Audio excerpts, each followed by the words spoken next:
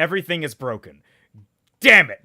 All right, pop out chat. I'll explore later with that.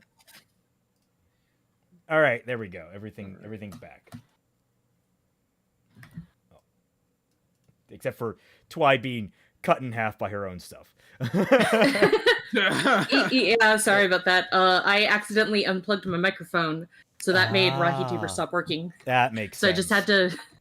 Yeah. Hello, everyone. Sorry we're running late today. Twi was a little late out the door, getting her food. Yeah. Just unfortunate timing on everything. Also, we had a substitute last minute, so today has just been a bit of a scramble. I'm thankful that it's a low energy, relaxing day of talking about unicorns. Yes. Hello, everyone. Welcome to the Team JYCT podcast. I am your host, Remy McNeil. Joining me, as always, is the wonderful Twilight Guardian. Hello. And the diligent Kaiser Shonen. How y'all doing? See, it's a good adjective this time. Oh yeah. And we initially, as we have with all of our unicorn coverage, Unicorns of Balinor coverage, had IKnowNothing on with us, but unfortunately he had a last-minute emergency and could not make it. So pinch hitting today is Periodic Pete, another friend of the channel. Yeah, you guys are stuck with me. Yes, he is the one who knocks after all. Well, what this means now, though, is that we are down to exactly one person who has read these books and 3 people who are being subjected to the horrors of it directly through this recap. So you're getting in real time.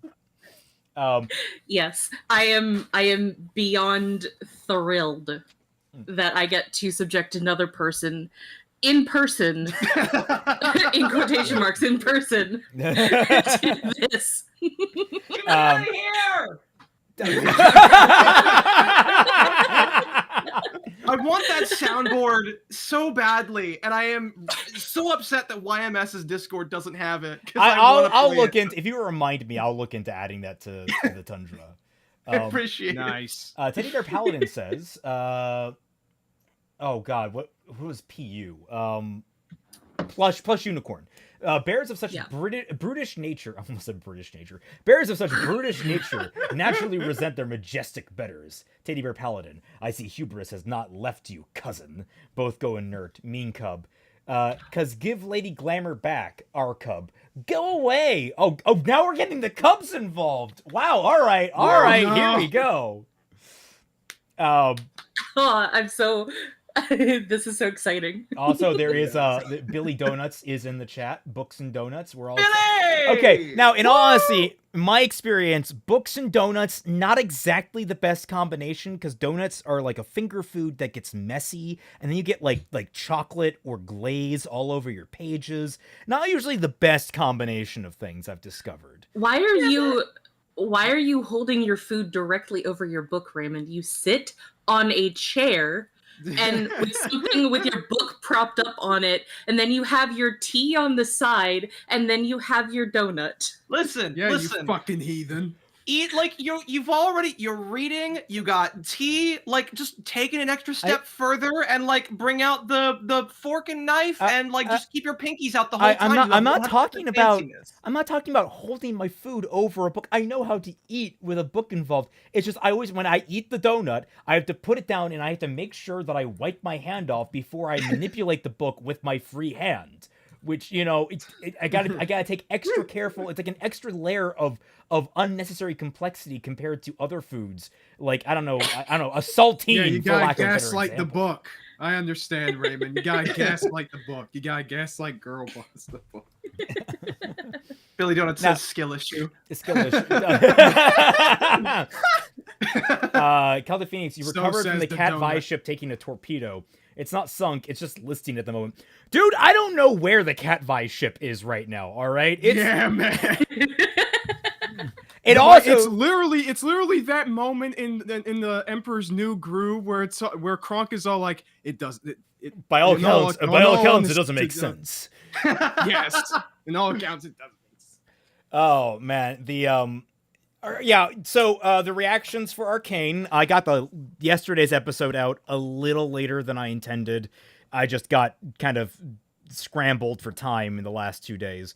But then tomorrow will be episode 5's reaction, and then episode 6 reaction will be up on Friday. So look forward to that. Be excited for it. It's really, really... Me and Fat Man have some great discussions. I mean, I still loved going back to episode 4 and just talking about that guy that gets captured by the Noxians. That guy with the blue mohawk. And me and Fat Man are just like, oh yeah, no, he's the backup drummer. He's getting arrested for trying to get to his band. And He's the original Jinx. We just spun out into he's this Ninja. whole... Oh, it's Ninja. Oh no, it's Ninja. Ninja became a drummer. Yes. But no, yeah. So I do want to talk about. That'll be next week, is where we talk about all of Arcane. It might actually take multiple weeks, depending how much detail we want to go into with, because we'll be covering basically the finale of Arcane, which ties into everything Arcane. Right. But we might get more than just 4 people on. We might get a whole slew of people on. I'm gonna try reach out Calaxin, see if she wants to come on. I think that'd be fun. Something like that. But yeah, no. Arcane, it's good. Go watch Arcane. It's so good. Arcane is great.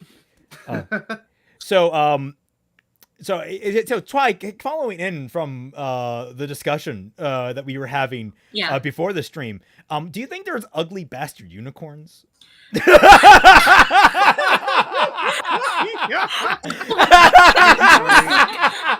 the conversation just 18 plus immediately.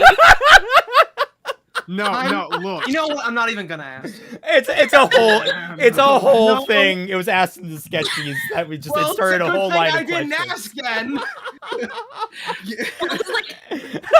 The reason was we were talking about Otome because I started to play all of the Otome games on my phone again, and then Raymond was talking about his dating sims that he was playing for one of his videos that he's going to make soon. And I just made this off comment about the ugly bastard trope. And then today, someone in the Sketchy Huntsman server posted about it. And Raymond notified me. It's hey, it's the conversation that we had. So then we started talking about it again.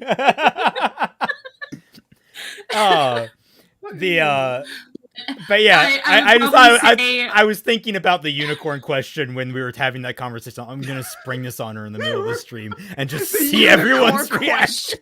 The unicorn. Okay, out of context, that sounds hilariously dark. Manifesto. Oh no, we found Teddy Bear Paladin's manifesto. Oh no. How do we answer the unicorn question? God damn it, Dedarex, why aren't you here? Dedarex hates unicorns, that's why he's not here. True. He is not a unicorn connoisseur. He just can't handle all of the craziness of the world of unicorns in this world of Balinor. Doodly ding dong TikTok. Arcane is amazing, but I can't think about it or I'll cry. I gotcha. Yeah, that's fair enough. But I'll say there's probably an ugly bastard unicorn in my version of Unicorns of Balinor. Oh, no. I have spurred on apparently a curse upon this earth now. It is your fault. And if anybody who reads my book will complain about it, I will say you have to go voice all of your complaints to the Celtic Phoenix channel. We here in the new type. Sorry, I said the new type podcast. It's not the Jack podcast. God damn. You can complain to him directly on his Patreon. You can for $1 you get access to the Tundra. I haven't practiced this. So I don't know how to fucking do it. It's the Team Frostbite Discord server, the Tundra, where I, Fat Man Falling, Twilight Guardian, Kaiser Shonen, and a whole bunch of other people from around our YouTube neighborhood are regularly active and interact with you guys, the fans. Hello, did I miss anything? No, nothing in particular.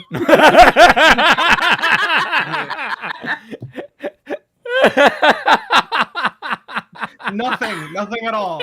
And don't rewind. Nothing at all. You didn't miss anything. Don't even check. You'll waste your time. Not even close. You will.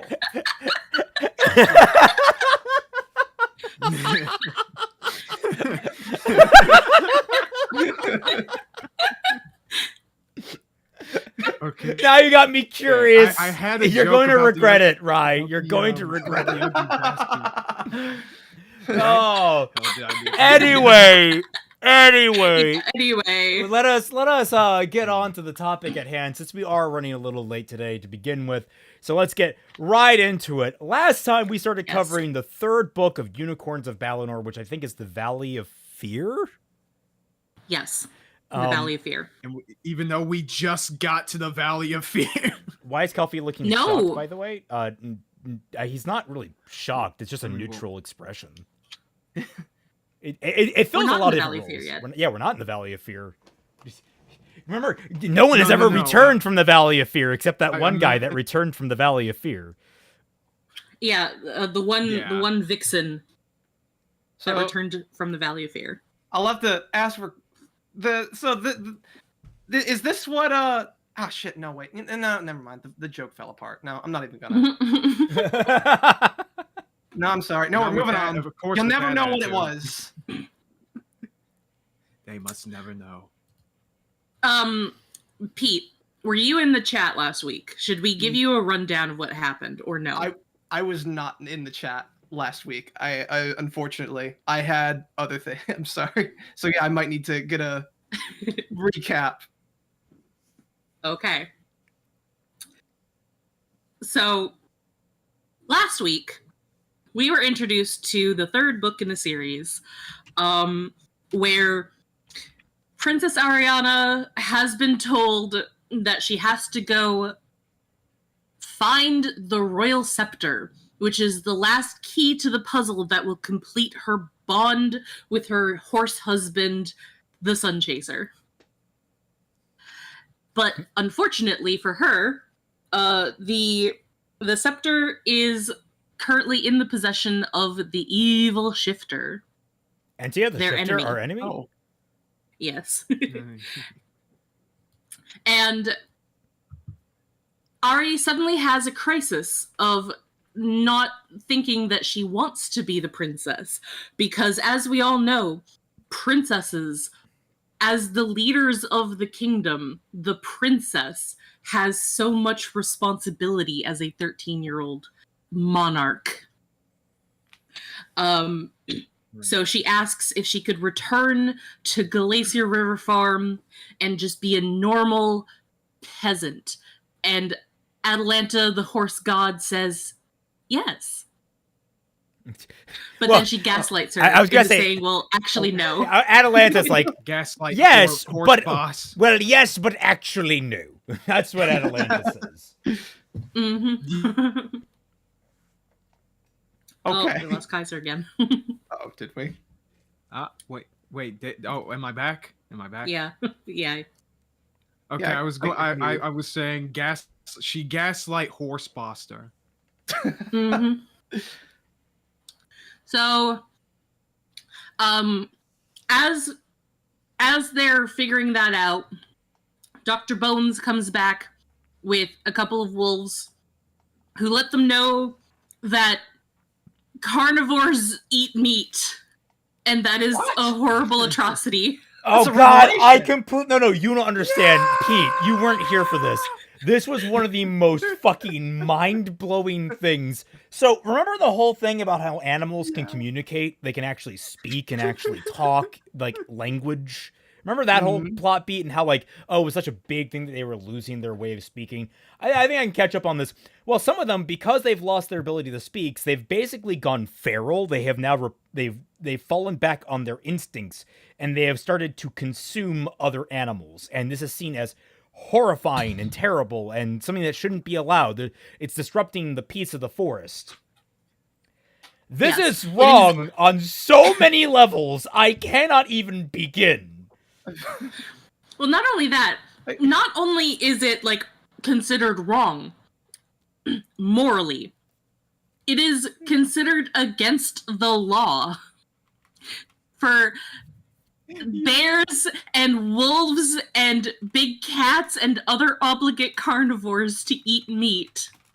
You're like, my first literal question, what did they eat lions and before? tigers and bears that shouldn't exist. Oh yeah, that's right. They mentioned bears exist now. They're back in existence. They've gotten upgraded from not existing. They're back in existence. Yeah. Yeah, because it was mentioned they are that so that back. people didn't know what bears were, and now they're being mentioned as though everyone knows what bears are. Like in Okay. Balinor. All right. Bears are so back. Bear Street's back. I'll be back! Bears Bears! are back in town. Bears are back in town. And what I love about this is we just have a random ass like African lion, like from the savannah, like here, like fucking Arslan is here. Sorry, Arslan, Aslan. Aslan. I fucking after making that Arslan Atlan joke in the April Fool's video, I get tripped up on that all the time. But he's just fucking here. This lion motherfucker is, and there are cougars here. So it's like, all right, so there's lions and mountain lions here. I guess that's not how nature works. They wouldn't. So they all exist in the same. What do they eat? Apparently berries and foraging. There's no mention of them like eating the bodies of things that died naturally. There's no scavenge thing mentioned. So I don't know. I presume they're not allowed to eat them. Bugs I think are still allowed on the table.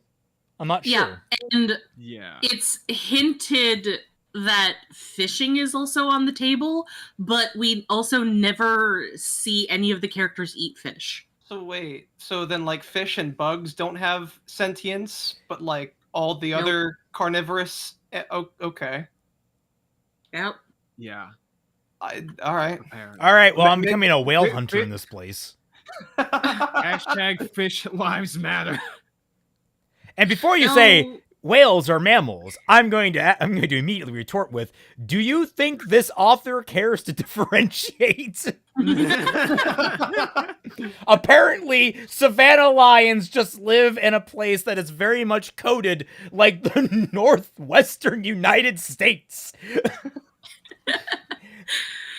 Yeah. So that's they get told by the elder god of the world, the old mayor of the mountain, that there is a prophecy in which they have to fulfill in order to successfully traverse the Valley of Fear. Oh, I loved her. She just showed up. Literally, a rock just morphs into a unicorn. She shows up and is like, yo, here's a prophecy. And then she turns back into the rock and just leaves the story. Yeah. Just like, here, hey, have some plot. Okay, you come back to me in like 20 minutes when you figure this shit out. My job here is done. You didn't do No. anything. though. Turns into a rock. It's not even that. She turned into a unicorn from a rock, and then before she even started speaking, like the only thing that she said while as a full unicorn was, bringing an army to the Valley of Fear is the most ridiculous thing that I've ever heard in my long life. And then she started turning back into a rock, and then she was like, oh yeah, why did I come here? Oh yeah, the prophecy. Right, she forgot. Where am I? She pulled an Akihiko Kayaba. And then like why do I need to do this? the last words that she says is the relevant thing to Ariana before she turns fully back into a rock.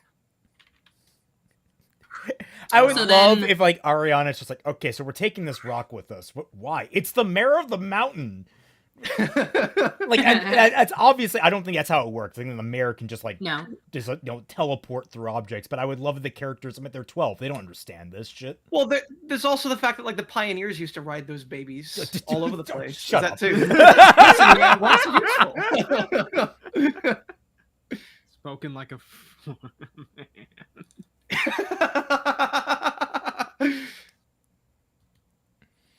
But yeah, is that, where did we leave off exactly? Like, what was they were heading off to the valley? Is that, did they decide that? Or... No. Oh. No. Yeah, they have. They were convincing Lori that she also had to go to the Valley of Fear. Oh, right. They had that really awkward, like, skip to try and, like, for a Yes. comedic beat. And it didn't land. Yeah. Yeah. Like, it works in television, but it doesn't work so much in books. Like I was watching that reaction, and my thought was it would probably have been better if it was in the same chapter, and that was like the joke stinger at the end of it, rather than just splitting it into the two chapters. Well, I'd argue that it would have been better as, like, a page break type deal. Like, instead of it being a chapter break. Because a chapter break is, like, a full stop to things. And you can connect things between them, yes, but something like that needs an immediacy, because you have to expect that someone is going to put down a book at the end of a chapter. Like, they're going to be like, okay, I'm done reading the chapter for the night, I'm going to go to bed, that sort of thing. So what you would want is a page break, which means they don't stop reading. It's just they know there is a natural, like, there's a gap of time or a different shift in scene there, that sort of thing. There's a bunch of structural stuff you can do with stories. And this writer doesn't understand any of, well, I don't know. I don't want to say she doesn't understand any of them. I just want to say she doesn't have time to understand or care about any of them. Yeah. I don't know how bad. Also, I don't know if she's consistently a bad writer. I just know that Balinor is bad. Yeah.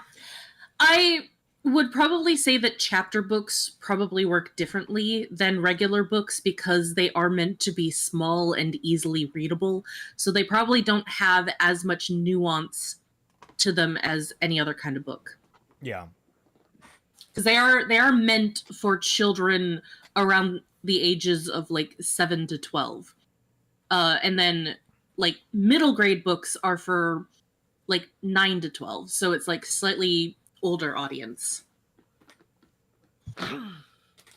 Anyway,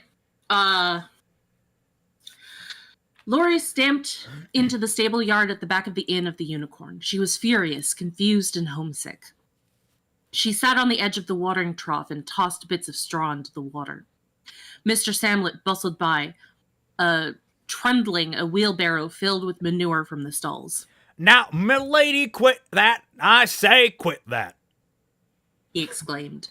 The trough will just have to be cleaned up again. Her Highness will not like that at all. I say not at all. Fine, Lori said crossly. She got up. That's just fine.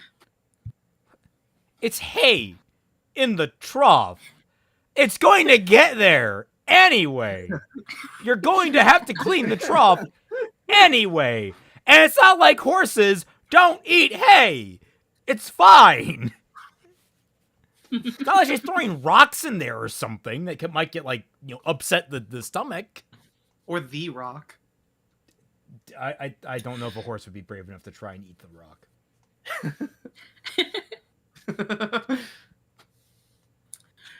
So, they continue. Oh. Raymond? Oh, sorry. Milady? He called after her. Lori turned around. His round, red face had an apologetic frown on it. I'm sorry to bring this up, milady, but about your bill for room and board. Ask Her Royal Highness, Lori shouted furiously. Samlet dropped the handles of the wheelbarrow with a thump. Straw scattered all over the footpath. He whispered. No one is to know that she's here. That who's here? Asked a smooth, caressing voice. Lady Kylie rounded the corner of the inn. Wait. Everyone knows you're like a hellspawn. Yeah, wait, what the fuck? Okay, I thought I missed something in the last stream. What the fuck? You literally grew claws and tried to rip someone's throat out. Like, what? What? You were leading an entire Please pack tell of me- fucking Nazgul. What were you? What? How is Please tell anyone me she convinced tries you're to not kill him. evil? Please tell me she tries to kill him. Please.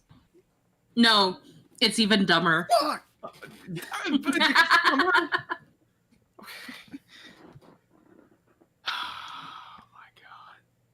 Kelpie, the ultimate cowboy turkey. Yes. Maybe during the summer months I'll put a cowboy hat on. Yeah. Oh, Josh had sent something to me earlier.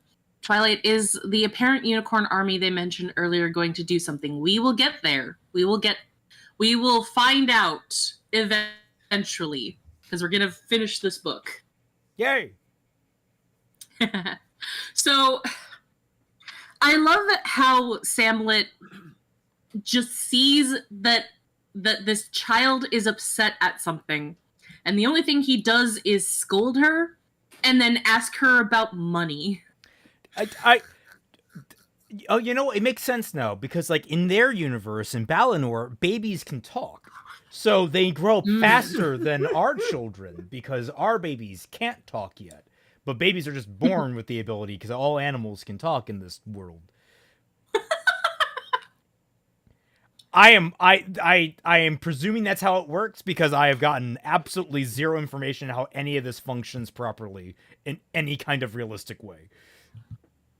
Yeah. Look at you trying to see if it functions. So, yeah, Lady Kylie is here. Hey, Lori said in a way of greeting. She had become friends with the smooth-voiced woman, while Ari and her pals had been off on their busybody trips, trying to regain power over this so-called kingdom. Wait. Wasn't she there when Lady Kylie turned into the Hell Beast? Even if she Wasn't wasn't, Samlet? you're telling me that Ari didn't tell him about it?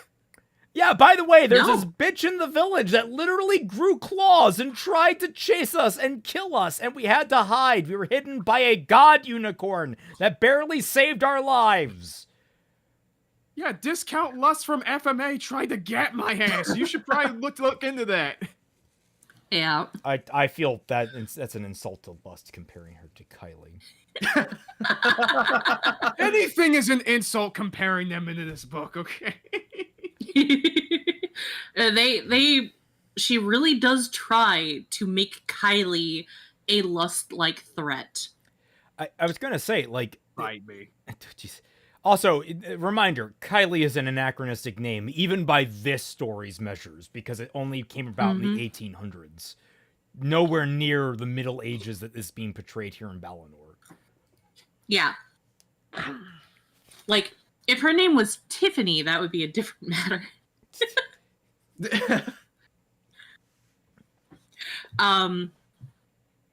So, continuing. She'd been to Lady Kylie's mansion.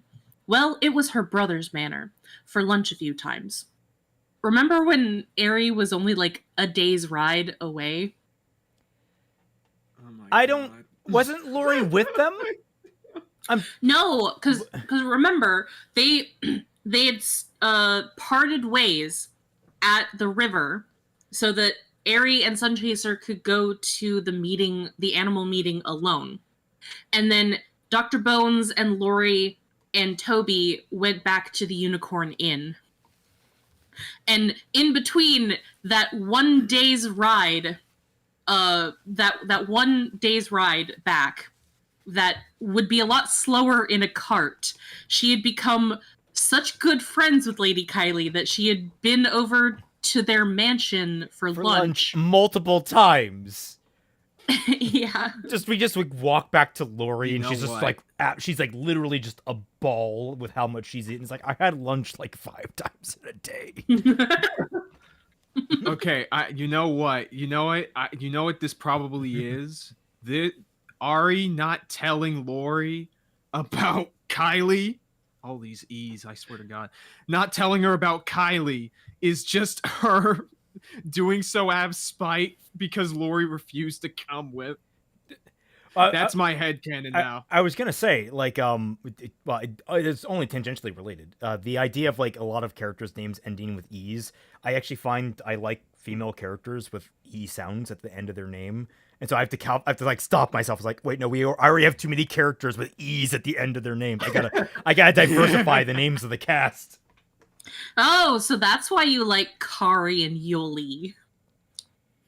And Mimi. And Sora. I like all of them. Sora has an A at the end. Yeah, but I still like her. I don't.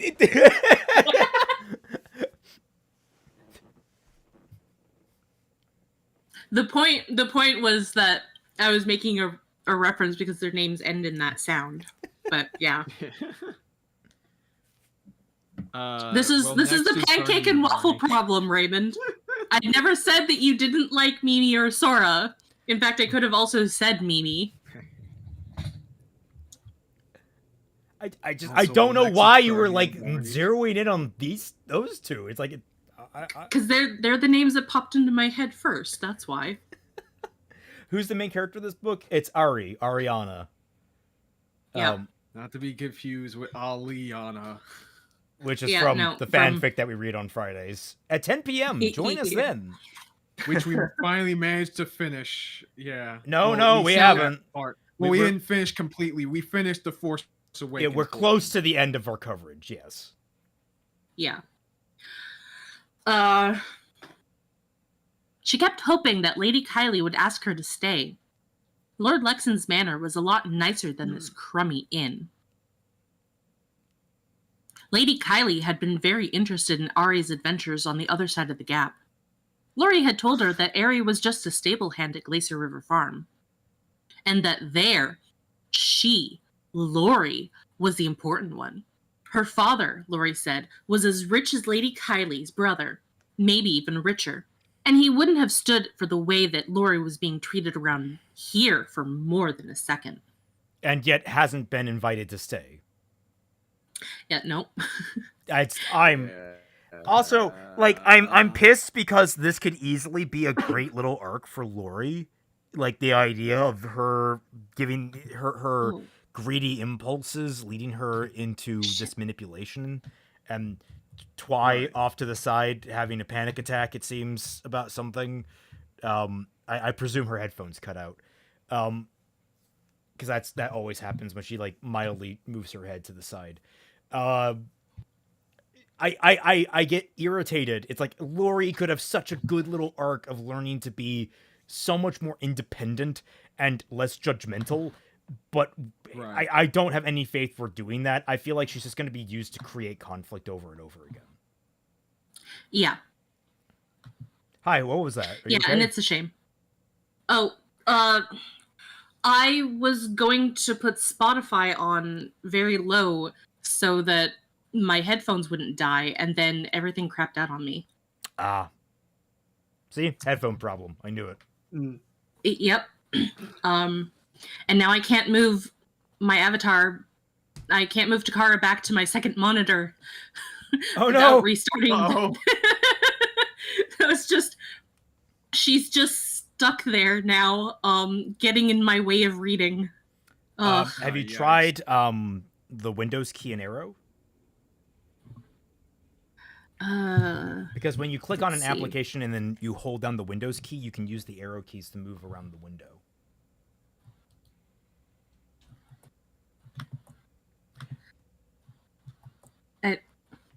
No. Okay. Well, that's unfortunate. Maybe you can move the reading tab to a different monitor then, I guess. I don't know. Oh! Okay. Oh! Oh! No, to catch up to that. That was a zoom in. Okay, yeah, okay. Yeah. I'm just gonna restart Takara. Yeah, Takara.exe stopped working. Well, like she still works. She's just in my way. But I can't move her because the thing is all messed up. Eldritch time. Okay. Eldritch time. We're all in the Eldritch time. I'm actually gonna not for very long. Just a hot second. I'm gonna get a water bottle. If that's okay. That's all good. Yeah, while y'all work on that, I need to take out the trash. She's back, guys. It didn't take very long. I just had to stop and start it. I still need to take out the trash. Okay. So, well, I guess while they do that, I can go grab my drinks. They're all somewhere right. behind my computer. I guess I'm entertaining the stream. Hi, stream. How's it going, guys? I hope you're having a still good here. time. I know we're all having Pete teleports behind Raymond. Oh god. Raymond, control your semblance. I can't. It comes out It's whenever way too powerful. whenever unicorns. That's it. That's the statement. That's the full sentence. Whenever unicorns, yeah. Yeah. Well, I don't know if they both have like Bluetooth headphones on, so I didn't want to just start reading. I find their confusion more entertaining though. Okay, I'll just continue on reading this then. is like when everyone but Twy and Kaiser had to go to the bathroom during the Volume 9 epilogue. Yeah, I did that to you now. Revenge! Wait, okay, so that was me and Critter. That's not... Did we have someone else on for me? Was that... No, it was you, IKnowNothing, and Kaiser that all left me behind. Right. And then you guys also did that to both me and IKnowNothing at one time. You, Critter, and anyway. Batman all left. Okay, that was it. Yeah.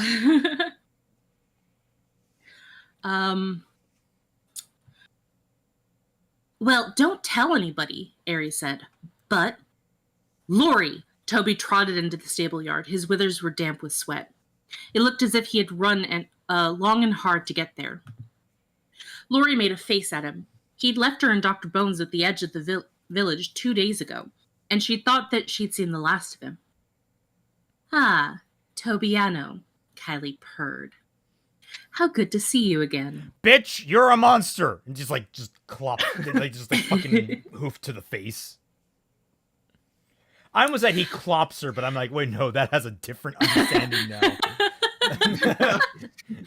God damn it, MLP Phantom.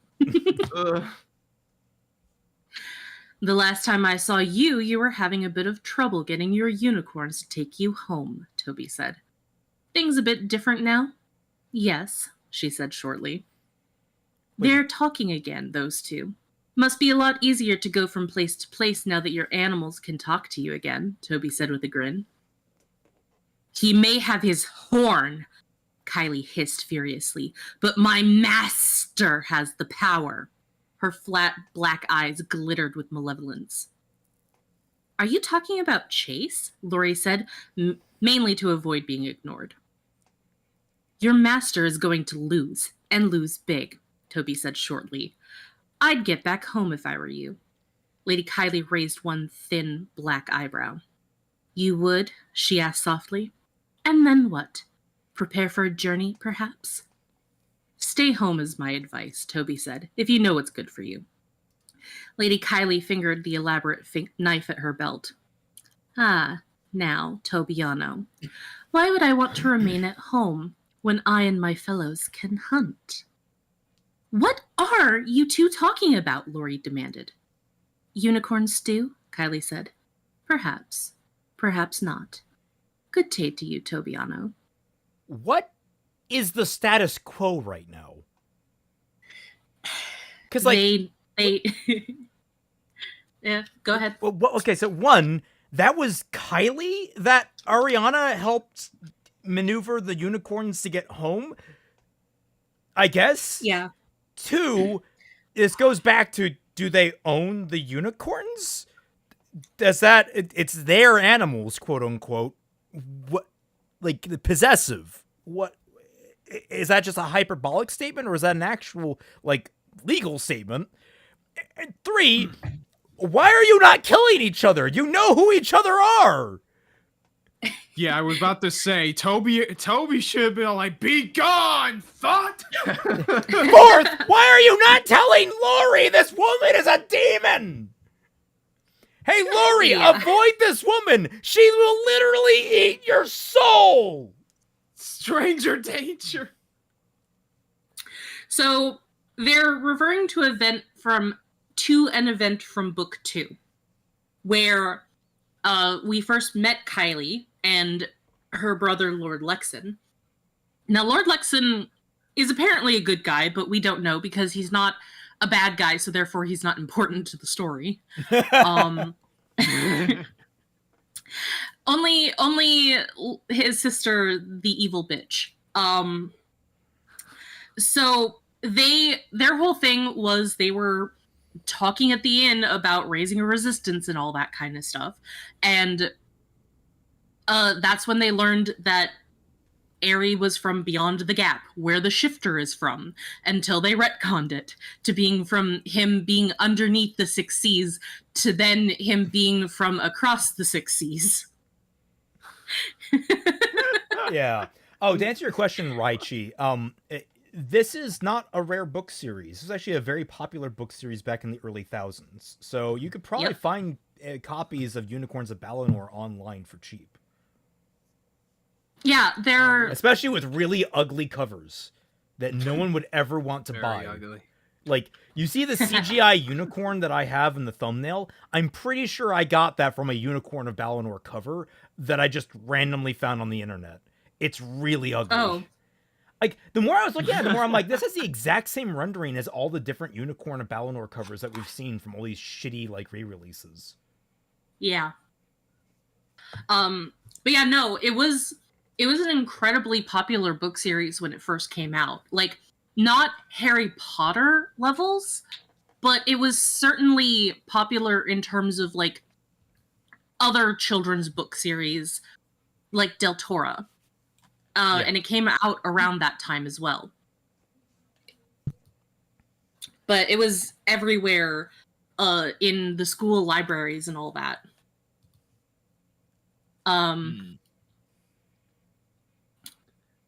But either way, yeah, so, sorry, gathering my thoughts here. Kylie and Lexin were going to leave back to their mansion, but they couldn't get their unicorns to talk. Aerie helped them, then they left.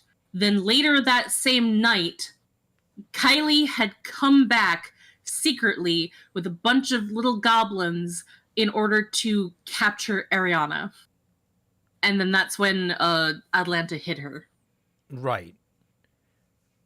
Why is Toby not killing this bitch immediately? Yeah, that still doesn't answer. Yeah, like there's no...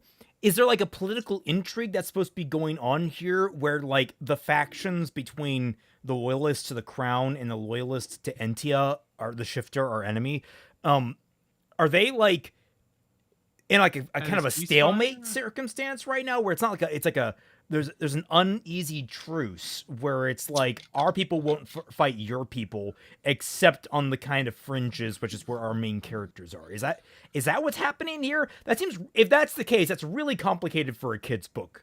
Right now, it just seems like it's weird that, I don't know, if I were Kylie, I'd be kidnapping Lori. Oh, you're friends with the fucking princess. She'll come to rescue you. Yoink. Oh, you have a horse here that's friends with the princess and is related to the god unicorns. I'll kidnap you too. I can hold you ransom, or maybe I'll just own you like all my other unicorns, because that's still not very clear to me. Yeah. No, it's definitely nothing like that. It's really stupid because it doesn't get explained why she can just literally walk around without getting arrested. She just can. And Lori can just go to Lord Lexin's place. Nobody tells Lord Lexin that his sister is a filthy traitor. Because he seems to be a member of the Resistance. It could be such a cool plot point, the idea that she outs herself in this like desperate gamble to just do her lord's bidding. Like, she sees an opportunity and she jumps on it, but it's very impulsive and she outs herself. And because of her position, no one can really touch her. She's kind of like, too big to actually take to order by the law, but it makes her like socially ostracized. People do not want to deal with her, and it like puts strain on her family. No one can actively attack her, and like people are wary of her, but they can't do anything about her, and they still have to provide some level of service to her because she is a lady. So it's like you could have like an entire dynamic there that could be kind of interesting, where it's just this kind of all around hostile dynamic. Yeah, for sure. Like, it just doesn't make sense because, like, Ari is the highest authority that we have in Balinor so far until we get her parents back, which is never going to happen. So she could use her authority to say, arrest this bitch, but nothing happens. Yeah. Now it could be that everyone's afraid of her because she can shapeshift into a snake. But I was going to say, I was going to ask that, like, is she also the snake that we saw? Yes. Okay. She has been the one snake that we saw throughout this entire book so far. She's secretly the main antagonist of that visual novel you've been playing.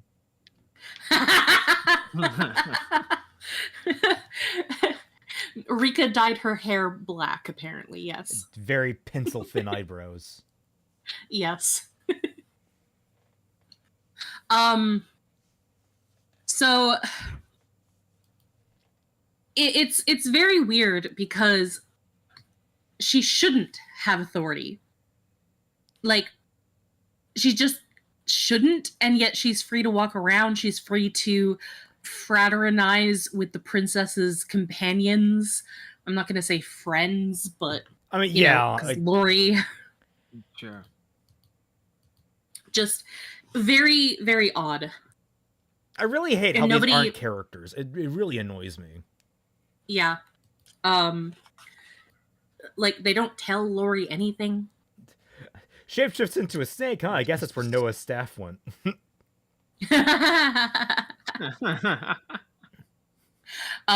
Yeah, the fact that nobody tells Lori anything is gonna be very important later. Why wouldn't you? Right. Why wouldn't you warn her? Yeah, the one time you motherfuckers don't stop to talk, you pick this?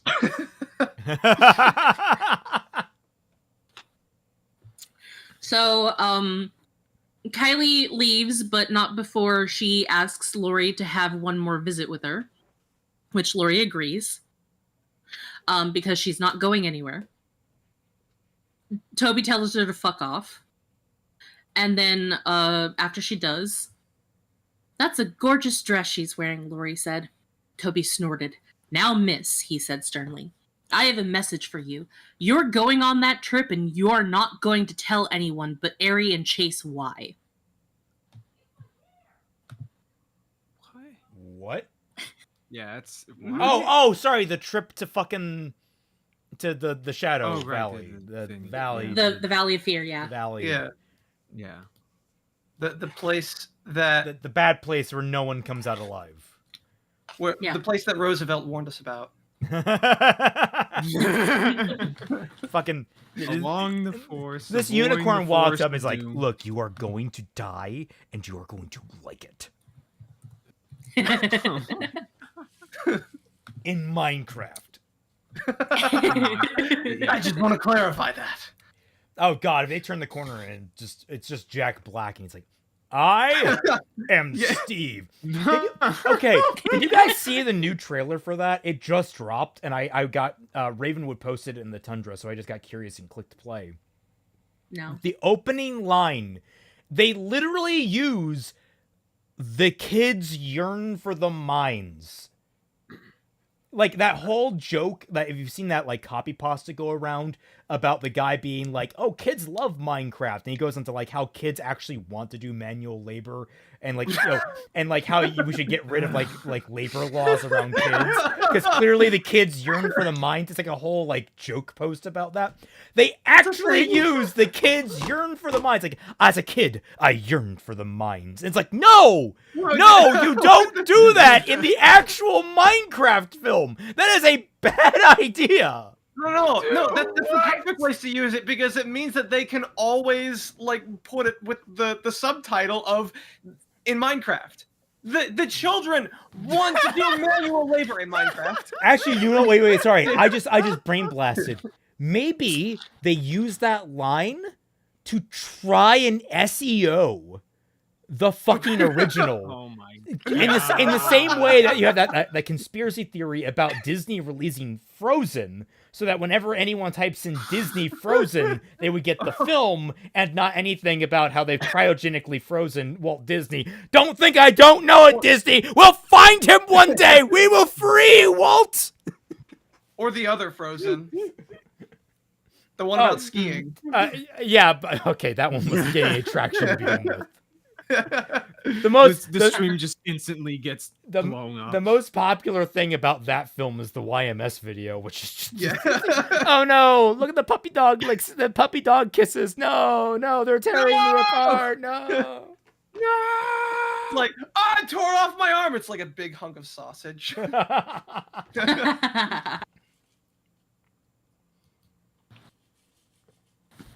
All right. Chapter 10. Lori decides to go with them.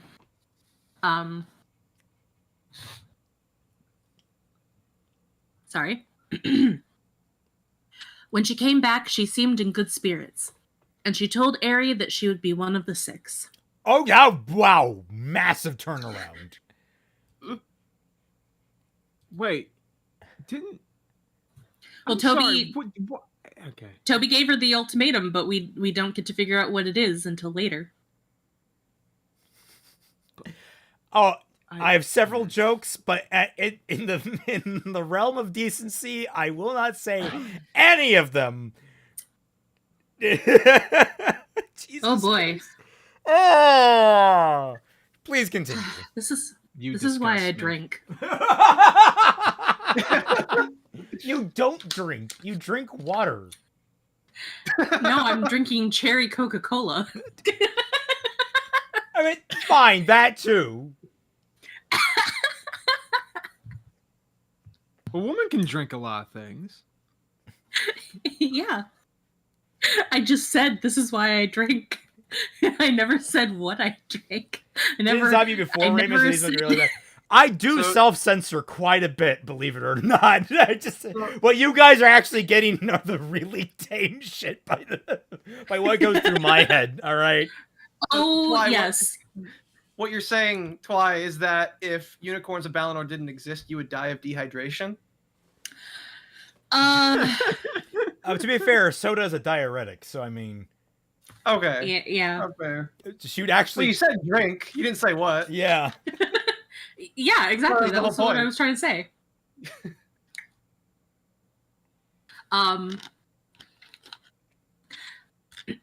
The light was failing and night was coming in. It was the first night of the shifter's moon, which meant, of course, no moon.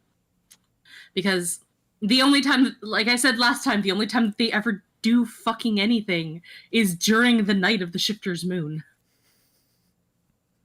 Hey guys, let's go out when it's literally the most dangerous out at all times. Why? It'll be Yep. more exciting that way. Like if you No, I give was me about a to reason, say this is like. what you go? Go ahead. Go finish Wait, it. I was gonna say it'd be different thing if like they gave an explanation of like, oh, certain things are only visible during the shifter's moon, so like we can only achieve these goals when it's out. But no, they don't do that. No. No, dude, Not at I all. was about to say it's like Final Fantasy 15. Okay, when it's nighttime, the stronger monsters come out and they give mad XP. Did you guys play Mouthwashing? It's a great story. That's actually I haven't played it. I watched JYCT play it. That is a messed up story. That's the one I was telling you about, Twy. About the spaceship. Yes. You said that you had become shooketh after. Yeah, that was like legitimately was one of the most I don't uncomfortable. It's been a very uncomfortable story. Just watching that. It's. Oof. I would love think to I get. heard the name, but I haven't Yeah. seen anything about it. I recommend I- JYCT did a great playthrough of it. Recently, Is that the one about the one with the guy who's like covered in bandages, Yes, has no lips, yes, and his that eyes is always it. open? Yeah, it's I've a seen that. I don't know it's anything a about very messed up story. I would love to get Twy into like more horror stories because a lot of them have some really good. Why? Well, because a lot of them have some really good depth and like Yeah. character intrigue and psychology and such. But Oh like, my. I haven't gotten you into them Because I know you're scared of them, and I don't want to traumatize you. There's only one horror movie that I know I'm going to sit you down for, and that's John Carpenter's The Thing, and that's the only one that I know that I'm going to, like, be kind of hardline at someday we're watching together. But we gotta be in, like, the same place at the same time, so I can be there for you. Well, okay then. If we're gonna have a horror night, then I'm gonna show you Ginger Snaps, and then I can scream at you about how much I fucking hate Ghost. Wait, Ghost as in the entities? Ghost as in the film? Ghost as in the band? Ghost as in... Stop me when I hit the right one. I can keep going. Ghost is in the character. Okay, alright. Yeah, there's a character in the second film called Ghost, and she is a cunt. Ghost as in the Call of Duty series? Ghost as in... There's a lot of things named Ghosts now that I think about it. Ghost as in the pupper. Ghost as in the TV series. Ghost as in the American version of the TV series. Well, we know she isn't talking about Space Ghosts. That rules that one out. Ghost as in the Gundam. Yeah. Oh, Yeah, fuck no, off! Just Ghost to the character in that movie trilogy. It's the only horror that I can watch. But yeah. Let's see. Where was I? I don't want to go back, thank you. I don't want to go, thank you very much. But Toby says I can go back through the gap. He's not sure how. He thinks some old unicorn is going to take care of it. All he would say is that it's part of the deep magic and stuff like that. Anyway, I'm going, and I'm telling you, I am not doing anything but riding along. I'm not getting wood for the fire, no cooking, nothing. Got it? Ari nodded. Toby said that 3 of the 6 will be sent through the gap. That's what the prophecy means, supposedly. No, it said that 3 of the 6 won't return. That's not what the prophecy said. I don't remember anything about the gap in the prophecy. Yeah. Teddy Bear Paladin says, plush unicorn. House Glamour shall aid the teddy bear revolution in its plight. Funko Bear, stop enabling Big Brother's Balinor tangents. Teddy Bear Paladin, the revolution needs allies, but trust is earned. Funko Bear, brother, please. You gotta just let it happen, Funko Bear. Yeah, it's inevitable. I kind of love how Funko Bear went from being like, oh, you're including Funko Pops, to Funko Bear is quite literally the most reasonable character in this entire story. Yeah.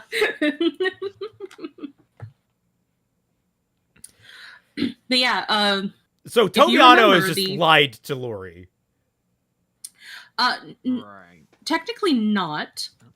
He just said that Atalanta, presumably, is going to use deep magic in order to send her beyond the gap. And then the old mayor of the mountain said 3 of 6 shall not return.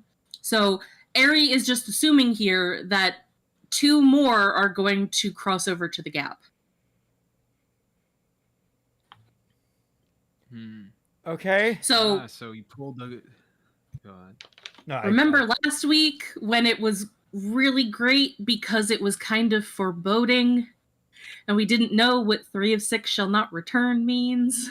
And now it just completely torpedoes it. Yep. That sucks. The revolution won't be televised, it'll be live streamed. Thank you, Robbie. Yes.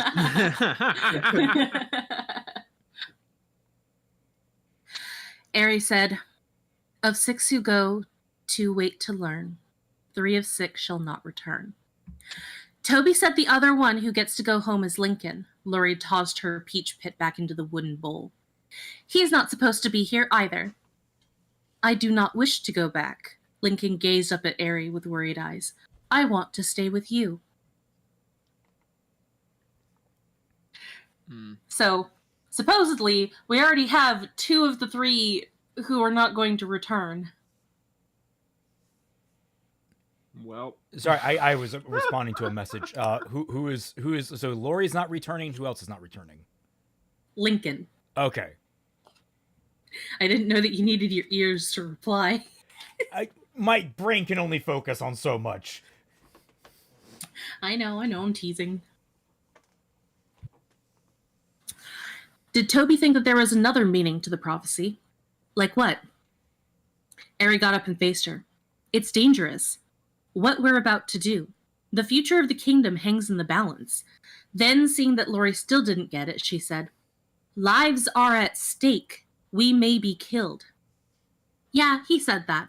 But I'm telling you, I'll travel with you, but I'm not doing anything more than that.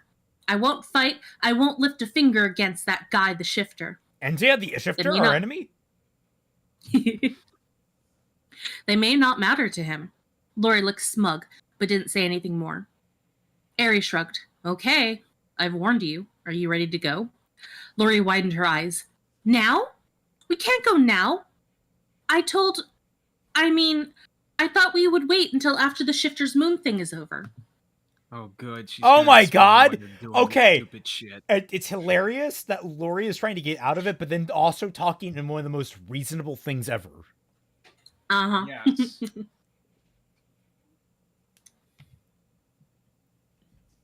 I can't go right this minute, Lori said sulkily. I have to say goodbye to my friends. And I have to pack my stuff. There's no need to wait any longer, Eri said patiently.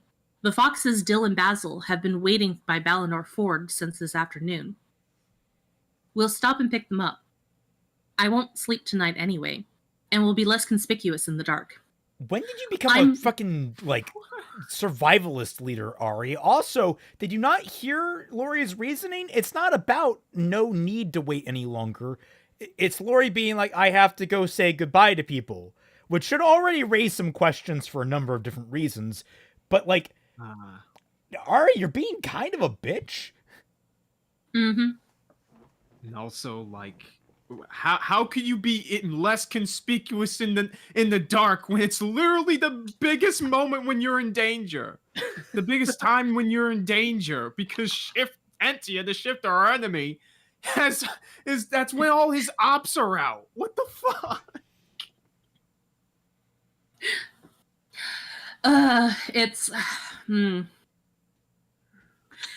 It only makes sense if you don't think when about you it. know that if you don't think about it, but also if you know that the characters have to be stupid in order for the plot to work. Dude, we love idiot plots, right, Pete? Don't you just love those? Oh yeah, my favorite. Hold on, what is this? What? Damn it! I was hoping this was alcohol. Unfortunately for you, it's just a bottle of mouthwash. Well, I can pretend, and it's empty now.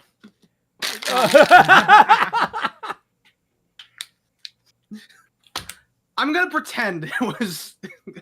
Yep, just like Shiro's characterization. Hard enough.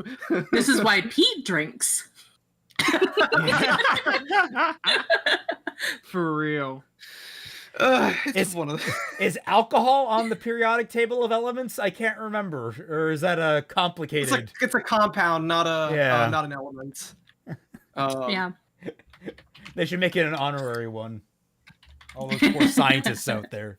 For real. Yeah. I'm spending the night in a real bed. I'll think about leaving in the morning. Eri marched over to her. She grabbed Lori's shoulders with both hands and stared directly into her face. Eri dropped her voice to a fierce whisper. You will do what I say. She punctuated each word with a little shake of Lori's shoulders. Lori's mouth dropped open. I've agreed to your terms, Lori. Now listen to mine. If you want to survive this journey, you will do exactly what I say when I say it. You got that? Lori nodded, too shocked to speak. Good, Eri chirped softly. Link, let's go. Wow. Ari, you on a bit of a power trip there? I guess so, yeah. Again, this goes back to I could totally see this book being Lori's book.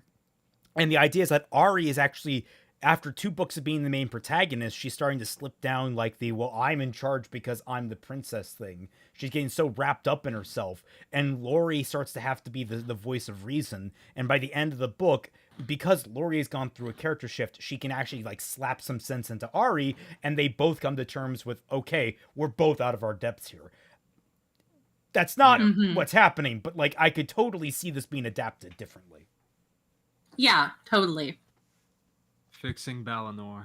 It's happening. Hopefully, yeah. When this book series is finished, well, us going through it anyway, not the actual book series being finished. That's never gonna happen. Unfortunately. I mean, what happened in unfortunate. What happened in 2013? Yeah, the Mayans predicted this. Yeah, we'll never know. Man, I sure loved it when the unicorns arrived and they Balinored everywhere. Dude,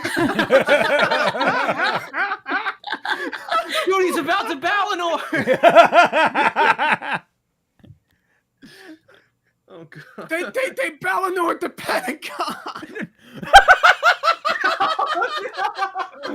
Oh god! I just imagine like the horn. It's not a horn. It's a missile. I'm just thinking of the ASDF movie. It's a magical pony flying through the sky on a magical adventure for you. And it's like, shoot it down.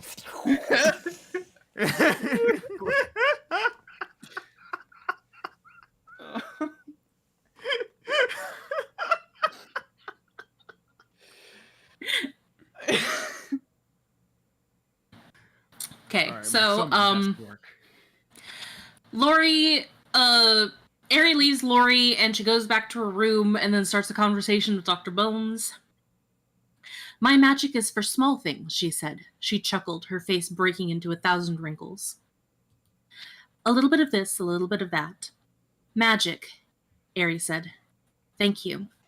She had 2 talismans now. The star bottle with Atalanta's water, and this little bag that Dr. Bones had given her, and I just didn't highlight it. She started to open it. Bonesy's strong hand closed over her arm. Use it when there's no other way out. Get going now, princess. Or she's like, all I have to do is open this bag. Also, 2 talismans. All I gotta do is... Like, it's weird that you've classified them as talismans in this way. It's not... Yeah. Atalanta had already given her the star bottle for when she was at her darkest moment. And now Dr. Bones is giving her this other thing that is going to make it so that they can be used in their darkest moment. Here, have another get out of jail free card. Don't worry about it. Yep.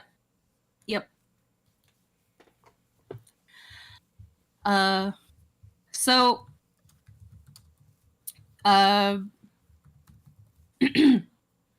Lori comes down and she's wearing a fancy velvet brown dress.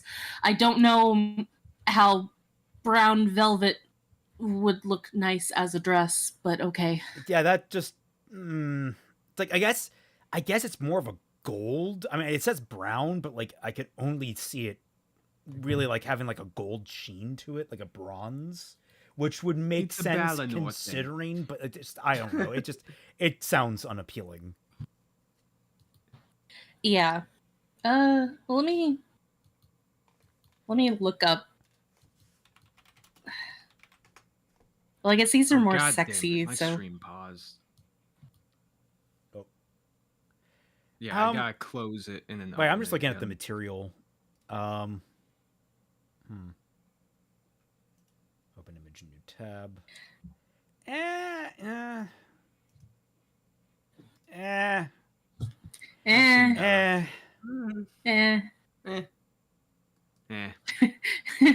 We're all unanimous on That's an out of 10. Yeah. Where are you getting this fucking velvet from? I'm assuming Kylian had given it to her. Unless if Runetta is skinnier in this book than she will be when we actually get introduced to her. Oh. Back in Eldritch Town. Woohoo! Kaiser can't hear us. Kaiser, bop out, bop back. What am I saying? Someone tell him bop out, bop back in. Oh, yeah. Oh, he needs to restart Discord. Damn. Oh, okay. And this is why you handle that before the stream. That's a really, Yep. really biblically accurate. Yep. That is especially biblically accurate. I am very much not afraid. Very much being not afraid. Bop it in, bop it out, but the sun won't ever shine. Is that a lyric to something? No, you that's gotta what bop it Boppet all said to about. do. You were too late, by the way. You lose. Oh. Well, you lost the game. Shh, no, now we all did. Fuck. It's been over a decade.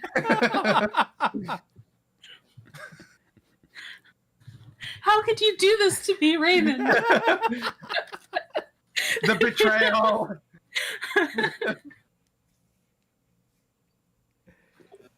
Oh, it's from Subway of Your Mind by Fex, aka the most mysterious song on the internet. Okay, interesting. Huh. I am suddenly feeling just fatigued, man. It's weird. We're not even 100 pages in, and I'm feeling No. I'm feeling drowsy. I don't know what's going on there. Oh, well, we got a new character here. Balinor Commander. So the provinces of Pegasi, Earth, Ponies, and Teddy Bears are in revolt, aided by Care Bears. I need more cider. The hard stuff. Ooh. Okay. Do we have the big bad? I guess so. We're checking a lot of characters here, man. Yeah.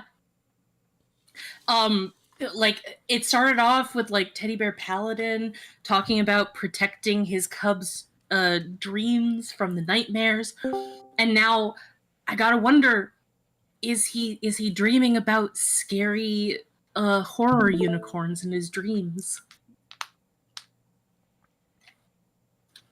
or is this a completely new threat?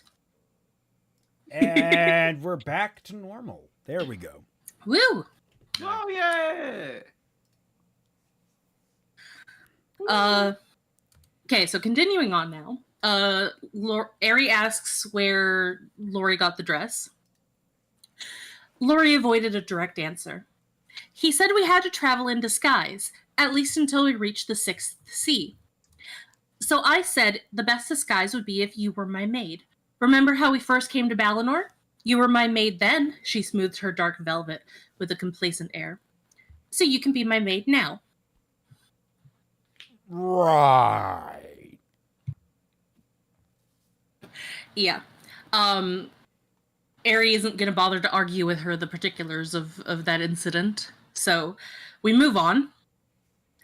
Chase stood a short distance away. He was haltered, but had no saddle or bridle.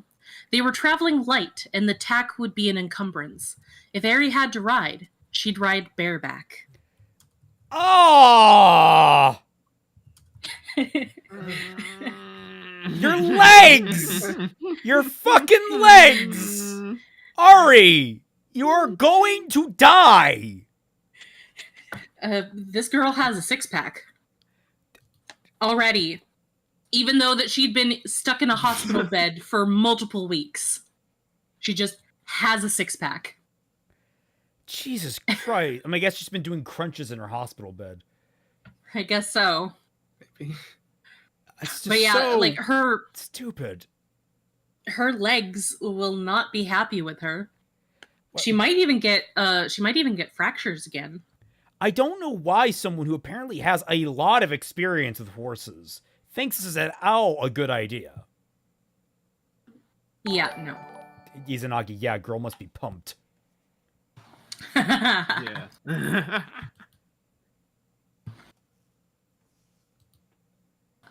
So Aerie realizes that Chase will be too recognizable as the Lord of the Animals because he is just too amazing. So she had rubbed kitchen grease all over his beautiful bronze coat, dulling his brilliant glow to a muddy brown. She'd covered the glowing ruby jewel at the base of his horn with a couple of dabs of black paint.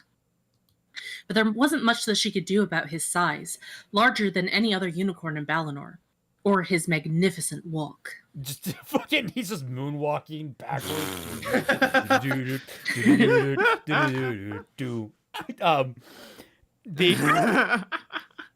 But okay, I don't know if kitchen grease is the thing you want to use for that. Maybe just some mud? Something that washes off relatively easy? And won't smell? That too? Won't attract critters from all... I guess, never mind, they can all talk. I guess if the squirrels and raccoons come up to them being like, where's the food? There's like, get fucking lost. And they can be like, no, you don't understand. We're the ones that went wild and eat people now. What? Flies and other bugs? Maybe they talk too. But they get eaten. Yeah, they're what's used as the protein. It's because look, they talk, but they're just really fucking annoying. So then that makes it okay? Is that because they're annoying? Look, I'm not saying that if we allowed something like that, we wouldn't have to deal with people like Lily Orchard. But I You want to eat Lily Orchard? Wait a minute. I'm not saying that I want to do it specifically. Pause. Look, obviously it would be a local process, so it would be whoever's in her neighborhood. I would not be involved. It'd just be the law. Dude, it's not healthy. At the risk that her kind of stupidity is contagious, I don't think we can allow anyone to consume... I guess that's fair. That's fair. It probably wouldn't pass FDA standards. So you would just have to dispose of the meat. Maybe no, I wouldn't even risk burning it. It might go aerosol. Bury it. Jettison into space. Yeah. Except, okay, you know where we bury nuclear rods? Under that.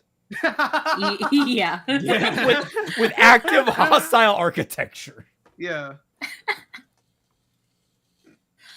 Okay. I said Lily Orange. Oops. Lily Orange. And this is why you gotta be on top of clerical errors. I just sentenced someone to death that didn't deserve it. Oh, is that the fruit that they use to make a lemon? The bitter orange? Is that what they use? The lily orange? I don't know if enough people understand that. I don't, but I found it funny anyway.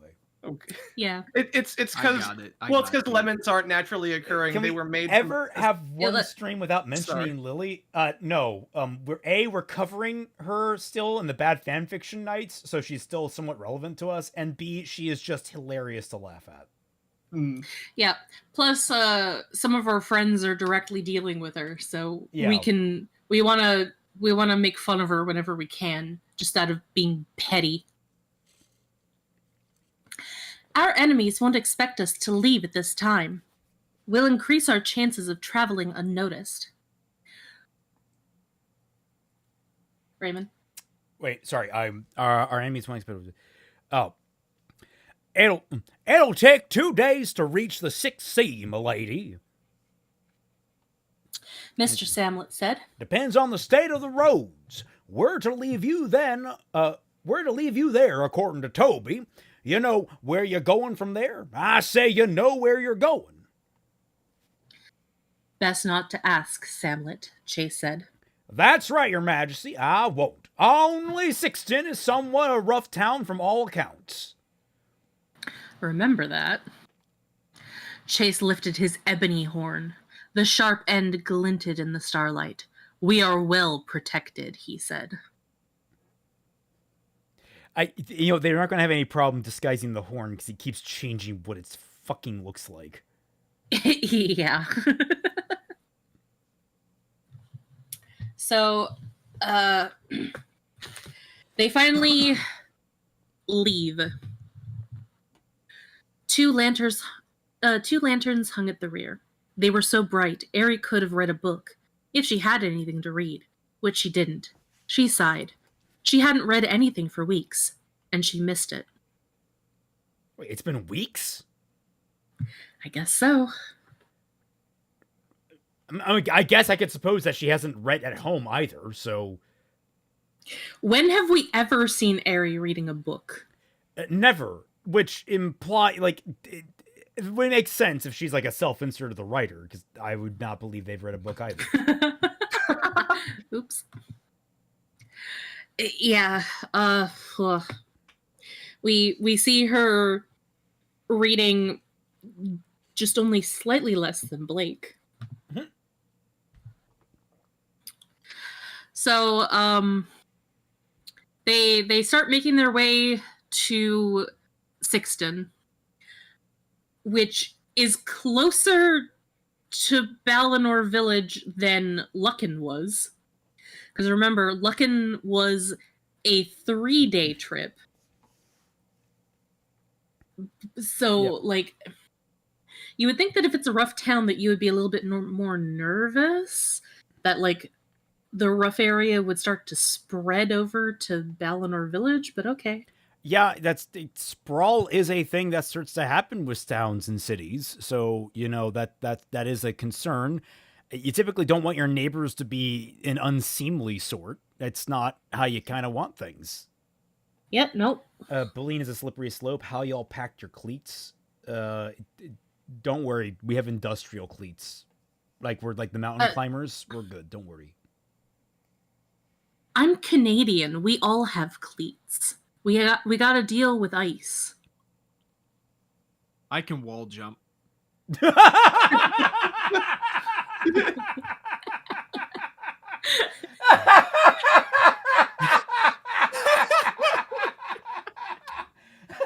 Kaiser facts. Okay, I didn't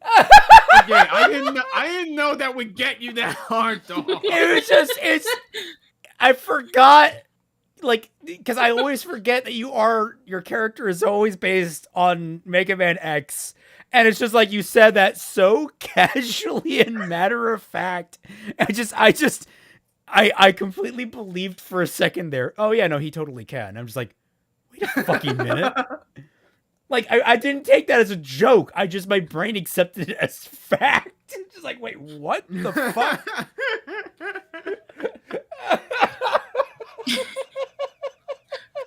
Yeah, it's just one of the facts of the universe. I was gonna say, all right, if we're going by that measure, I don't need cleats. I fly. I'm not bad wings. Yeah. I guess Pete's the only one that we gotta be worried about. Yeah, he is an inanimate object. I'm just all In a platinum suit. in the universe. Yeah. Also, Ryan, it snowed in June before. What do you think? That's all I'm gonna say. So, Lori isn't paying attention as they're riding, and then suddenly they stop. "Why are we stopping?" Lori asked nervously. Ari jerked herself out of her musings. Samlet had pulled the cart over. "They must be at Balinor Ford already. We're picking up 2 more passengers," she said. "Basil and Dill." Lori sniffed disapprovingly. "This cart is already too small." She interrupted herself with interest. "Did you say Basil? We're picking up a guy? Is he cute?" No. We've already got all the horse implications. We don't need to add the foxes to this too. Ari, oh my god, I'm reading what Ari says next. "Well, he's male," Ari said, choking back a laugh. "And he's got gorgeous red hair, but he's, committed already, you might say." Okay, check if Lori has seen Disney's Robin Hood. Lori, check if Disney has read fucking connect the stars. I was gonna say like Lori the Den Wrecker. Oh my no! Well, Twy, Raymond is a phoenix, and maybe we can use him and his kind to melt Canada. I mean, no. I just imagine you just like rolling me through the snow, just like we can melt the front the patio or something like that. Look, I like it cold. I don't do well in the summer. I'm actually surprised that I hang out with him so much. He's so warm. I was about to say, don't pull a Ruby and bring all the people living in frigid areas into a freaking warmer area instantly. Lori is a Nick Wilde fan confirmed. Oh God. Oh. Don't show her that one comic. Oh my God, you're talking about I Will Survive, aren't you? I think so. I don't remember what the name of the comic is. Is it the one where he gets slapped? Yeah. It's just that comic, okay? We don't need to refer to it by anything else. It's just that comic. Everyone knows what that comic is, Kaiser. There are other comics based on fucking Zootopia. No. Well, there's only one that comic from Zootopia. Yeah, there's only one that comic. All right. So Basil and Dill jump into the cart and they argue or they're arguing and then they jump into the cart. Lori jumped up and screamed. Ari grabbed her forearm and said sternly, "Be quiet." She released Lori's arm. Dill, Basil, this is Lori Carmichael. Dill sat on her haunches and looked Lori up and down. She said. You know who she reminds me of, Basil? That little brat of a ferret that lived in one meadow over and when we had our den in Lucken. Same shifty look to her. Hey, Lori said indignantly. I mean, deserved. But still, like, you literally just met her. Yeah, you know what, though? It is characterizing that Dill is immediately on the fucking offensive here. Yeah. It's like, Dill is just like, oh, I'm going to start shit immediately by being kind of a gossip in front of you. I heard you talking about my mate. Yeah. Claim my claim now. Look, I already sprayed him once already. I'm not going to do it again. See, I wasn't going to make that joke. Go.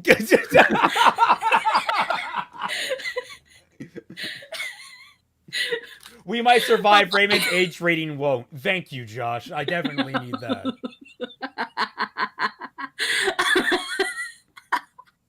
Hey, this isn't a stream for children anyway. Even if we're reading a children's book. If anything, the reason why we're making these jokes is because, man, this is really not great for children. There's some things in here.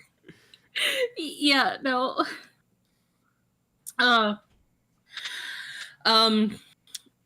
So they argue about Lori's looks and if they're beady blue or brown eyes or whatever.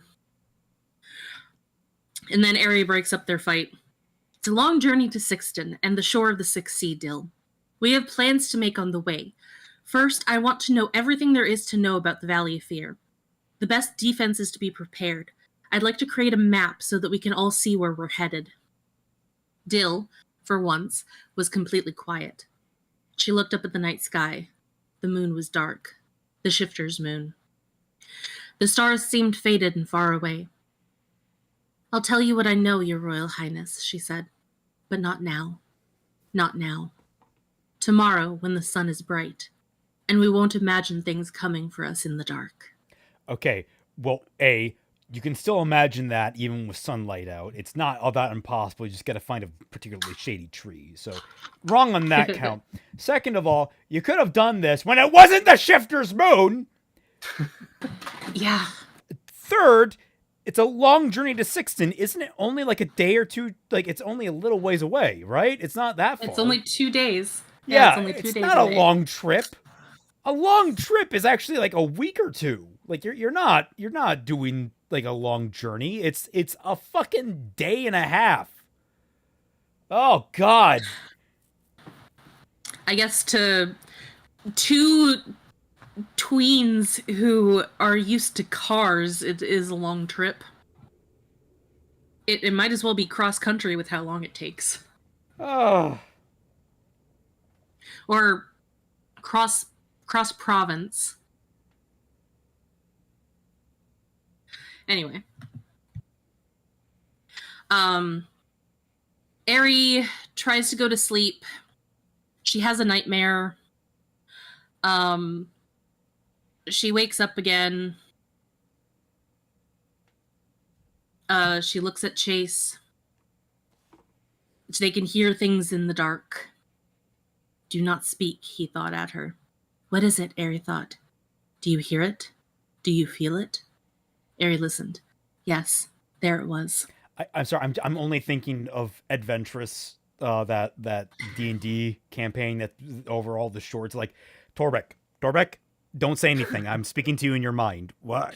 I've done this to you before. You know this. It's like, Torbeck, Torbeck, don't eat another cookie. If she offers you another cookie, don't eat it. It's like, but Torbeck wants another. No, you don't want another cookie, Torbeck.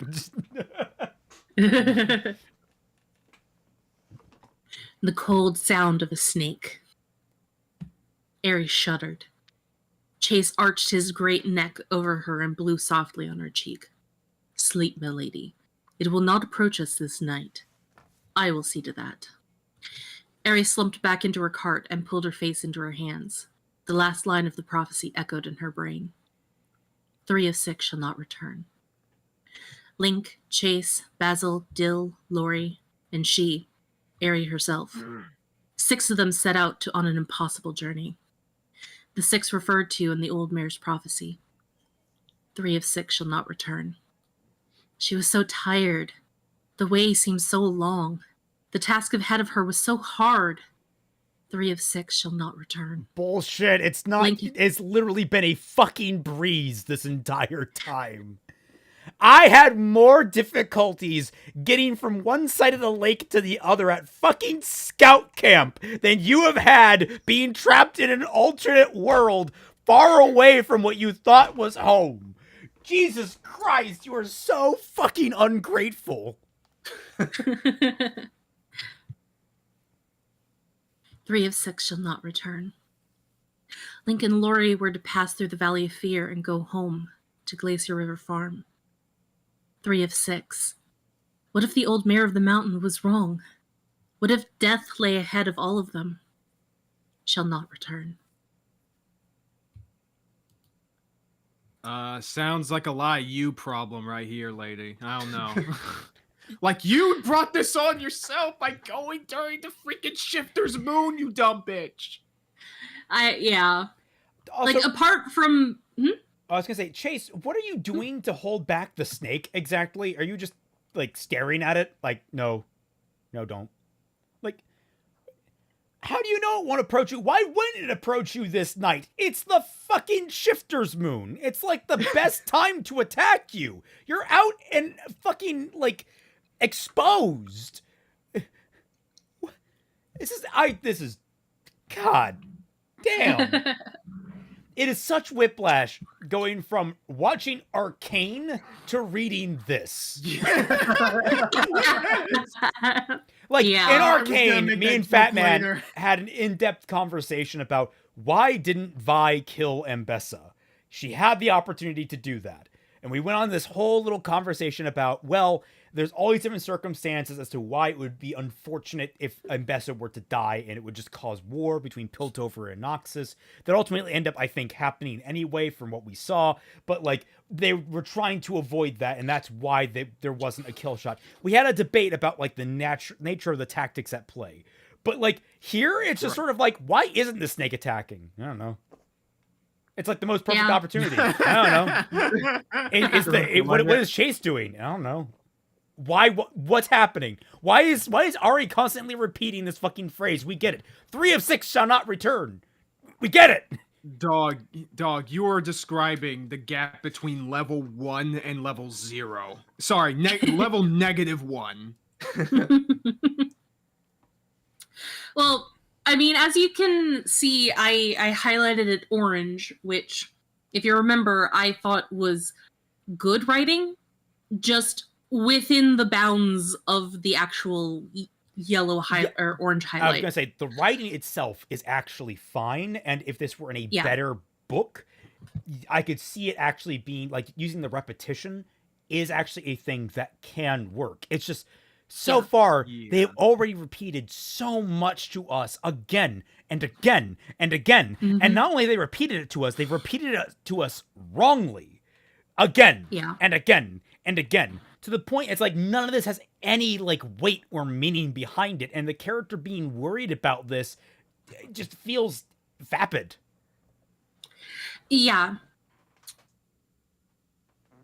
Just in comparison to the rest of the book, it was a breath of fresh air to like have actual tension and worry, and us repeating the cryptic phrase 3 of 6 shall not return, because that is something that you would really worry about. It's just too bad that in the previous chapter or in this chapter it was already kind of the tension was already kind of killed with them knowing that 2 of them will be crossing the gap. So yeah, one of the foxes is dying. That's really a I was gonna say, if this is the best part, is it too late for me to back out now? Oh, honey, it was already too late for you to back out the moment that we started this podcast. I'm sorry, but you're already dead. My God, Kaiser, this is your Silent Hill.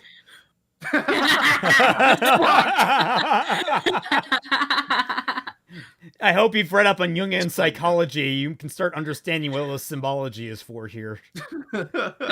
Maybe you secretly find out. Psychology classes are gonna come in handy. Maybe you'll secretly find out this entire time you need to go kill like your spouse. Gotta end her life to save her from a worse fate. He finished playing Signalis, everyone. I gotta get that reference in somewhere. Yeah. Of course. Yes, you're right, Dakota. It is darling. Darling. Yeah. I'll be right back. Okay. So you guys continue without me, it's fine. I will show you what I saw in the Valley of Fear, Dill said. So they had stopped for breakfast the next day, and there's just some maidens on the side of the road, I guess, selling fruit and bakery goods and all that kind of stuff.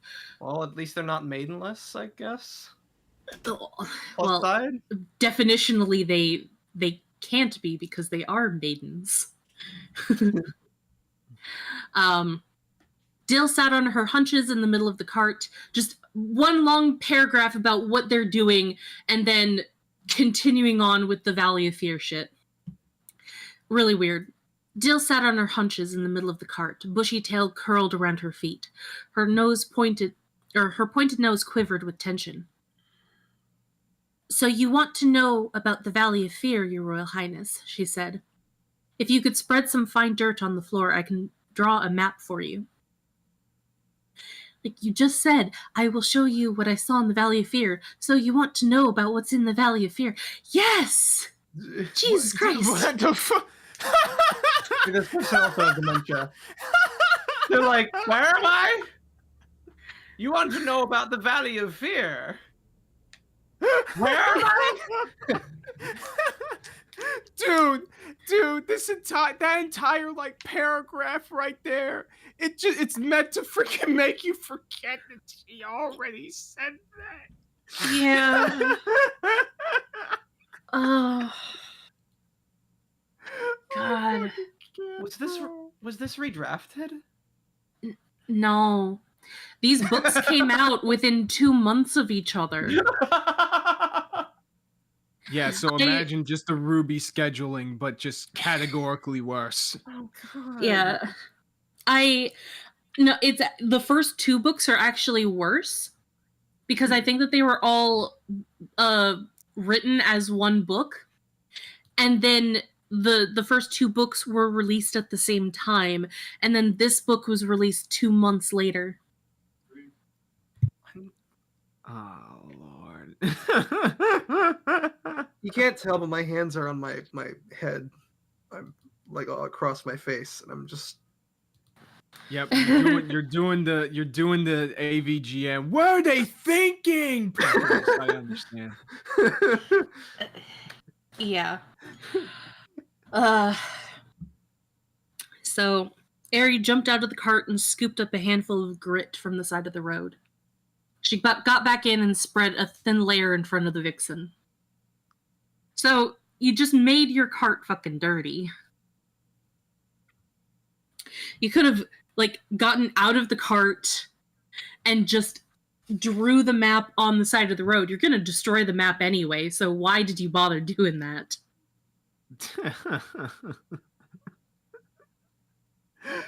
Oh man. That's just sad to even have in there, but yeah. Yeah. The valley lies on the northernmost shore of the Sixth Sea. Dill placed her paw carefully at the edge of the dirt, making a round spot. From the shore, you'll take the Trail of Tears to the top of Demon View, a mountainous hill where it never stops snowing. Why would you call it a hill if it's a mountain? Because it's not quite a mountain, but it's not quite a hill. It's a very mountainous hill, but it's a very hill-shaped mountain. It's apparently the only place in Balinor that never stops snowing, so it's gotta be tall enough for it to never stop snowing. It's a mount hill. That's me tall. What in the world? Dude, what is with this redundancy in this entire 2 pages? What the fuck is going on? I know. At least be like Dr. Seuss and have it rhyme, for fuck's sake. That'd be entertaining. Unicorns of Balinor making a mountain out of a molehill. Yeah. For real. Unironically. Let's see. She drew a thin line from the round spot to the middle of the dirt patch. Then it's down, down, down.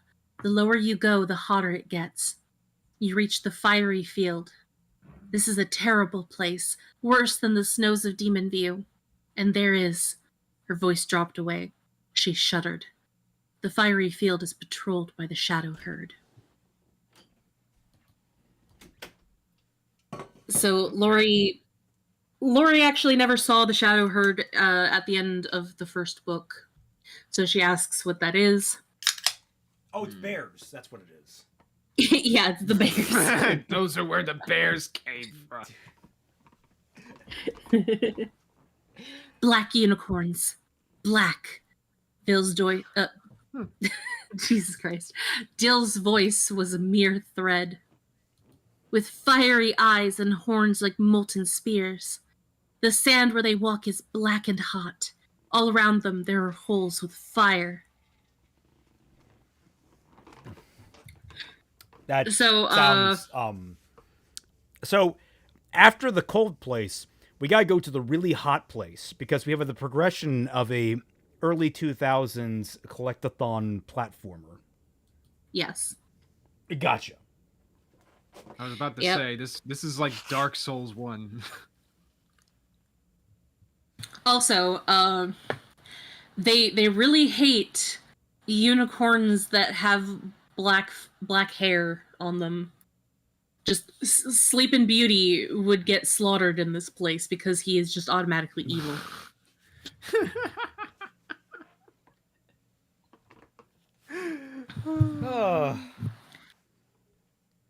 Lava bed, Lori said unexpectedly. At Aries' startled look, she explains. Sounds like where there's a volcano around there somewhere. There's a waterfall of fire, Dill said. As soon as they were past the subject of the shadow unicorns, her courage seemed to have returned. I don't know what a volcano is. Anyhow, you humans will have to walk this path without shoes. I literally just pronounced it perfectly. How did you mess up the pronouncing it back to me? You'd be surprised. Remember that story I told you about that secretary at my school? Where it's like, I literally say my full name out to her and so that I can get to my appointment, and then she picks up the phone and then immediately mispronounces my name? Yes, but like the exception there is that they're reading it first, so they're getting it like their first exposure to the word is their brain trying to interpret text, as opposed to this where like this fox hasn't read anything. Oh, no. I said my name to her. Oh, okay. Verbally. Yeah. And it's the same here. How? I don't get like I do have things that I have difficulty pronouncing sometimes for one reason or another, like wyvern, wyvern, whatever you want to say. I think it's Is it wyvern or is it? It's wyvern. It is wyvern. If it was something with like a few more syllables, I could maybe understand it. Like if it was something where you were like, you just heard it, but then you're kind of struggling to pronounce it because it's like some kind of like some kind of supercalifragilistic bullshit or other. But like, this feels like a weird trope that you don't really see a whole lot, but like is one of those kinds of tropes that's like annoying when is like when someone hears a word. What did you call a human? Volcano, boil it, mash it, stick it in a stew. Coming back to that, they don't know what a volcano is? Apparently not. Actually, I that one I'm not as surprised as, believe it or not. I think volcano as a specific term isn't the most, unless you live around a volcano, you're not going to know that. Now you can make an argument the fact that this world is so fucking small from what we can hear with all the travel times around, but no, like the Greeks didn't have a word for volcano until Vesuvius erupted and destroyed Pompeii and Herculaneum. But even then, like, they still live in a place with open lava beds. To a 3 days ride away. Yeah. The amount of time that it takes to get to Lucken. It's like I mean, admittedly, we do have people that still live in Hawaii, and I literally walked onto the lava fields in Hawaii. It's not there's lava fields that are just a 2-hour drive from where I live. Yeah, no, that's what I'm saying is like the proximity you live to this place. You guys don't have a word for this thing, for this hill that shoots fire. I would have a name for the fire hill. I would call it the fire hill if I didn't have a word for volcano or the lava mound. Well, it's a fire pit, so they have a fire pit, and Lori is the one that says, "Oh, there must be a volcano nearby." So yeah, it's just very odd, you know? Wait, anyway, you have to walk this path without shoes? Yes. No! Oh, no. Fuck no! No! What? No! No. I'm sorry. Pyroplastic flow, once it is cooled, is as sharp as fucking glass! No! No. In fact, give me more shoes. I want more shoes. I am not. You are going to. I am going to wrap myself up. I will stand on top of your fucking back. I will ride you fucking bareback into the fucking. I am not stepping my bare feet onto pyroplastic flow. Thank you very much. Yeah. Jesus. Lori is equally surprised. Yeah, I was gonna say Lori again being the voice of reason here. I Thank know. God. Without shoes, Lori said, there's a cooler path through the middle. Not much cooler, but cool enough so that you won't burn up if you step on it. You won't be able to feel the difference unless you have bare feet. You'll burn up if you step on the hotter part, Lori said. Dill nodded. No, wait, you're not even talking about walking on the cold. You were active? No. No. I know that movies and games kind of give us the impression that you can walk next to a lava pit. You can't. You can't get within like 4 feet. I've actually, when I went to Hawaii and visited the lava flow, we only saw it through a crack in the ground. And my God, the heat on that was like shoving your face on a space heater on max, and we were still like 6 or 7 feet away from it. No, you do not get close to it. If you step anywhere near a lava flow, your clothes will combust, and then seconds later, your skin will combust. I don't care if there's a colder spot. That's not much when the colder spot will still end with you missing your feet. But I want to play Raymond, Albert Wesker and get saved by the Eagles. Oh my God. Raymond just be like, one does not simply walk near a lava flow. Has no one watched the film Volcano? Yeah, don't get any of the water near the volcano. You might melt. Yeah. Look, if my boy, why am I blanking on his name? The one of the James Bonds, Bronson? Is that right? Mm-hmm. Fucking hell! Why am I forgetting his name? The mid-60s, the Golden Eye Bond. If my boy couldn't do that, all right. If he had to, if he couldn't stop that shit from happening, you're not gonna have any luck. No. Pierce Brosnan, that's it. There was a guy not even near. No, that's different. I think that was like. Oh, No, that was both heat and ash. I was gonna say in asphyxiation. Yeah, I was gonna say there's also I completely reminded me. Completely forgot.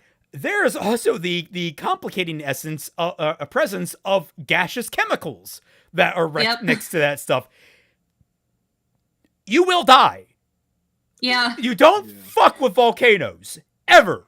Period. Good day, sir. Yeah, there was. You lose. There was a guy that took some amazing photos of a volcano when it was erupting. Maybe it was Mount St. Helens. I don't know. But he was hundreds of meters away. And he still died of asphyxiation due to the chemicals and the ash and the heat. And like he knew that he wasn't going to survive because he was way too close to it. So he decided to take these amazing photos, protected the film, and then just went into his car to die. Jesus Christ. Yeah. Oh, but I was gonna say there's a less depressing version of that. There was a guy that managed to actually get some really wild photos of a volcanic explosion with a drone, and he got the drone like right down, and the drone like melted just by being near the lava. He got the footage because it's being streamed back, but the drone was completely lost, and that's like not a cheap drone or camera. Yeah. So yeah, volcanoes. No.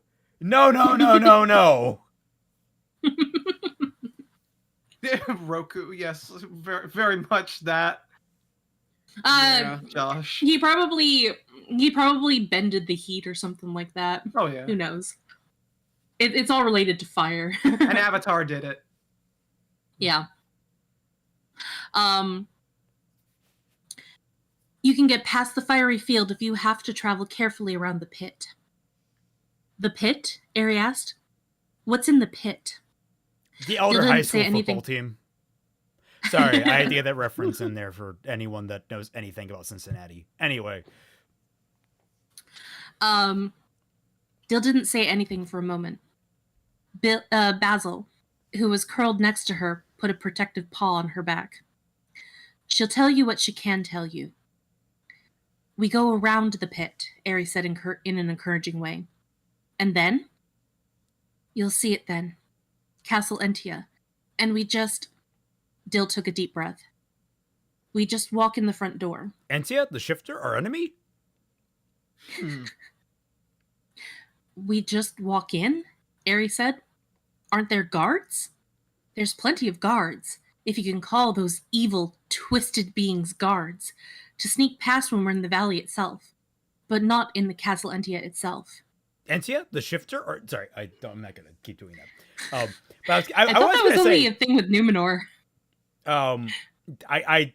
It just became a general thing. Yeah, it's fine. It's fine. But What were you literally, going to say, sorry? Mary Stenson looked at the fucking Lord of the Rings and was just like, no, one simply does just walk into fucking Mordor.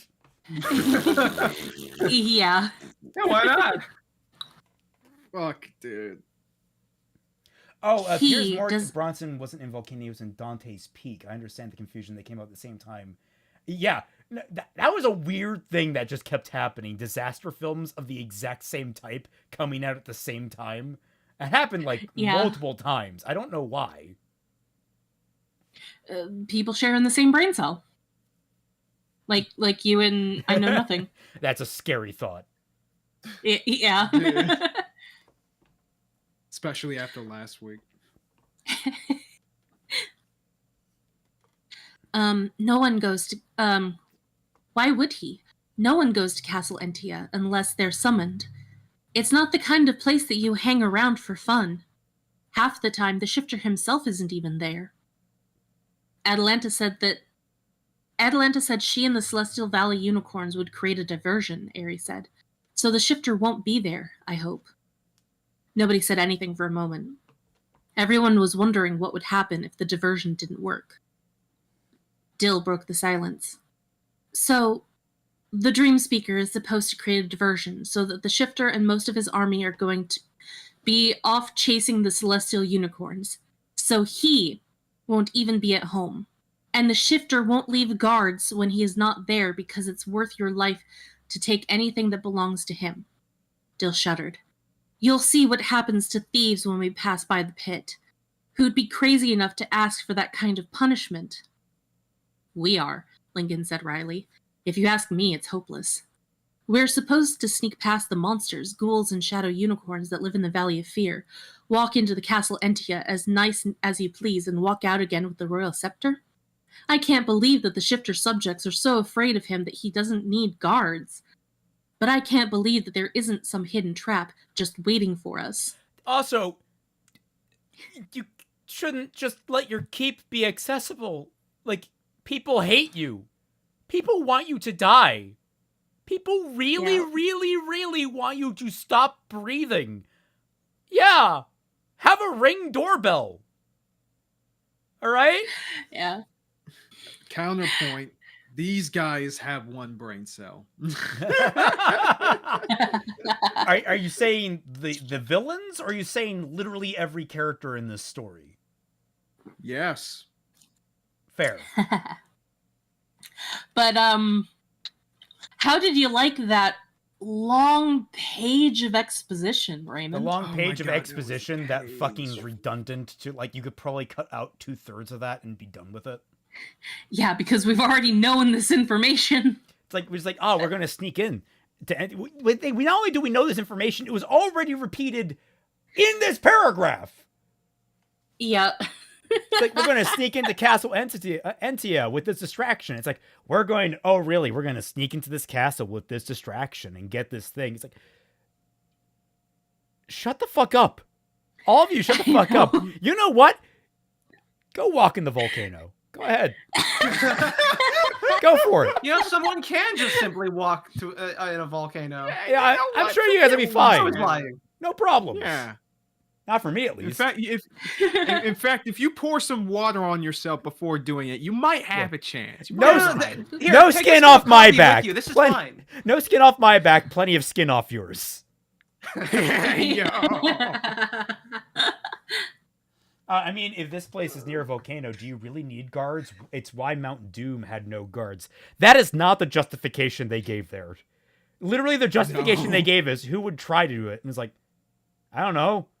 Literally any army Maybe that the really god wanted horses. maybe the god horses that want you off their fucking planet.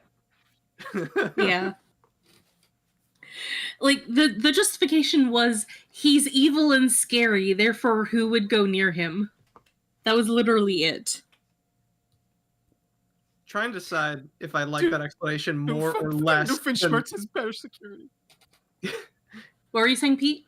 I would say I'm trying to think to myself if I like that explanation more or less than the reason why the security was so shit at that base in the Obi-Wan show. I forget what it was called. Oh my god! Don't remind me the Inquisitor headquarters.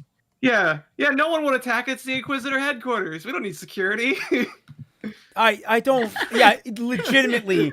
Well, what's great about that is that in lore, they actually did have security, and like in the video game, they actually had to like shut it down in the game. Like that was part of your mission, was to shut down the force fields and shit to get into this place. And then in the Obi-Wan show, it shows up and it's like, yeah, no, they don't have any fucking security whatsoever. Here, let's just guide this child out under a trench coat. No one will notice that. That's not going to be suspicious. No, not at all. God, Obi-Wan is such a bad show. Oh! Yeah, I mean the soundboard kind of got drowned out, but because I didn't get to it in time, but I heard. I knew that he was gonna Yeah, go on a tirade. Yeah. I'll just repeat the soundboard now that everything's quiet. Ooh, don't get me started. Anytime Raymond hears Obi-Wan. To be fair, there's a lot of things that get me on that tirade. Yeah. I mean, that's me with Unicorns of Balinor. Hey, Twy, remember in AO when that base was like completely fucking worthless guards? The main villain, the End or whatever whatever his name was, just walked through them. The guy with the edgy pretension. Truth. Truth, What? that's right. Truth, Oh, yeah. fuck Truth. Truth. What the? Dude. You didn't know his name was Truth? No, he doesn't know anything No. about AO. I stopped after the first 3 episodes. Fuck this shit. Dude, when I say that unironically AO is just like the director's attempt to be like, oh, you guys thought that I was doing Evangelion with my original, I'll give you Evangelion, and then he Evangelioned all over the place. Truth is just a more homicidal version of Nagisa from Eva. Oh my And god. with a You called quarter of the a bitch's personality. Bargain. He's Bargain bin Kaoru. Yeah, he's Bargain Bin Kaoru with a quarter of the personality and 50 times the screen time. Mm-hmm. It is. I cannot wait to get to Ava with Twilight, because she will understand my anger at Heyo so much more. Why? I hate it. Oh, anyway. Yep. Yeah. Okay. Anyway. We'll be disguised as soldiers. Lori stood up, rocking the cart back and forth. She put her foot on the dirt map and rubbed it into nothingness. Come on, let's get this over with. Bitch, we were using that. I know, right?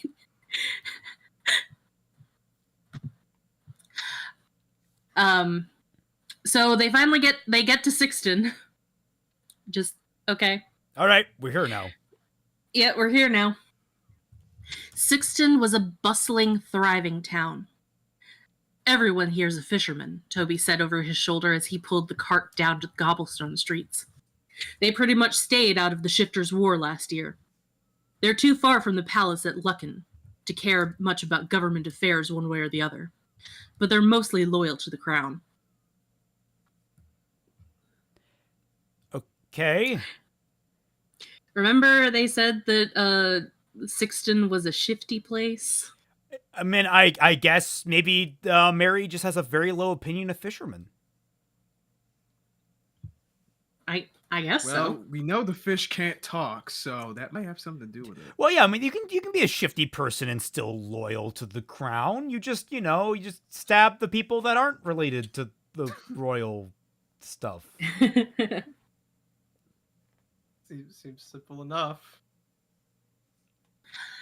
Guys, this book might be stupid. Maybe. Possibly. Haven't read enough yet. We haven't read enough now. There was a point where we should have clearly stopped, but let's keep going and see how much further we go. There seemed to be a fish shop on every corner. Servants of the great houses brought carts and wagons from all over to buy Sixton's produce. Okay. I had a thought, but I had to sneeze. Bless you. So Yeah, bless we you. actually get our first indication of like actual economics going on here. I'm not Yes. sure though.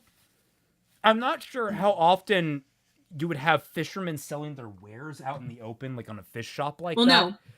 no. They're selling produce.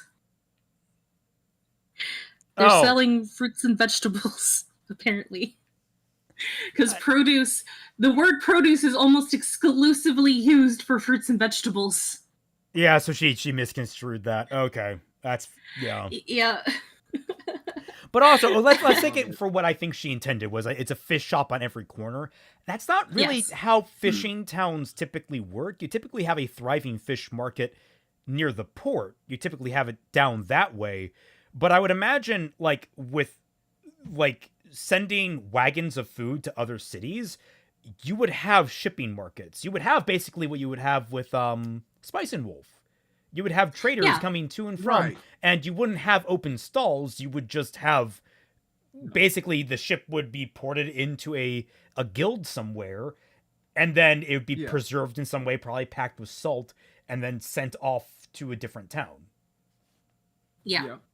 So I don't know. It's just weird that it's around every single corner. It's like that's not how towns work. Yeah. You typically want to. Fish have a smell. I don't know if you know this, Mary. You typically want to isolate that in a town. Just putting that out there. You don't typically want that kind of infecting every corner of the fucking town. Yeah. You already have we don't have indoor plumbing. All right, it already smells bad enough.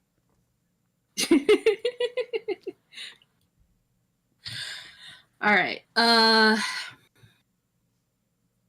Aerie saw a wagon with the blue and yellow crest of the House of Harton and servants wearing the red livery of the House of Finglass. Her heart beat a little faster. She could remember 2 of the 7 great houses of Balinor. Perhaps her memory was finally returning. I think it's livery, but I'm not sure. Livery, maybe. Yeah. I don't know. Watch us. We'll find out that it's pronounced like levery or something like that. And we're like, oh, okay, I guess. Yeah. I mean, I have said before that this book surprisingly uses very rare and complicated terminology for a children's book. Live-airy. Okay, I guess. Livery. Okay. It sounds like a Harry Potter spell. Livery! You are now dressed in a frilly frock. Thanks. But I was gonna say about this is a little point blunt force trauma with the delivery on like her like realizing this, but you know what? I'm fine with it. It's okay. I find it not the strongest piece of writing, but that is then taken into consideration with the rest of the book, and it's like, okay, this is actually like a kind of good. Yeah. All right. So Chase notices, "You're smiling, milady. Do you see those men in the blue and yellow vests? And the two women in red? I remember which houses they're from, Chase. And I don't even have the scepter yet. Do you think I'll remember more and more as time goes on without the scepter? Perhaps. It's just... She was quiet for a moment, thinking. What if we fail? What if we don't get the scepter back? Who's typing? Kaiser. Oh, sorry. I didn't know it was going to pick that up. My bad. I'll mute myself. You're not allowed to type. You must suffer. What if we fail? What if we don't get the scepter back? What if something goes wrong? I'm not afraid of the danger, you know, she said softly. Well, maybe a little. But I'm afraid that I'll come back without the scepter. If I could remember everything about my past, all on my own, maybe there'd be a different way to find my parents and my brothers. If only so much didn't depend on me. Oh, look, I would be afraid of Walter White, too. He is the danger.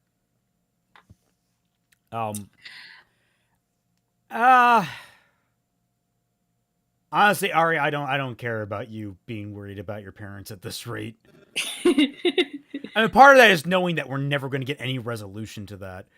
But like I wait, was it said that the scepter would bring back her memories? I vaguely recall that, but I might be just gaslighting myself. They said that the scepter would bring her back all of her memories. Right, and we know that because magic. Yeah. So they finally go into the harbor, and Toby points out their ship. There it is, Toby said. The Dawnwalker. She's the middle frigate. See it? The one painted deep green with the figurehead of the Dawn Princess on the prow. Ares squinted. You said a lot of things there that I don't understand, Toby. I don't know boats. I don't know what the Dawn Princess is. I might not know what green is, depending on the characterized area at this point.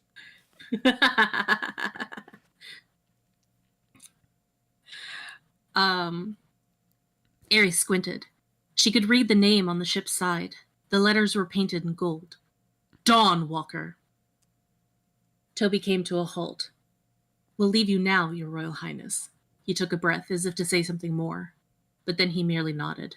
Do you need to breathe to speak? You speak through your horn. How does that work? Could you theoretically, speak uninterrupted sentences, completely without any breath whatsoever, technically speaking? In fact, if you transmit, I'm asking way deeper questions about the nature of their telepathy than this author has asked about anything in this fucking book. Yeah. Yep. So she says goodbye to Samlet. We'll see you soon, I hope. The chubby landlord flushed bright pink. He bit his mustache to hide the pleasure in Ares' kiss. She kissed him? Oh, kiss his cheek. Yeah, okay. on the cheek.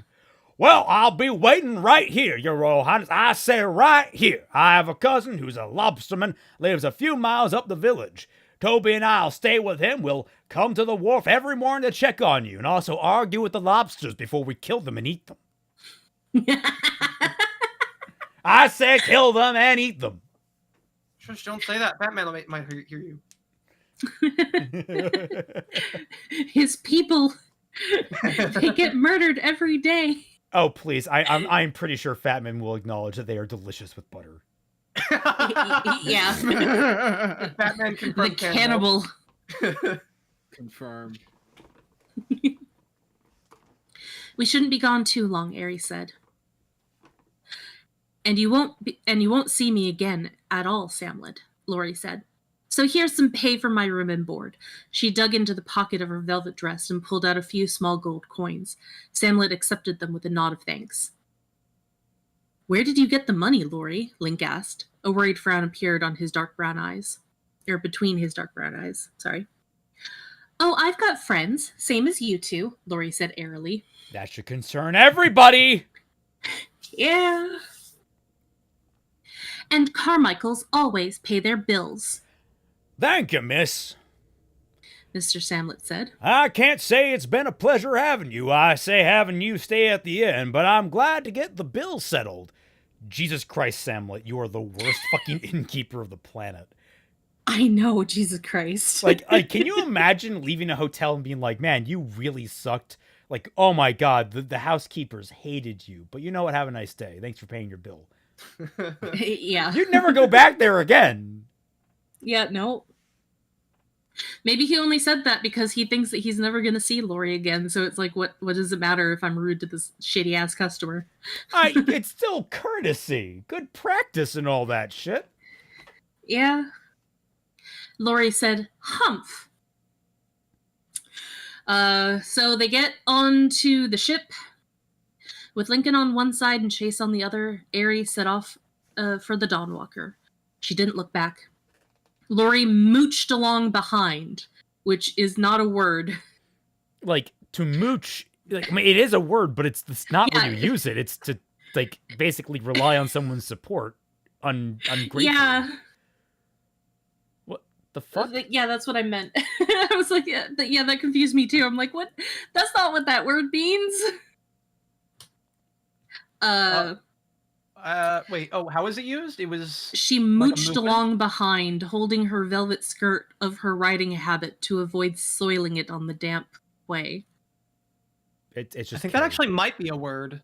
Mooched, not for that. Wander in a casual or listless manner. Oh, it's British. Informal British. Yeah. Why? Ask the British. It's unicorns of Balinor. Why the British in general? No. It's just, why would she use the British slang and terminology when she is very, very strictly American? I don't know. Because it was an unusual word and it makes it sound like she's smart or something. I guess. Look, it was on the word calendar that day. And she had. Yeah, it was stuck in her head, so she had to put it in. Yeah, listen, like it's what Raymond does every time he has to introduce Kaiser. We can't blame him for that. Yeah. Not if we're not going to blame Raymond for that. No. Look, I'm willing to fall on this sword. I'm willing. Go ahead, blame her for that. I've already embarrassed myself enough with that. Also, Yet you keep doing it. Yeah, because it sometimes mildly irritates you, and sometimes it mildly makes you happy. It's a roll of the dice every single week. Also, like the skirt of her riding habit to avoid soiling. I don't. Something about that feels. Are you not riding one of the horses? Are they making you walk? I don't. Never mind. Yeah. It's a riding habit. It's going to get dirty. It's the point of a riding habit, right? Yeah. So, behind them, a long, dark length slithered over the wooden walk. Good. Great. Kylie's with them. Yeah. They're not gonna see this thing the entire voyage. Hey, Lord Lexon, did you know your sister's a snake? No, don't insult my. No, literally, she is a snake. Like she transforms into a quite literally an impossible snake. She is like 2 feet thick. She is a fat fucking snake. She is a fat fuck. Yeah, she is a chunk of a snake. And you know how much we hate fat fucks. Yeah, like we're not allowed to have those in this fucking story. Not allowed to have them at least and treat them seriously at all. Mocked. Which, I mean, admittedly, I don't treat Kylie seriously at all, but I mean, we're supposed to. Yeah. Actually, I'm curious. What is the thickness of like a boa constrictor at full length? While you look that up, I will go to chapter 12. Yeah, Burmese python. That's what I mean. Yeah. So the captain of the Dawnwalker is called Captain Treadwell, and Aerie likes him.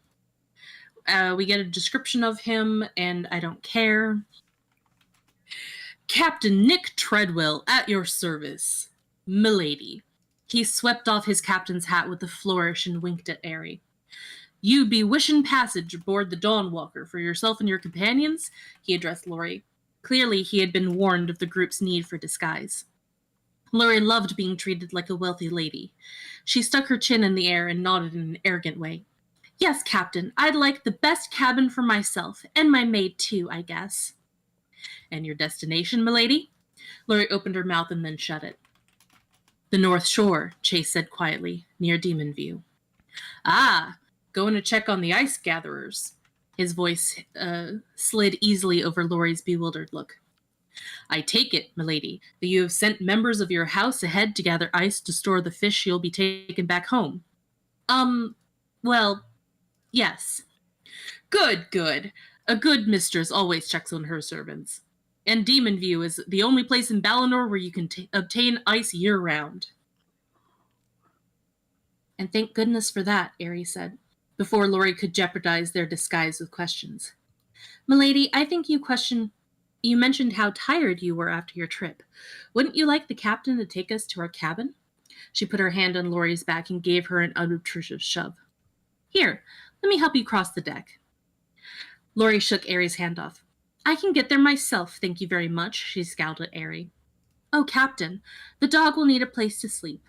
I don't want him with us. I have allergies. Maybe you can find a nice place for him in the open air, like on the pile of rope over there." Aerie gave Lincoln a rueful look. He wagged his tail at her and grinned. "I'll stay with Chase, milady." "Yes, we have a fine cabin for the Unicorn," Captain Treadwell said. "Now, if you ladies will settle in, we have the sails set. We want to catch the tide." The Unicorn's fucking cabin has like a fucking jacuzzi in it. Also, I was looking it up, and the largest snake on record, at least in terms of, let's see, the thickest snake ever recorded. It's a green anaconda that was 8.43 meters long, and it had a girth of 1.11 meters, which in freedom units, that's 27.6 feet long, which, that's a little bit shorter than like a python. But its thickness was 3.6 feet. Ugh. That is like a 10-year-old child. How? Yeah. That, like, that scares the shit out of me that can exist. So I'm a little less bothered, although I should mention that she's only 1 foot less wide than that snake, but she is about half the length. So she is thicker by comparison. Jesus Christ. Yeah. So, we had a nice little thing. Of course, they didn't tell Aerie or Lori anything, so Aerie had to make Lori out to be an idiot because they don't tell her anything. Okay, at this point, though, I'm also a little bit against Lori on this. Lori, you should be asking several questions. You should constantly be asking questions at this point. You should not be so lost in the sauce that you're not, like... Well, she has asked questions and people just ignore her. Well, you know what? That would have been a really interesting dynamic with fucking Kylie. Maybe Kylie was giving her the actual answers she wanted and treating her like a fucking adult and giving her respect. And as a result, it made her pliant to what Kylie wanted her to do. You wouldn't need Kylie on this fucking boat. You would just need Lori, who would be feeding information back to Kylie through like a magic gem or something. And it could be a whole thing where maybe Lori, for this book, plays the insider, plays the actual mole, and doesn't realize it. That sounds so fucking familiar. What show did this? It's at the tip of my freaking tongue. I can't remember. Fuck. I don't remember. Maybe I'm pulling that from somewhere, but I don't know. This is gonna bug the shit out of me until I figure this out. Well, while you're potentially never going to figure that out, I'm going to continue reading. Yeah, and I keep accidentally... Yeah. I keep accidentally flipping through the pages. Sorry about that. So Lori is being a bit of a brat. Aerie ignored her and shook out the few clothes that they'd brought with them. Her mind was full of dangers ahead. She went over and over her mental map of the Valley of Fear. Demon View, the Fiery Field, the Pit, Castle Entia. 3 of 6 shall not return. Eri curled herself into a corner of the cabin and dozed. Nightmarish images filled her mind. Princess. She didn't want to be a princess. Oh, if only things had been different. She shook herself fully awake when one of the crew tapped on the cabin door and told them dinner was ready. Yum. What's dinner tonight? Yeah. Gruel. Oh. Apparently wheat bread. Oh. Not fish? Wheat. I guess not.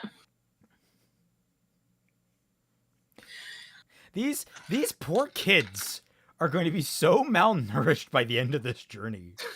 Yeah. Like, I can't go a day without eating some kind of meat because, like, if I eat bread, I'm just going to be like, I'm still hungry. I'm still so fucking hungry. Yeah, that is the thing, is that the bread isn't very filling. No, Raymond. Listen, this book is the vegan's freaking fantasy, okay? Right here. All these jacked people just eating eucalyptus. What they don't tell you is that many vegans, when they buy this book, end up having to eat it because they still fucking starve.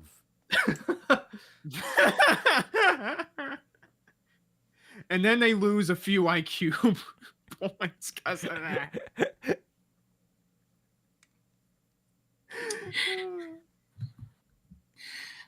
So we're back with Atalanta in chapter 13.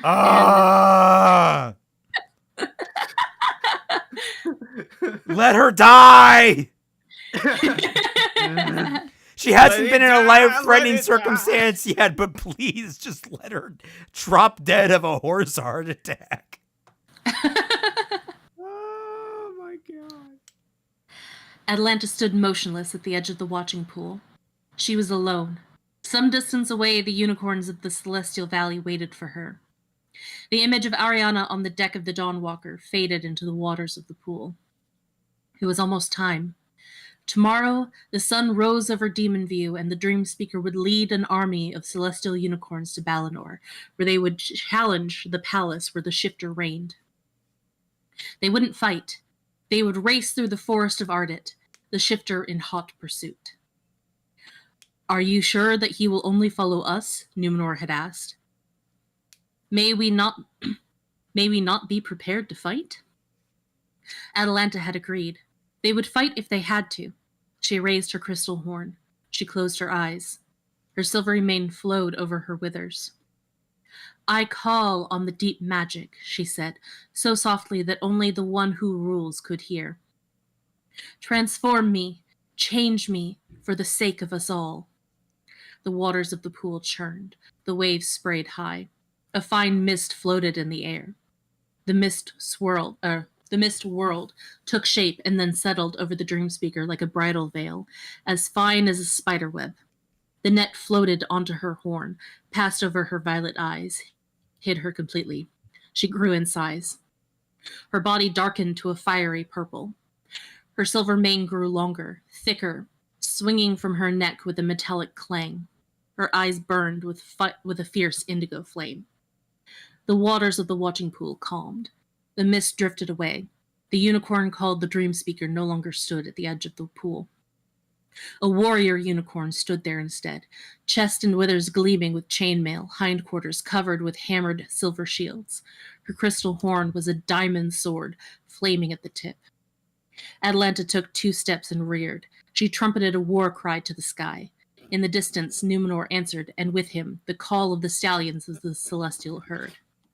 Atalanta leaned over and gazed at herself in the water.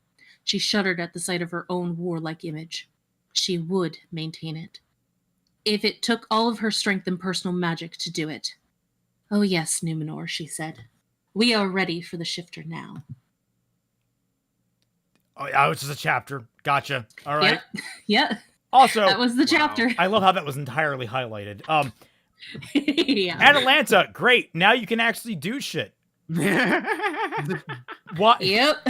I fucking hate this. What are the Yay! rules? What are the rules, Atalanta? What are you and are you not allowed to do? Also, how do you know that the fucking shifter is actually going to chase you? Wouldn't you think he'd be like, huh, there's a bunch of fucking celestial unicorns running through my lawn. Why? They're not doing anything. They're just running by. You know, I'm just going to let them do that. They're not really doing anything. They just come back and like, come on. Come on, chase us. We have the zoomies, chase us. It's like, no. Fuck you. The rules are go fuck yourself.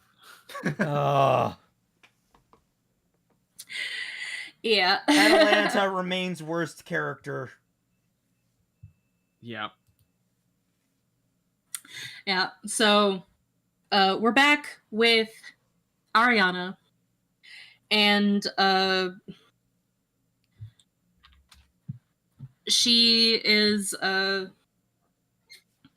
think that they're nearing the Demon View place. Does it matter? Does any of this matter at this point? For all we know, we can skip all of that and just wind up at NTS Castle. For all we know. Yeah. Literally can say, so we got through all that space is stuff. warped and time is bendable.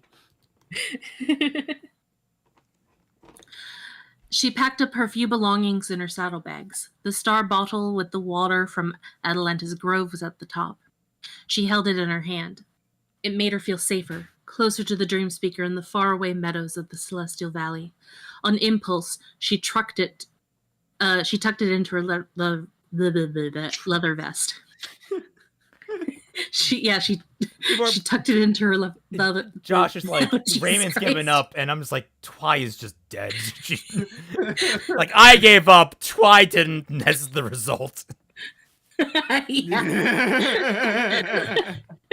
Specifically, her tongue gave up. Yeah. Give me a second. He chucked it. I guess Sun Chaser's horn is broken again.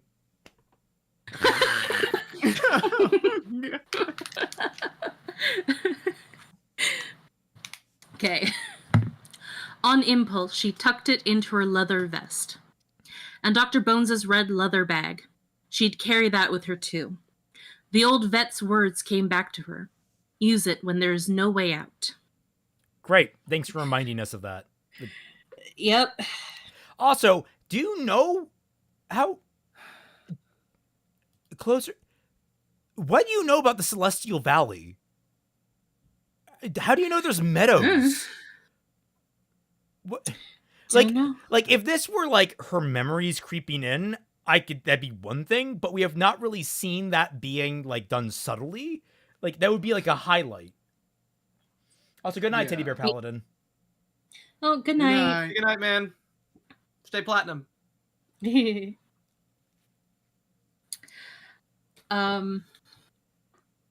Demon View, the unicorn said.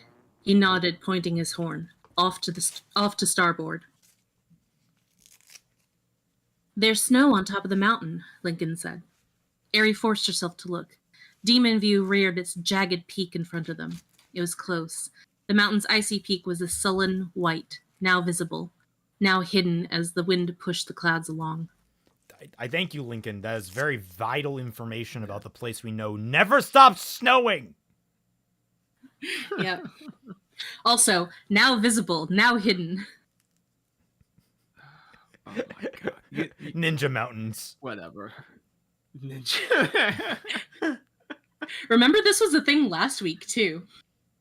Fucking, yeah, fuck, you're right. Oh.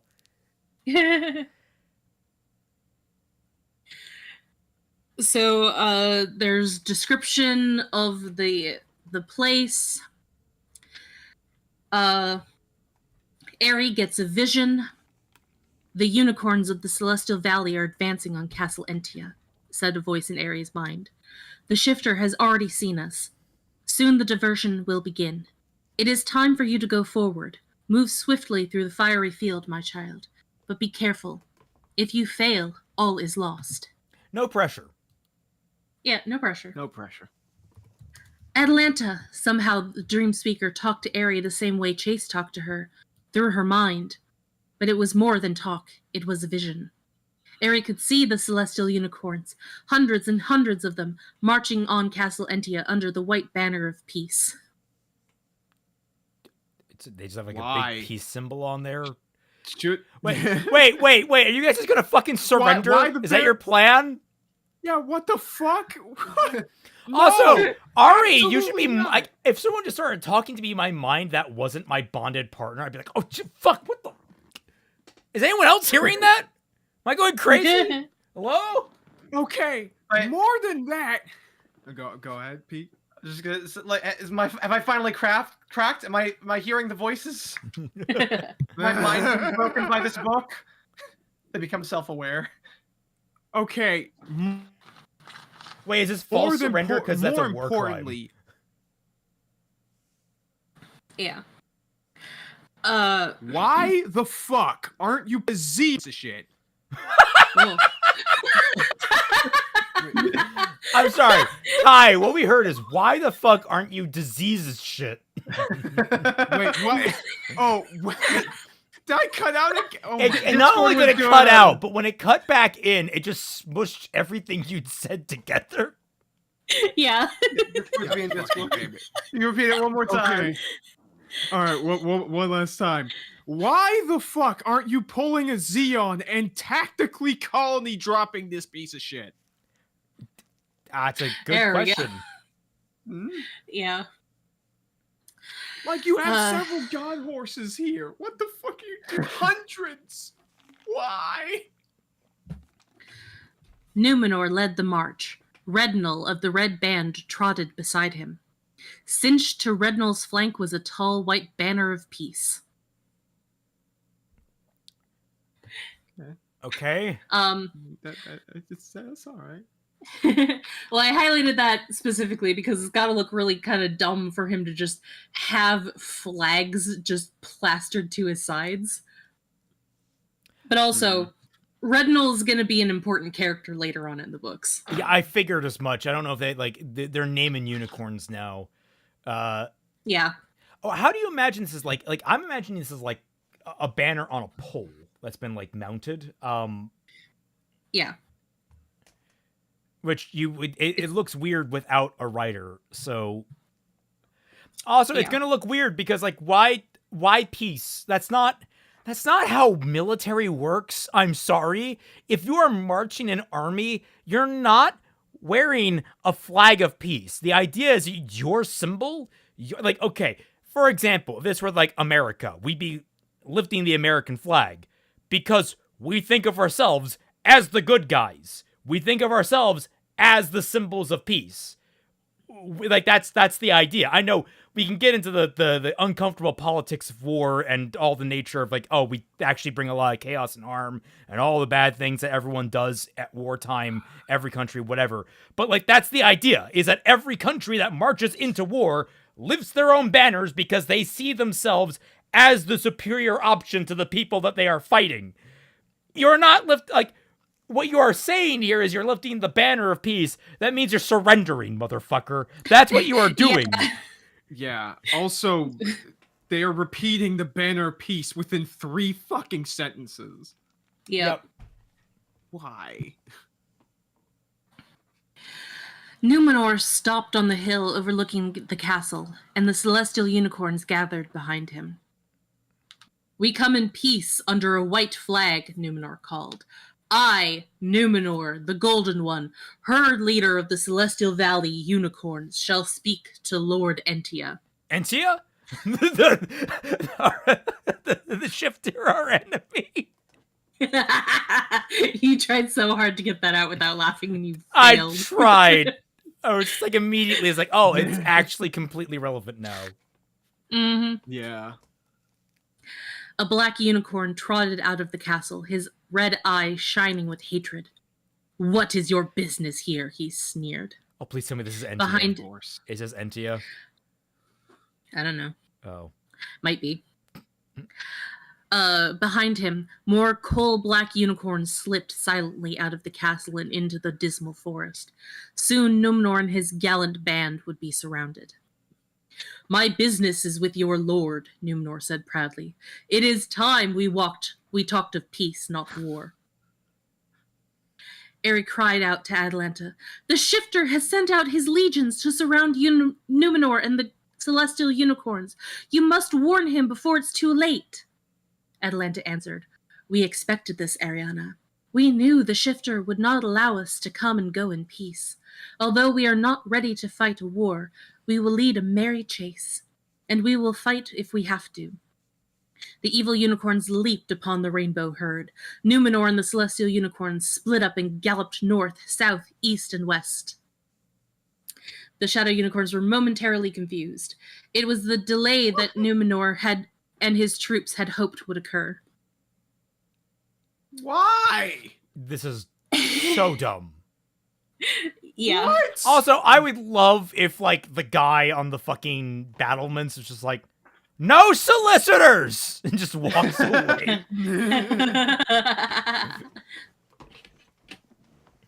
The shadow unicorns gave chase, but Eri could see that they were divided, running this way and that.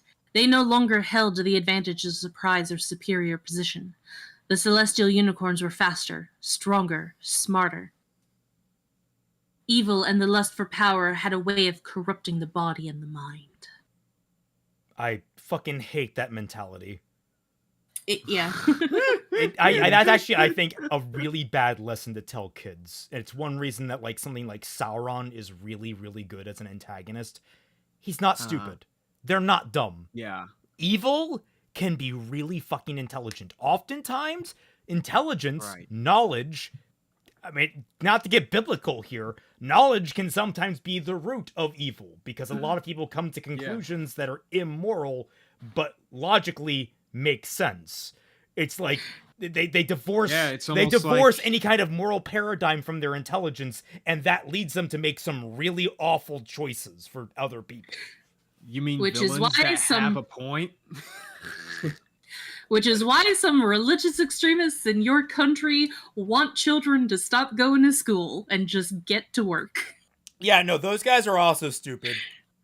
Yeah. Like that's Yeah, they want them to I'm not. I should clarify. This doesn't preclude there from being stupid evil too.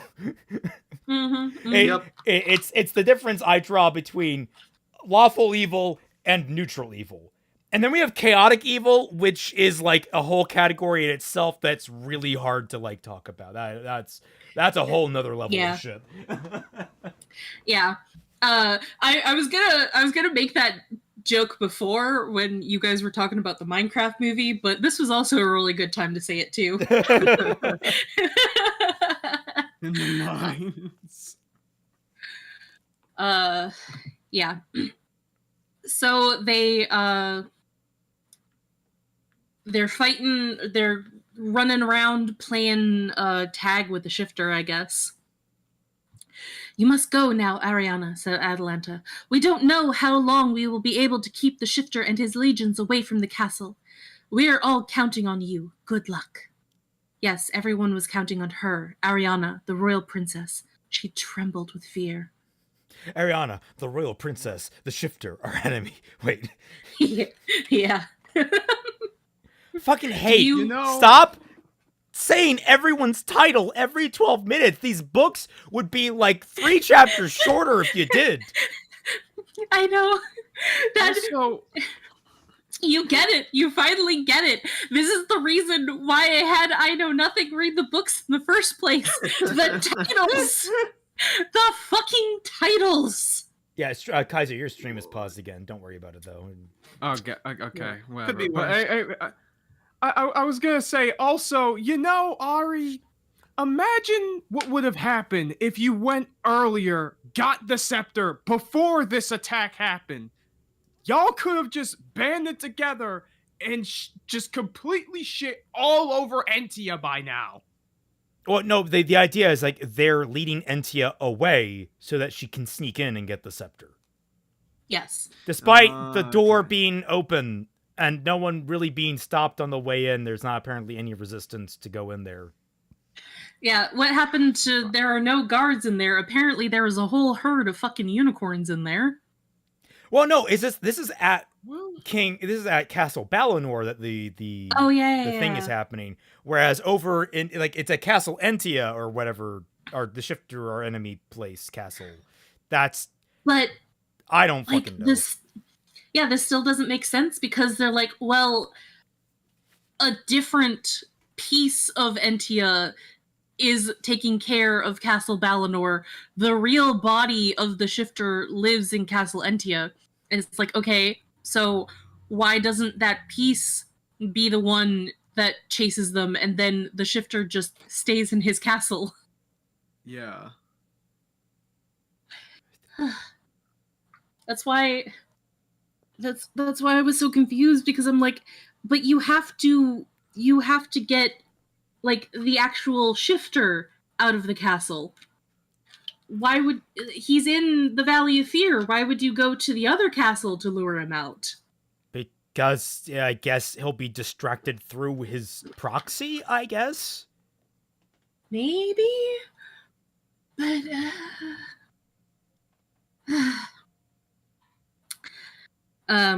Your Royal Highness. Captain Treadwell's voice was close behind her. Aerie jumped and then turned to him. I'm sorry, I'm just the lady's servant. The captain smiled kindly. I'm no fool, princess. I know royalty when I see it. Apparently Samwell doesn't, though. Fucking, what's the point of this disguise? I don't think the only person it has worked on has been our allies. Yeah. Which actually makes me sus of you, fucking Treadwell. For real. The captain smiled kindly. You'll be going ashore in about half an hour. I'll have you anchor the ship beyond the reef. We'll take you in with the dinghy. So, the celestial unicorns are already, like, chasing the evil unicorns around in the Shifter and stuff like that. They don't know how long they will even be able to keep their distraction, but it'll still take a half an hour for them to even get to the fucking shore, let alone to the castle, mountain. which is past the mountain, the lava field, the fucking pit, and then getting through the castle itself to get the thing they need. Yep, and it's still a trek to even get to the mountain in the first place. Why would they start the battle this fucking early? I know. What? They should have. They should have started it. Yeah, I guess so. Like, they should have started it, I think, when they're still on the mountain, which they're not even on yet. They should have done that then. You start it when they've just left the pit and they're at the castle. Like, the idea is, like, once that happens, all attention is going to be back at Castle Balinor. Yeah, literally. Yeah. So many tactics and stories work this way. They usually pull these tactics because both plans are being executed at the same time. You're less likely to see something coming from a different direction if they're already being attacked. So Captain Treadwell gives her a large package that Elaine Bones had given him to give to her. It's a large package, Your Royal Highness. Will you be able to carry it? The disguises. Aerie had almost forgotten them herself. That's what they say. It's a large package, Your Royal Highness. Will you be able to carry it? I travel around with Chase. I know what I'm doing. Oh my god. Sir, you've met my husband. Wait. So she wasn't wearing her disguise. What? Oh. No, they're not wearing the soldier wearing... disguises. Like, that's different disguises. Okay. Right. Yeah, they're wearing different disguises. Lord knows, though, these disguises aren't going to fucking help them either. Why do they need to wear disguises? I thought the doors were just fucking open. Well, where did you get disguises? They said that the guards and stuff were all over the valley. They have to wear the disguises when they're in the valley. You know, I am fully convinced that 2 12-year-old girls will be able to pass off as military-age men. Well, it's fine because they're not trying to disguise themselves as military-aged men. They're disguising themselves as military-aged goblins, which are shorter. Goblins? Goblin. God, are we? But you know, Look, Goblin Slayer I'm getting Bridge some is more a water. gem. If you could just give me a minute. Just came up. To Airy, the next half an hour sped by in seconds. The cabin boy brought them hot tea and wheat cakes. Okay. All right, great. He's just saying like, can you bring me some fish, meat, please? Actually, that would be hilarious if like Ari's just getting more and more dead. Like Ari and Lawyer, like, can we get like sinew, anything, gristle? I will settle for gristle.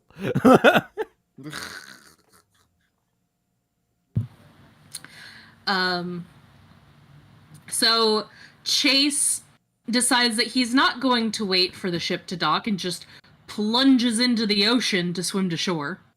And in the meanwhile, as he does that, the paint on his jewel and also the kitchen grease that he has been painted with for the past, like, week or so, which has gotta fucking stink, by the way. Has it been now. a week? Has it been a day? I don't know. I don't know what the time frame on any of this is. It took 2 days to get to the town. I don't know how long they took to sail. Yeah, it was another couple of days or something like that to get to Demon View. Also, how well do horses swim in deep water? I think that they probably swim just as well as elk and moose. Probably. Yeah, Okay. horses can swim, according Yeah. to Google. Okay, I struggle to imagine what that like, because I always see it from above, and I never see what it's like underwater, so I don't know what that really looks like.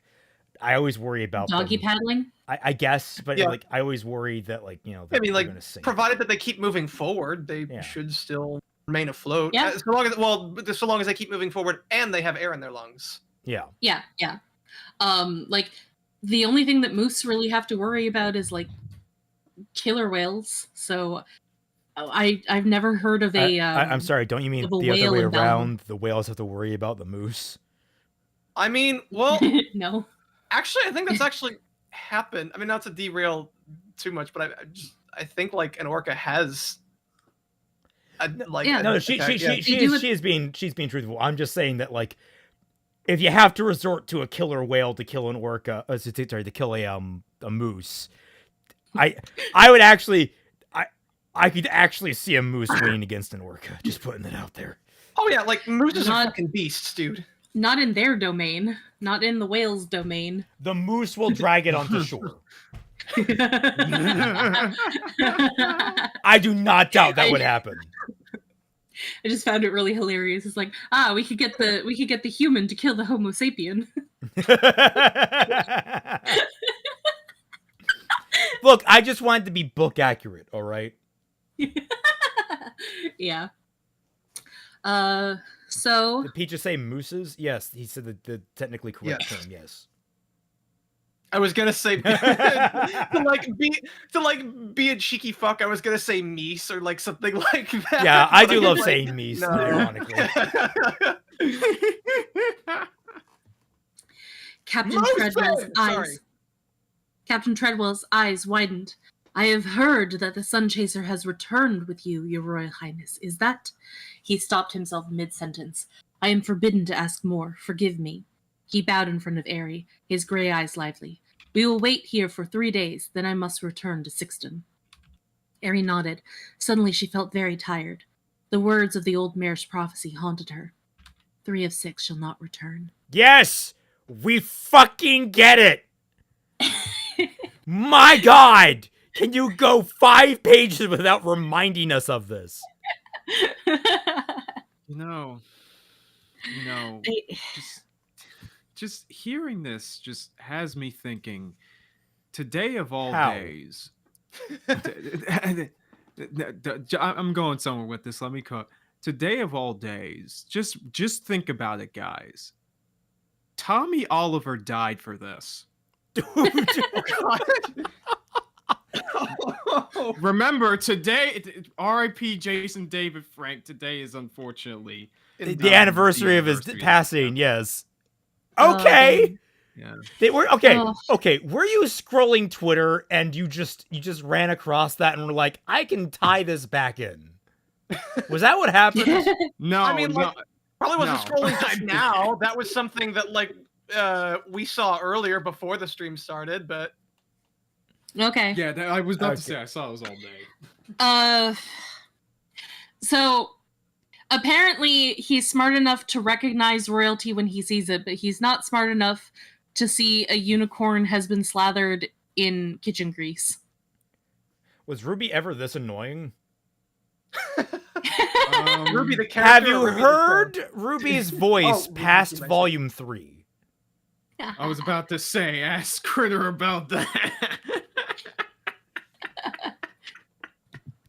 I will never get over the fact that Lindsay prefers that as Ruby's voice, and it angers me every single time. I Yeah. think that would be harder on their freaking. I don't know, man. Whatever.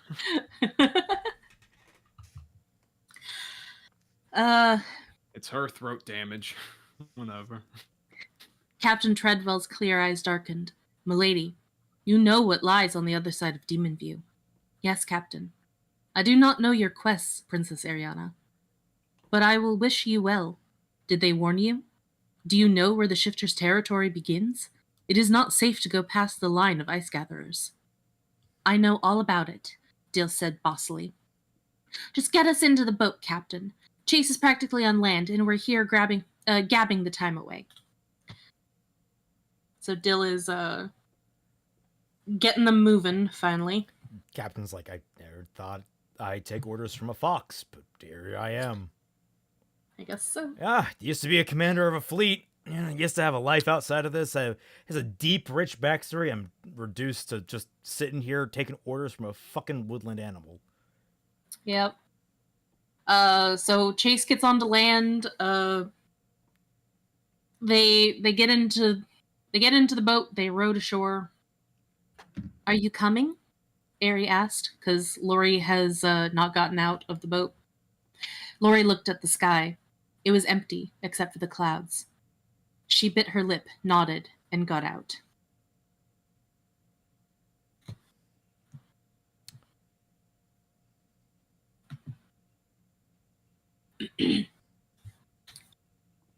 Chapter 15. We're almost done, guys. Woo! Yeah, I'm watching the page count at the bottom very eagerly, and I am always happy when it every page is quote unquote like 40.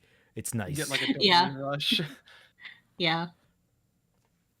This is a disguise, Lori shrieked. This is disgusting. She looked down at herself. She and Ari were dressed as soldiers in the Shifter's army, and Ari had to admit that Lori was right. They looked creepy, but it was almost impossible to tell who they really were. Humans in the Shifter's army dressed in black leather from head to foot. The uniform consisted of leather pants and metal knees and shin guards, and a close-fitting leather jacket. A breastplate worked in leather and metal was wrapped around the front of the jacket.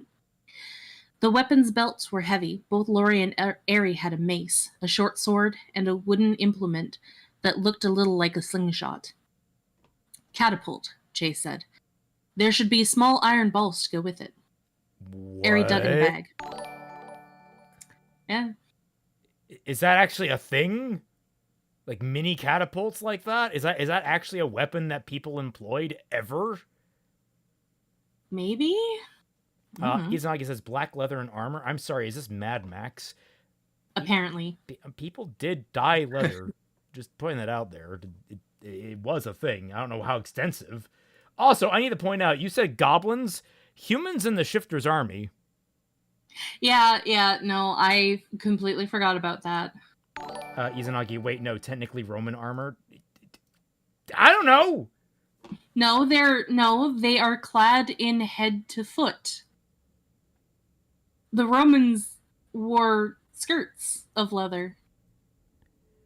I mean, we could go Their over legs. like, well, they had different generations of armor, so they probably qualify. But all the same, I'm just these two 12-year-old girls totally gonna pass for humans in this army. Just it'll be fine. Leather existed in more than one culture, Isa. I'll just say that. Ari dug in the bag. There was a dozen iron balls with places in the weapons belt to hold 6 each. Pokeballs. But it was the helmet that provided the most protection. The leather skull cap fit tightly over the skull. A faceplate attached to it completely hid the wearer's face. Ari's chief problem was her hair. She coiled it on top of her head and pulled the leather collar of the jacket over the back of her neck. She put the helmet on and presented herself to Chase. What do you think? He approves, and Lincoln offered that she looks kind of scary. Dr. Bones had also provided helmets for Chase, Link, and the 2 foxes. There was a container filled with a sticky tar-like substance. Ari rubbed this over Chase's horn and the ruby jewel. Then she rubbed it over the rest of him. Okay. All right. You know what? Fucking, I guess. Yeah. You would be easier, probably. Put armor over him. And, like, maybe then put the tar over the rest of him that was exposed. Maybe that? Do anything like that? That might help. Maybe it would have worked faster if you guys, like, waited. If you guys, like, tarred him up first, and then he just fucking waited until they actually got to shore, and then he jumped out, so that you wouldn't have to, like, spend all this time doing that. Yeah. Fucking hell, this is so stupid. Yep. Also, the animals also get helmets and armor. Yeah, I know. I thought that was goofy. Yeah, I heard you snickering. I am the assault fox.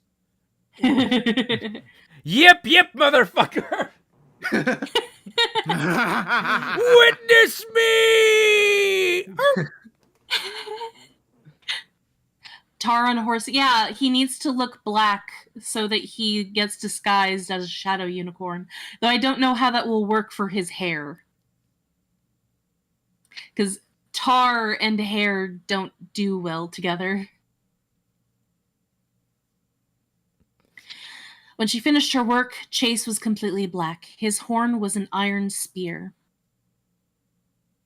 I mean, his horn is the only thing that you didn't have to change because it was already black. Because he changed it from bronze to black between books. She and Lori covered the foxes and the dog with sticky dye, and then fitted them with helmets. They looked at one another. The disguises were perfect. Ari had a cover story ready for if they were stopped by the shifter's subjects.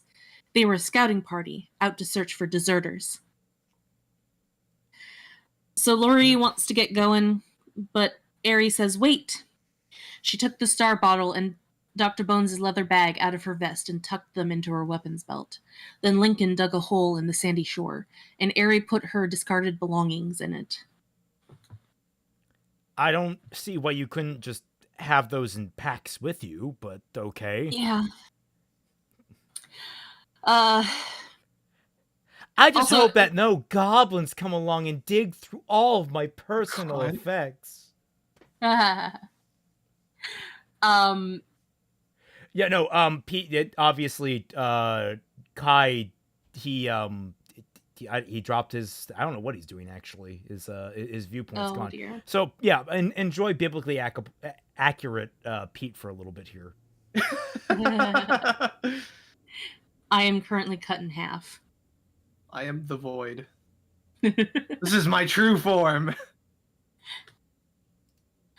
That paragraph had confused me because I thought that she'd like taken her special stuff out of her bags because they talked about having them in the belt, and then she just buried her fucking belt, and I'm like, but why though?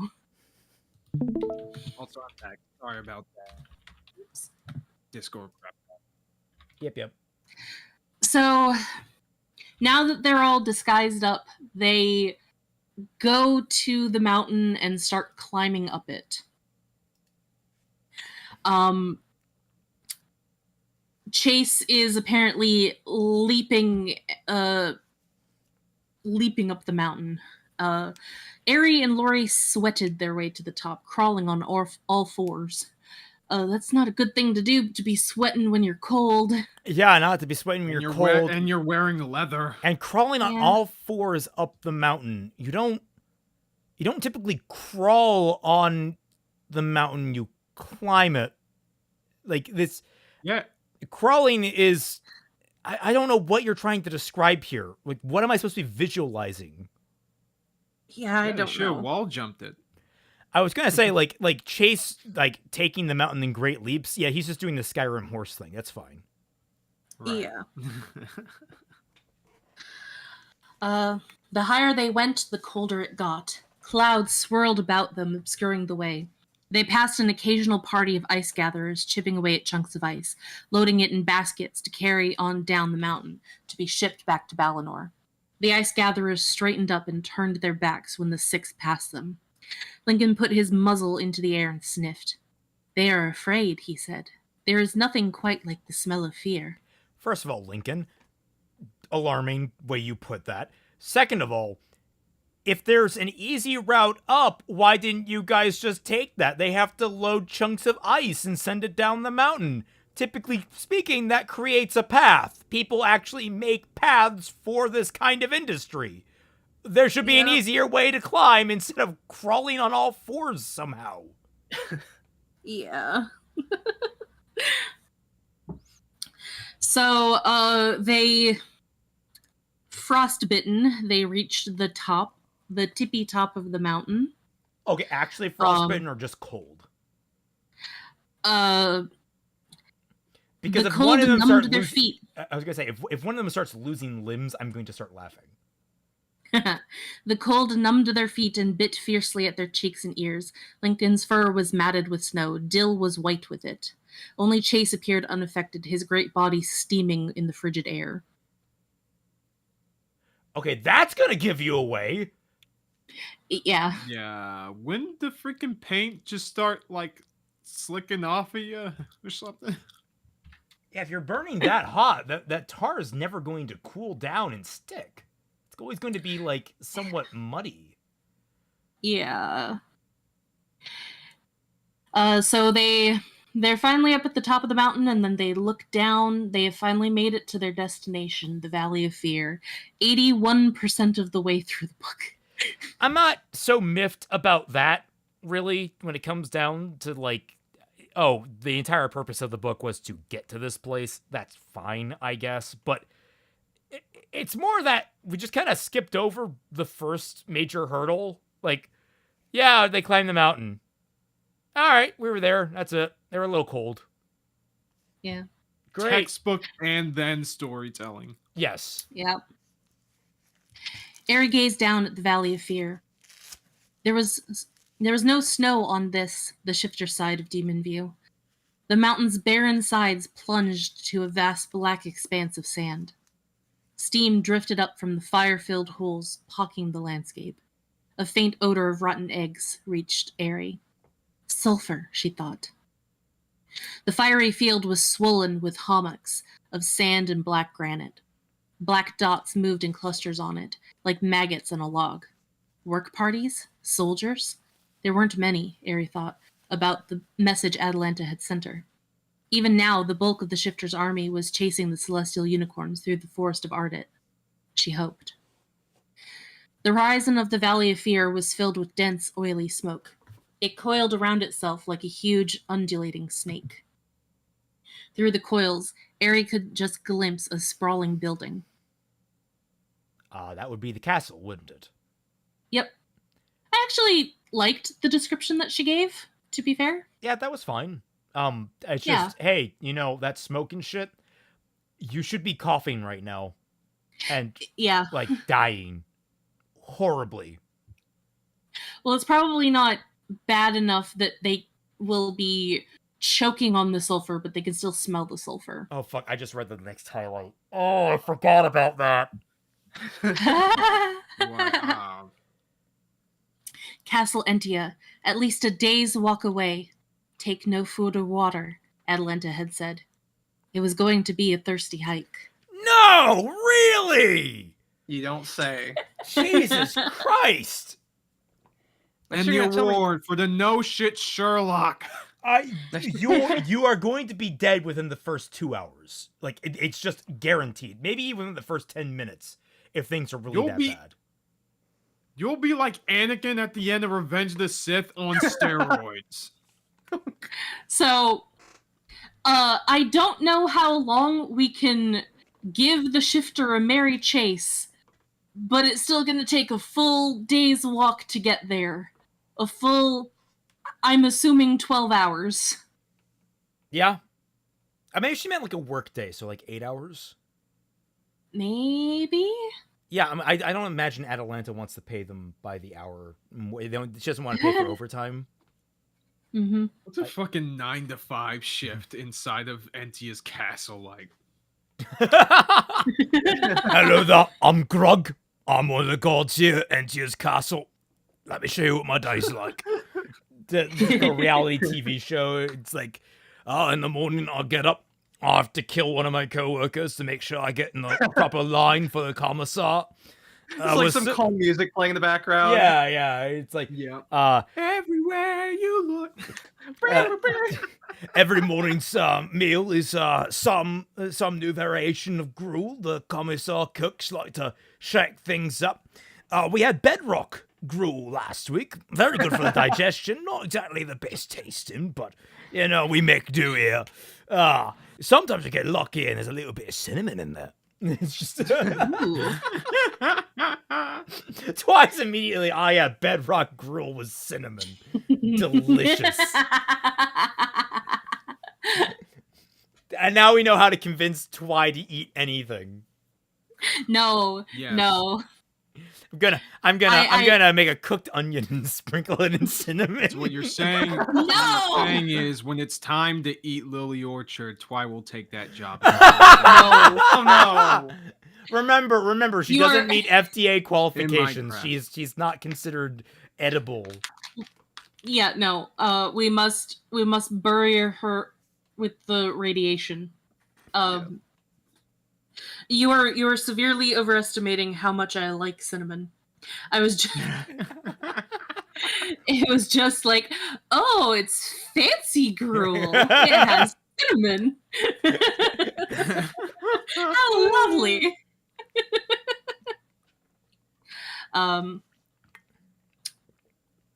Let's see.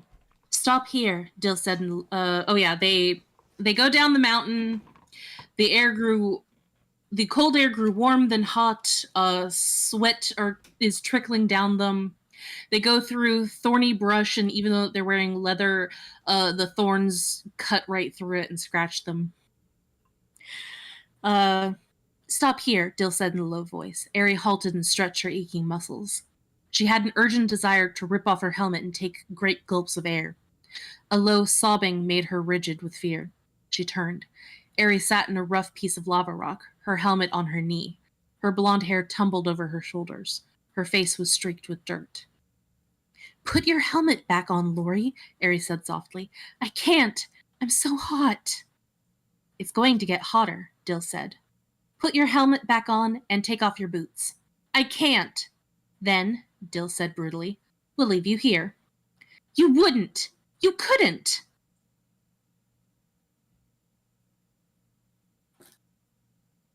Dude, Take off your boots, bitch. yeah.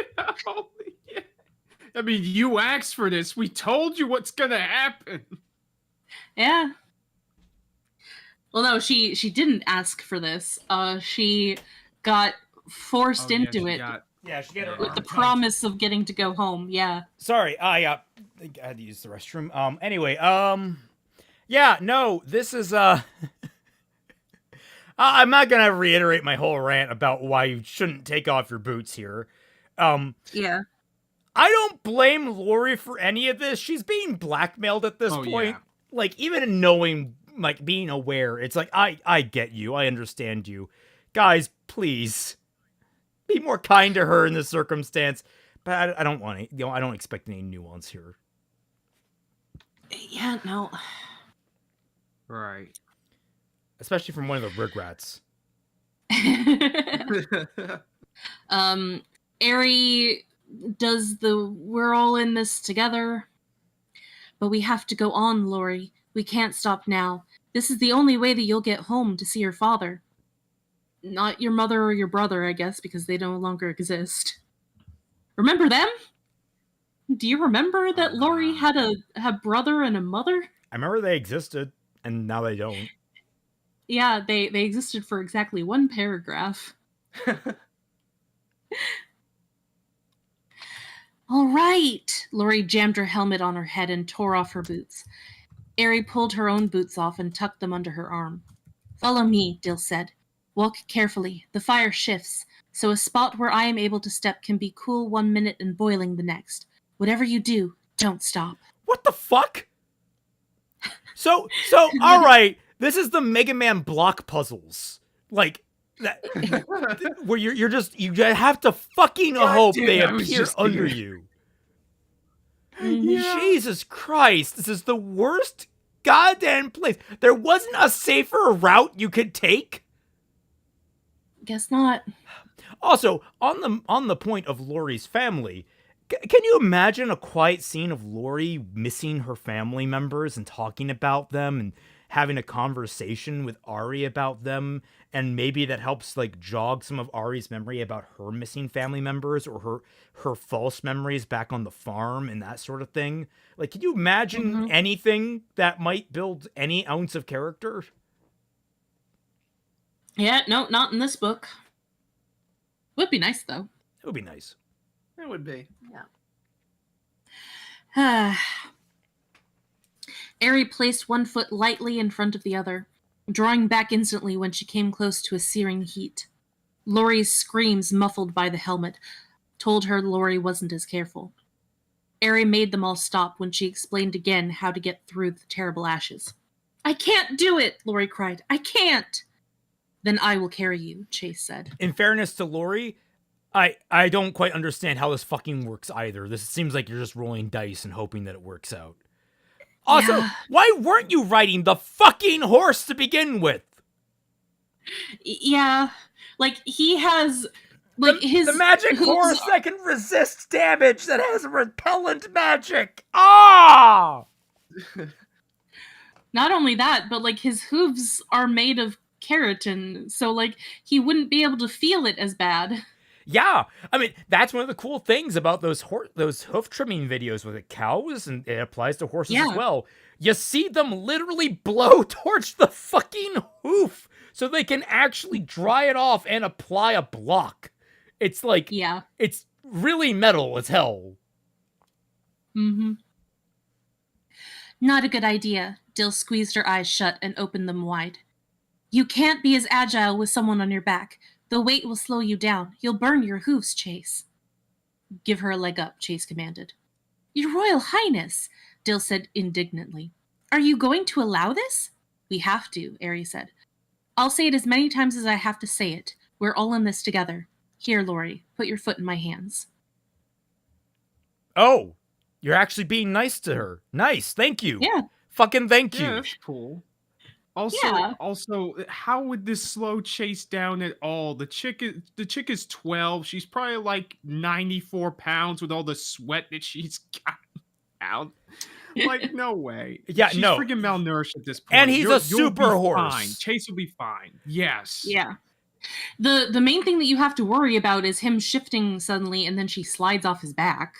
Which, honestly, they could have started from that point, and that would be way more intense, because he would have to, like, maybe gallop across so he didn't sink in. Because it's still fucking lava. Why is all of those messages being retracted? Dakota, everything okay?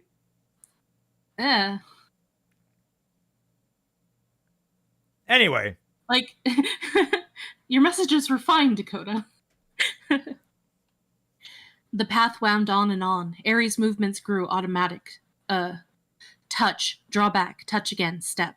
She imagined hideous faces in the coals beneath her feet, faces with slitted eyes and protruding tongues. She tried to breathe shallowly. That was nice. Yeah. Princess! Dill's voice close to her ear. Your royal princess! Aerie snapped awake. We're out! The little vixen hissed triumphantly. Now all we have to do is get by the pit. So they take a small little break. Ahead was sand and gravel. No trees, no shade, no water. But at least no burning heat. Aerie ran her hands carefully over Chase, checking for burns and singe marks. He refused to lift his hooves for her inspection. She bit her lip. She knew that he was burned. She made Lori get down and put her boots back on. She put her own boots over her seared feet, biting back shouts of pain. She checked Lincoln over, who suffered more from smoke inhalation than burns, and looked at the fox's paws. Everyone had suffered burns, but none of the burns looked worse than blisters. That is going to fucking smart. Yeah. Except for Chase, because it's hooves, and they don't work like that. You should know this, horse lady. Yeah. Oh, it's so irritating that I know more about horse hooves than you do. And you're a bird. I have seen horses in person maybe a grand total of like 10 times in my life. You owned them. Mm-hmm. Oh, I also, how are they going to get back? You guys don't have any food or water now. That would dehydrate you real fucking fast. You guys are sweating out buckets. Yeah. So they form a single file, and they hear the pit before they saw it. The tramp of iron hooves on stone, shouts, groans, crack of a whip. She saw Chase's hindquarters bunch, as if he were going to leap. Why were you paying so much attention to Chase's hindquarters, Harry? She saw his horn lower, as if he were going to fight. She heard Dill's cautious hiss. And then she saw it. The pit. Her own hand darted toward the knife in her weapon belt. She must free them, the poor slaves. Have slaves been mentioned yet? No. Huh? So the pit is a slave pit. Yeah. Oh. Yeah, that wasn't mentioned. Why didn't they mention that? They're mentioning it now, Raymond. Why are you so mad? They're mentioning it now. Yeah, So it surprises the main protagonist, who, notably, because she's apparently a good person, would normally want to save them and possibly compromise her fucking mission. Yep. No, You might want to say, Raymond, look, there are slaves here. We understand that's bad. That's horrible. We don't have the resources to save them. Focus on the task at hand, and we win this war, and we can save them afterwards. But at least react to that. You know? Like have that be. That's a scene. There's a scene there. Have a trolley problem. This is a nice little bit of like inner conflict for you to have. Fucking Tales of games do this shit. What the fuck? So they see the slaves in there. They have the stone collars around their necks, I guess. And then the shadow unicorns. I guess. It Jesus Christ!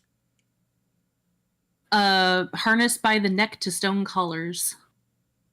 Yep. That is horribly bad for a number of different reasons.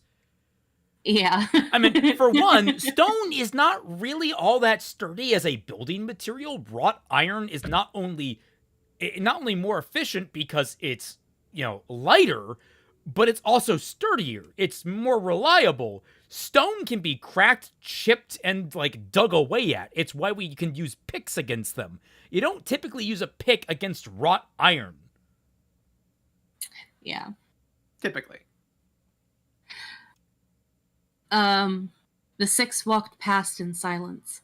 Aerie saw the wounds and scars, the cruel collars made on the necks of the animals trapped there. And suddenly she remembered. The thin red scar around Dill's neck. The vixen had been here, a slave in the Valley of Fear, and had somehow escaped. So that's why she knew how to draw the map. Yeah, no shit. Yeah. Also, remember, no one's ever made it into the Valley of Fear and lived. So I guess all these slaves are just zombies. Well, nobody made it out of the Valley of Fear and lived. That was what was said. Right, but yeah. right. Yeah, that's correct. Yep. Eri made a It's vow. wonder how these guys are alive at all, given the heat, but whatever. Yeah. Eri made a vow. She would come back. She would get the scepter and come back. One day she would free the poor slaves here. I am predicting that she never does. This is completely forgotten about. Brother! A unicorn larger than the others shouted at Chase. Where are you bound? Chase came to a halt. Eri went at his side, laid a calming hand on his neck. She watched the shadow unicorn gallop toward them, her heart in her throat. Close up, he would see through Chase's disguise. Come no nearer, brother, she said loudly. We carry disease. The shadow unicorn came to a halt. He squinted his red eyes at them. You what? A vomiting illness, she said, inventing as she went along. With fever. It will go through the herd like a man with a scythe in the wheat field. Oh. So what happened to your previous plan of being scouts? That was looking for deserters? Like, just say you're reporting back to base. That's all you have to say. Why do we need this fucking pentapox thing going on? Yeah, it's so weird because it's been established that apparently all of these shadow unicorns used to be former members of the Celestial Valley herd. And Chase is a former member of the Celestial Valley. He left the Celestial Valley, gave up his immortality to be bonded to Ariana because he is, like, Atlanta's cousin. They should all look the fucking same. Yeah. But the unicorn is suspicious. I've never heard of such a thing, the first one said. Who are you anyway? We don't recognize the horn markings. But there were no markings at all on Chase's horn. Eri bit her lip. Her hand went to her weapons belt. She fumbled for her catapult. That was the weapon to use. It might give them time to run. Instead, her hand fell on a bit of soap she carried for washing her face. Soap! She almost screamed with frustration. What was she supposed to do with soap? Washing the arguing unicorn's mouth out with soap? Soap! Chase, chew on this, she hissed. She slipped the soap into his mouth. He worked it around his lips. Foam dripped down his muzzle. He shouldn't have saliva.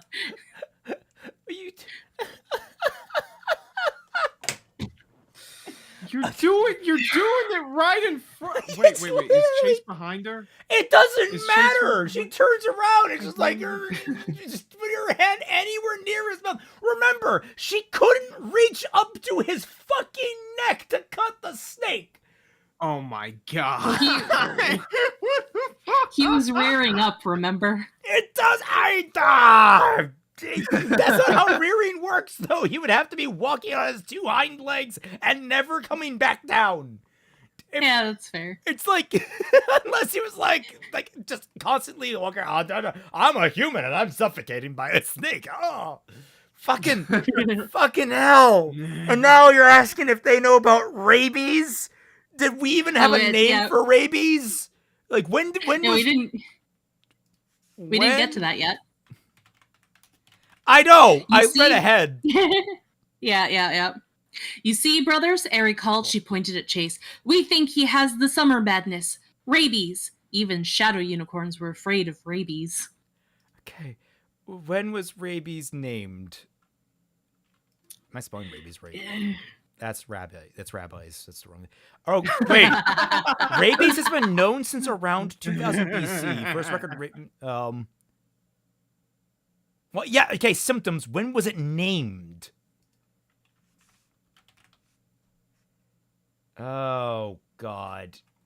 coined, maybe. Do, do, do, do, do, do, do. I'm actually now fascinated by this, and I just want to dunk on it. It was historically Yeah. referred to as hydrophobia. Mm. That Hmm. holy shit, that's actually not the worst excuse for what's happening right now, because you guys just walked through a pit of fire, but this is awful.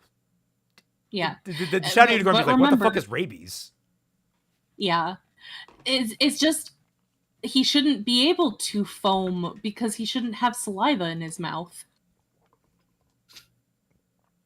But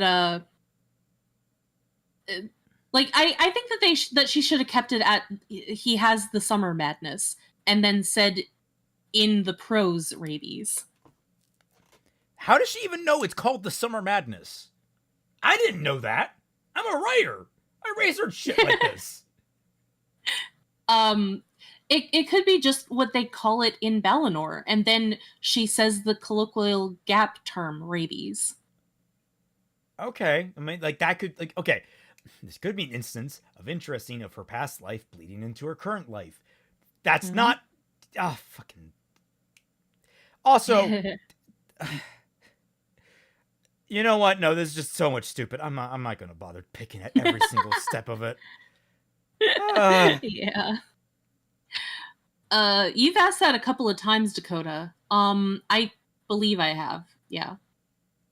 I mean, we also watched the Blood Raining Nights anime. Yep. Nyan Neko Sugar Girls. We'll get to that eventually. Oh. Ah. Oh, I don't want to go. That reminds me, I gotta write something down in the potential future stream log. I got that idea. I forgot to write it down. The one that I sent to you. Yeah.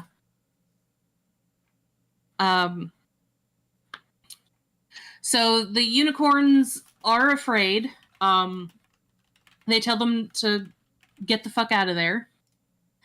And now they continue on without much hassle, except for the fact that they're very fucking thirsty, and especially poor Chase. Yeah, I was gonna say that just fucked over Chase hard. Yeah, poor Chase with soap in his mouth. So they're now all of them are now incredibly thirsty, and they can't go on without any more water. Atalanta said not to carry anything into the valley. Anything into the valley, Ares said. Oh no! Oh god! Oh, I'm averting my eyes now. I can't even see them through the book. But you know what? I'm just being precautious now. Atalanta, you are putting several people on watch lists. Her tongue was so thick with thirst she could barely speak.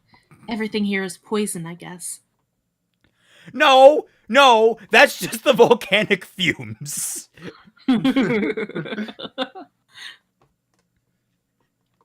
Lori repeats herself. I can't go on, she panted. I have to have water. And then Ares says that line that I highlighted, and then Lori says, well, I can't go on.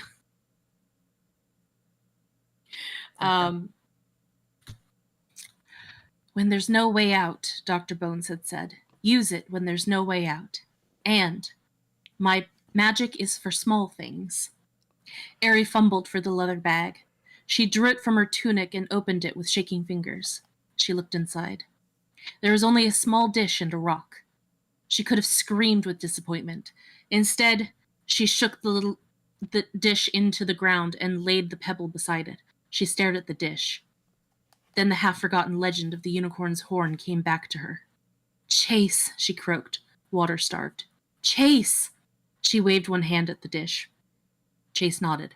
Slowly, he walked up to her and slowly lowered his horn until the tip touched the small dish. For a moment, nothing happened. Then, with a pale blue shimmer, a pool of water formed at the bottom of the bowl. Lori leaped on it with a shriek and gulped it down. And Dill yells at her. Fucking... How?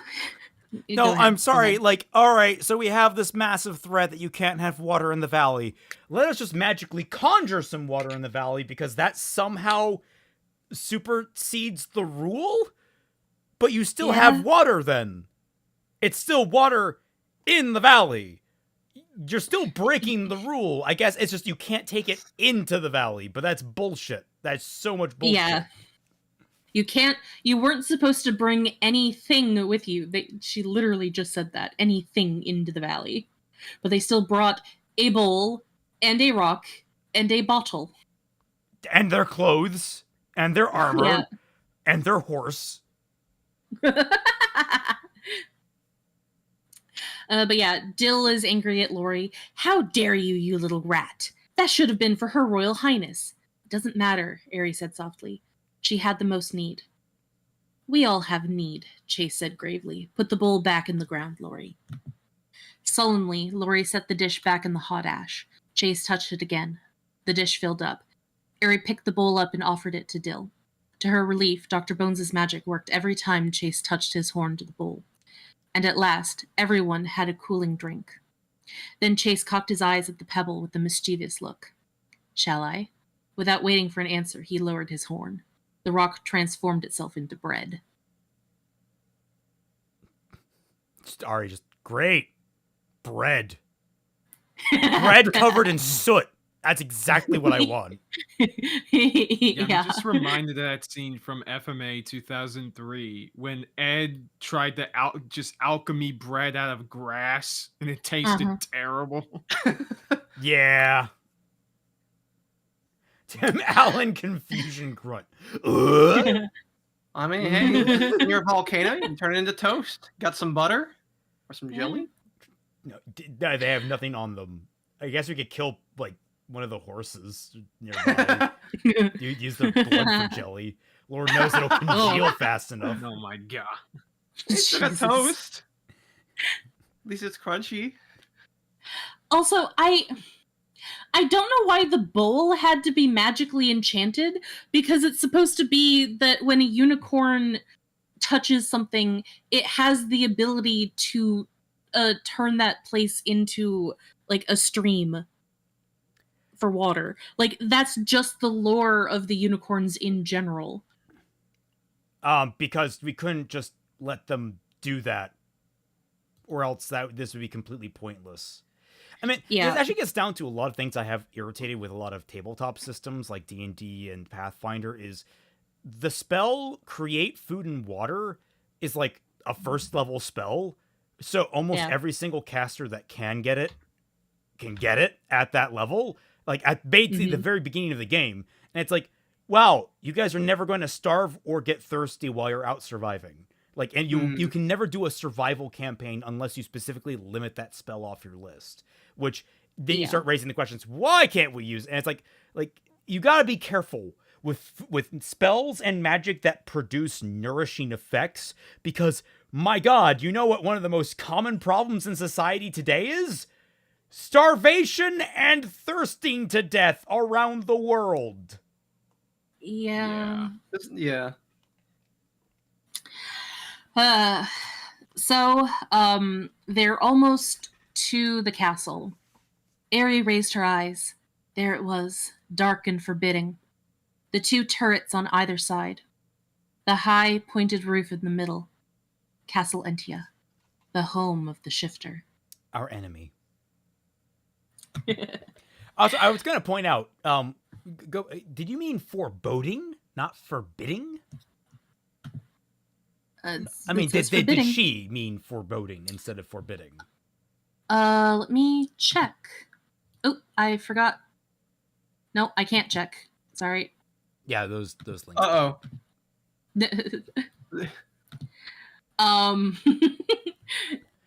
Yeah, no, I had a PDF of the actual book, but that was in my external hard drive, Right. which is not plugged in at the moment, so sorry about that. Or adding Goodberry, which is even more broken to actually compare to Create Food and Water. Yeah, Goodberry is fucking broken. Basically, it's it's a sensu bean from Dragon Ball Z, or the bread of the elf, the Lambus bread. Yeah, it's Goodberry is a fucking powerful spell, man. Right. Granted, not in the exact way those are, but yeah, pretty good for the game. They walked right through the front gates. Oh, yeah. Chapter 16. They walk into the gates of the castle. And now they're inside the building. Where do we look? Laurie's voice echoed eerily in the huge space. Be quiet, Dill hissed. I'm taking this helmet off, Laurie said crossly. I'm so hot I can't stand it, and I'm thirsty again. She pulled it off her head. Lincoln rounded her on her fiercely. If you don't shut up, I will bite you, he snarled. The place looks empty, but the last thing we need is to be discovered by any of those black unicorns. Well, you don't have to worry, Laurie said confidently. We're supposed to meet someone here. What? Ari pulled her own helmet off. It was hard enough to see in the dark. It was even harder with the helmet on. Meet who? I didn't much think of this plan, you know. Laurie set her helmet on the floor and ran her hands through her hair. Gosh, I'm sweaty. Anyway, I heard that after you got into this place, it wasn't so bad, especially since the shifter guy isn't here. Who told you that? Chase demanded sharply. I did. Lady Kylie glided toward them. Every time it says glided towards them, I'm just imagining the fucking nuns from the Blues Brothers.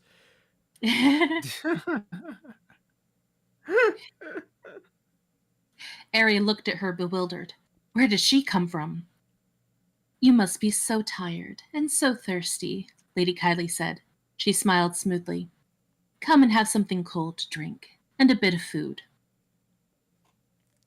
Kylie, why are you being at all hospitable to them? You have them right in your clutches. Just yell out the window. They're inside! Drop the guillotines! What? Shing! I was about to say, this is the part where they all get surrounded and the deaded. You know? Yep. Lincoln tells her off. And then she says, So you are here for a reason, princess? I am on a journey, Ari said calmly. And your master is not at home, is he, Lady Kylie? I came here for my stamp. It's just one of those, like, fucking town search, like, missions in Japan. Go around from place to place. I want my stamp for visiting the castle. Yeah. I talked about that with Digimon, because Digimon had a thing like that going on. Cool. Laurie betrayed us, Dill cried. I told you she looks like that ferret.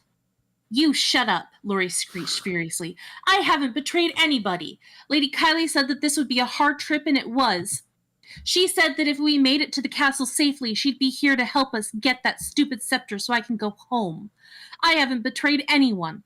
You fool, Chase roared. Don't you know who Lady Kylie is? No, because nobody tells you Laurie fucking told her. Okay, look, we need Bernie. We need Bernie from fucking Rooster Teeth here because he is the horse puncher. He is the man who punches horses. We need his power here on Chase. Yes. All right? Slapping is not enough. No. On top of that, maybe have him punch Ari as well. You're the one who fucking ran away from this chick, freaking Saw style. Why the fuck didn't you tell her? Okay, you know what? Have him punch all of them, including Laurie. Yeah. For real. Bet she is clearly evil. Dude, what in the fuck?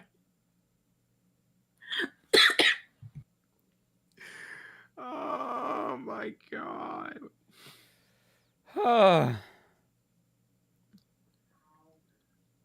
You're right there, Twi.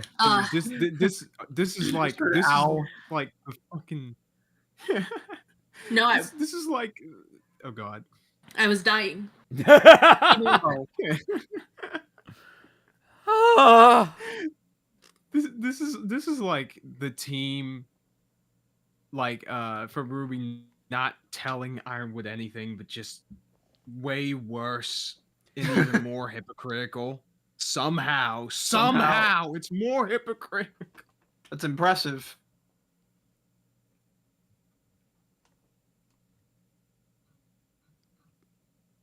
You want me to take over, Twi, or are you still recovering? Oh, is Twi dead? Oh no. Oh no, the plot Well, point she might said she have was killed her. dying. The plot point might have succeeded. Yeah, I was about to say. I Oh, can't no. hear.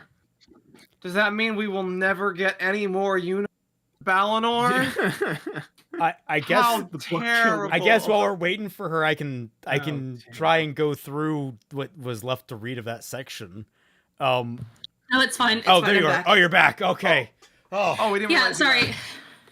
I just went to get some water, but there was no water in the kitchen, so I had to run out to the garage to get some. and then there was none out there, so I had to get my uniform. Yeah. But then there was those don't exist, so I had to go to the store. Yeah. Fast travel, man. Yeah. It's a lifesaver.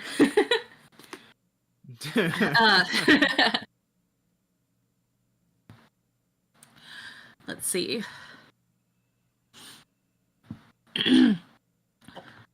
Lori looked uncomfortable.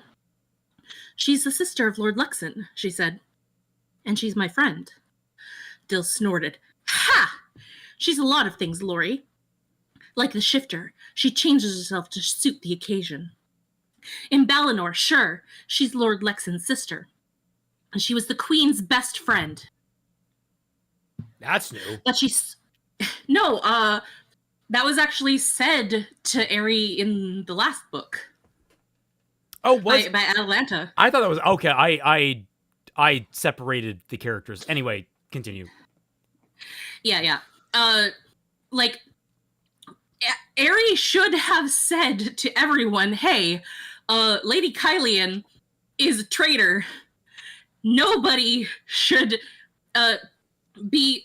Everyone who sees Lady Kylie should be informed and immediately go after her and try to lock her up or something.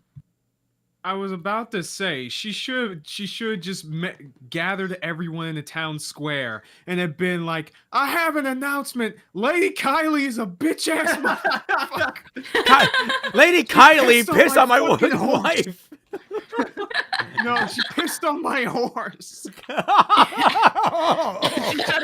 Why is that worse? Why is that worse? Because you're starting to get unicorn pilled, Raymond. Oh, Torbeck! Yeah. Torbeck doesn't like the sound of that. I don't know why my mind immediately went to the mini Torbeck with the donkey head. Because he's Torbeck. He's so adorable. Oh,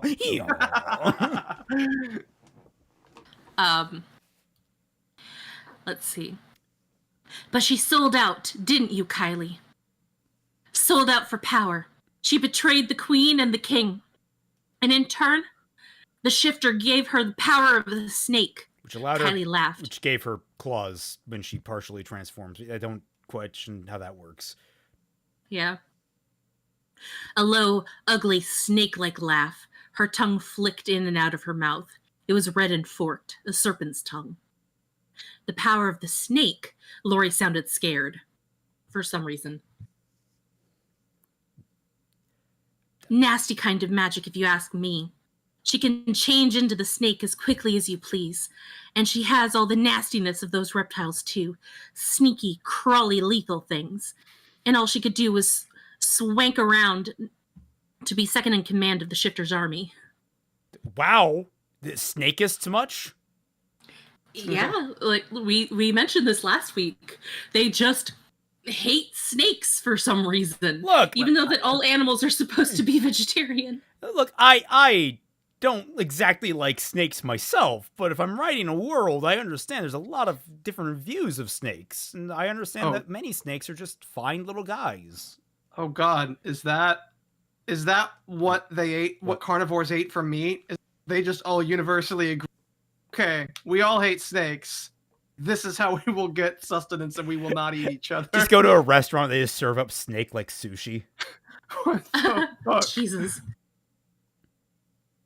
Like, this is what I mean by the rules are just catered to horses, specifically the unicorns. Because horses don't like snakes.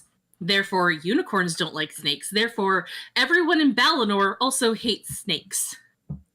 Even if they literally shouldn't by the rest of the world building of this story, because all animals should be vegetarian. It's so stupid. Yeah.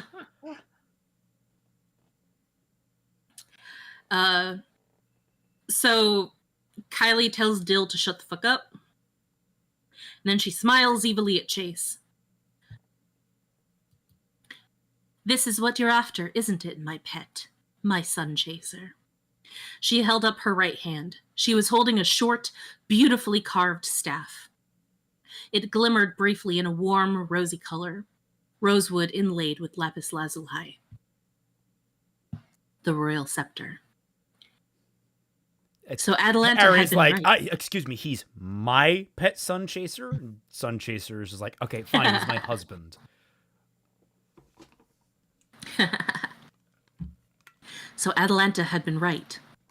They would find the royal scepter near one of the shifter's greatest victories, and this victory had been to make Kylie turn traitor. What? Yeah, What? at the beginning of the book, Atalanta said, you will find the scepter next to one of the shifter's greatest victories. But that's not how that... Why? I don't... That's not a physical location. It's a person. Like, you would have it... I don't... That's not the phrasing you would... Oh, God, you just made that so obscure to try and make that fucking fit because you wanted it to sound cryptic. Atalanta, next time say, hey, a crazy snake bitch is going to have it. Or you could just say, like, one of his greatest trophies. That too. You're stupid. Yeah. Thank you. Kaiser, was that you? Yeah, that was. It's always Kaiser. Hey, no, it wasn't. You used the soundboard earlier. You're the only one that does the I'm stupid. I feel like you used it a couple times. I don't know. No, I I haven't. I'm not gonna fight about this. Whatever. Whatever. That just means Kaiser, you base pilled and Sora pilled. I don't know. But I don't fucking know. I'm so fucking tired. Yeah, we're almost done. I'll get into the Close. tires. We're close. Come on, we get a truck through. Yeah. So they're gonna get ready to defend against Kylie because she's gonna turn into a snake and then fight them.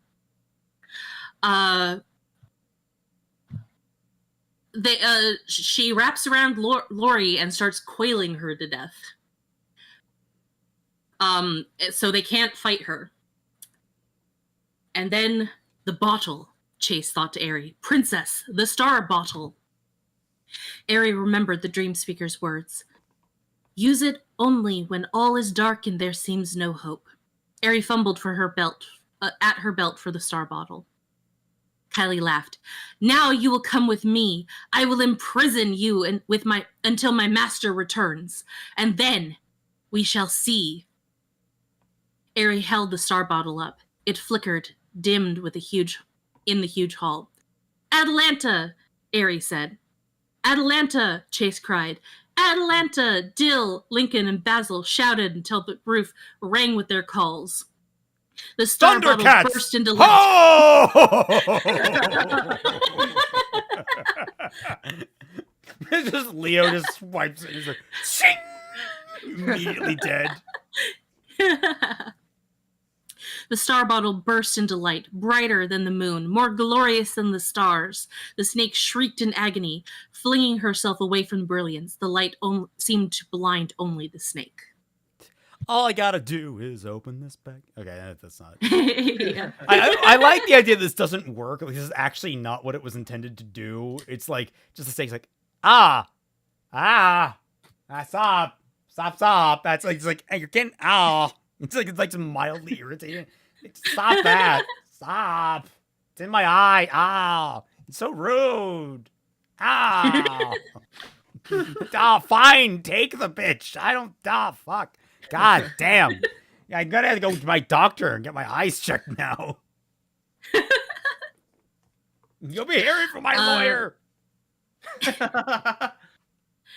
So the snake frees Lori, and then I am not your slave anymore, Dill cried. She ducked and bit at and darted in again as the foxes start attacking the snake as well. For my mate, Basil shouted. He sprang forward and sank his teeth into the snake's tail. They drove the snake before them, like dogs herding sheep, snapping and snarling. They're snacking on the snake. Oh, they're breaking the law. Yeah. No. Remember, snakes were the exception. So, foxes only get about 2 feet big. Yep. This snake is 2 feet thick. Yeah. It could literally swallow both of them, no problem. Yeah, but it can't see. Therefore, it's fine. I don't care. Your bites do nothing. This thing is like, ow, you're giving me like one of those, you're giving me acupuncture. It's actually, if I were to say, like, actually, this feels kind of good. Keep going. Oh, God, you guys got that scratch. Oh, you scratched that itch. Oh, my God. Yeah, like at first he's kind of like, what the fuck? And then after a while, he's, oh, damn. Yeah, I've been trying to get that spot for like ever. You would think that being a snake that like we're really, really good. But like, I mean, like there are just some places you just can't reach properly. I'm only using my teeth because that's all I have because I'm a snake. And my skin hasn't shedded yet. So just been stuck there for... A snake has 40 HP, and the fox's bites are literally D4's -3. I love when I was like questioning my friend about how damage worked. I was like, so if you do negative damage, does it heal your opponent? He's like, no. I was like, that'd be funny though, right? That'd be hilarious. It would be really funny. So the snake hissed, whipping her tail, fangs bared, but the foxes were quick and clever. They drove the snake down the hall and out of sight. When they returned, Dill's eyes were peaceful. Well, she said. She sat down and scratched herself heartily. Eric could see the thin scar around her neck. Well, she said again. Basil sat down beside her and licked her ears. And then Lincoln trotted up to Aerie, the scepter in his jaws. He crouched down carefully and dropped it at her feet. Aerie tucked the star bottle in her weapons belt, bent over slowly, and picked up the scepter. It felt right in her hands, like something that she'd been born to carry. It belonged to her. She held it carefully, feeling the warmth of the wood as if it were a living thing. Well, wood used to be a living thing. And then she mounts Chase and holds the scepter up high. This, too, felt right. She belonged here. She held the scepter up. There was a unicorn's head at the top, carved in wood, traced with precious blue stone. The eyes gleamed at her with something of the clear wisdom of the old mare of the mountain. The rosy glow around the scepter deepened, engulfed both Chase and Aerie in a cleansing wash of light. The unicorn head spoke in a deep yet distant voice. Ariana, you shall remember now. Oh, God. And Aerie remembered. It's the fucking magic sword from the White Ranger.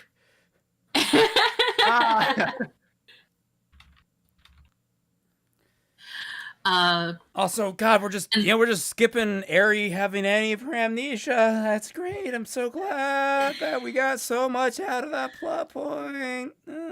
Yeah.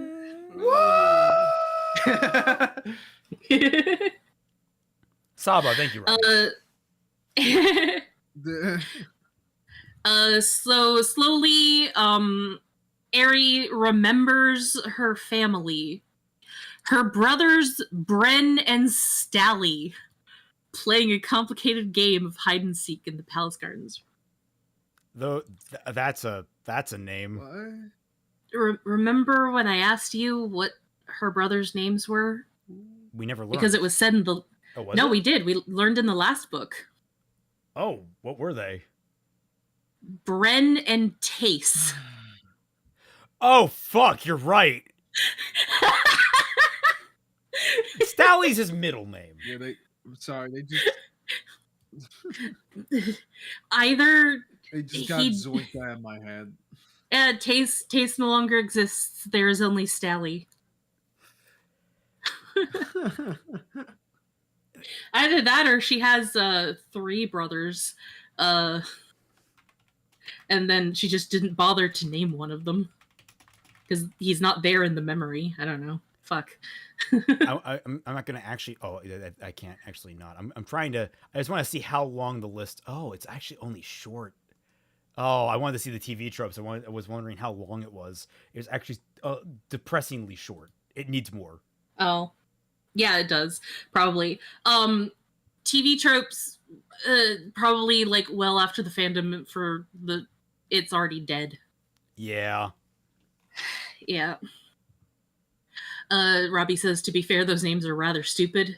Yeah. Okay, Tace is better than Stally. Just putting that out there. Yeah, They're still stupid, but like on the rank of stupid, one's a D and one's an F.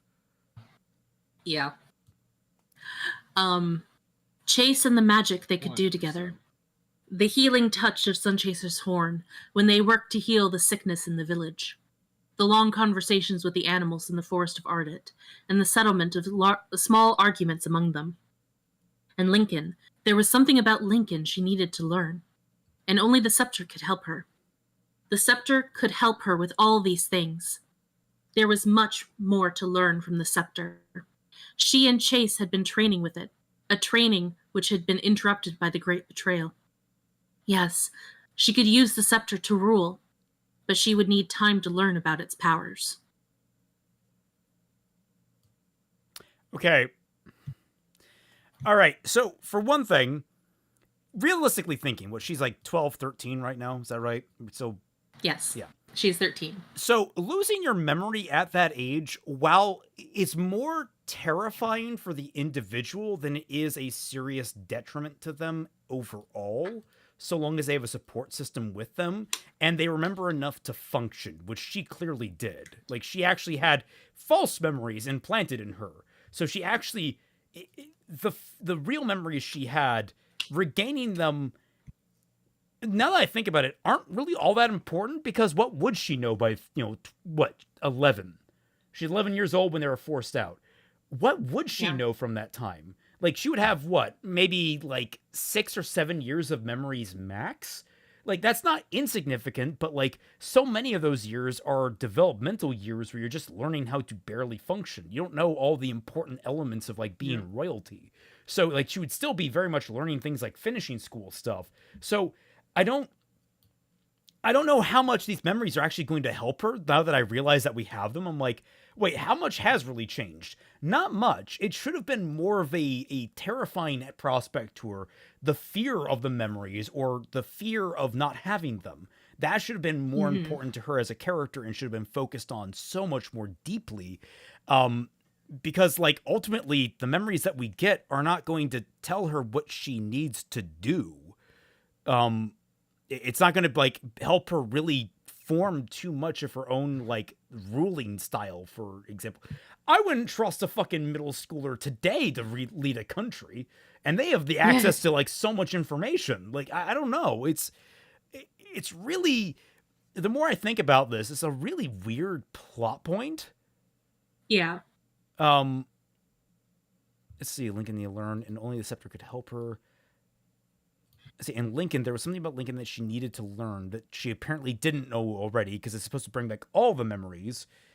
I don't know.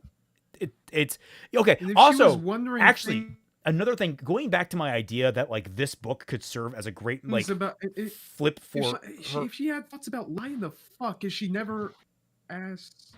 Sorry, you were cutting out. I didn't mean to talk over you. Kai, everything okay? Oh no. Wait, hello, am I back? Yeah, you're back now. Yeah, we can hear you. Okay, I'm sorry. I think I got cut out, and I didn't realize you you were did. talking because I couldn't hear anything. No, you were cutting But, out, and I didn't realize you I were was talking. So it's all fair. all right. But I was just saying that, like, it also, if all this time you were wondering about Lincoln, or that there was something about Lincoln you wanted to learn, why the fuck did you not ask Atlanta at every chance you got? No, she didn't. She only just learned that there was something there. Yeah, this is a memory from her past life Okay. as princess.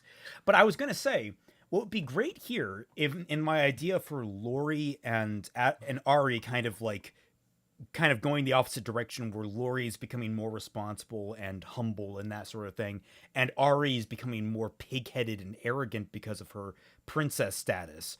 This would be like the great moment for Ari to get her back on track. Not only is like Lori being like the voice of reason and helping them through a lot of complicated circumstances, but her getting this moment and getting her memories back, and maybe having a reckoning that her 11-year-old self during the Great Betrayal thought she had all of this great power because if she was a princess, and it ended up only making things worse during the Great Betrayal, and it ended up getting more people harmed, like a brother captured or something.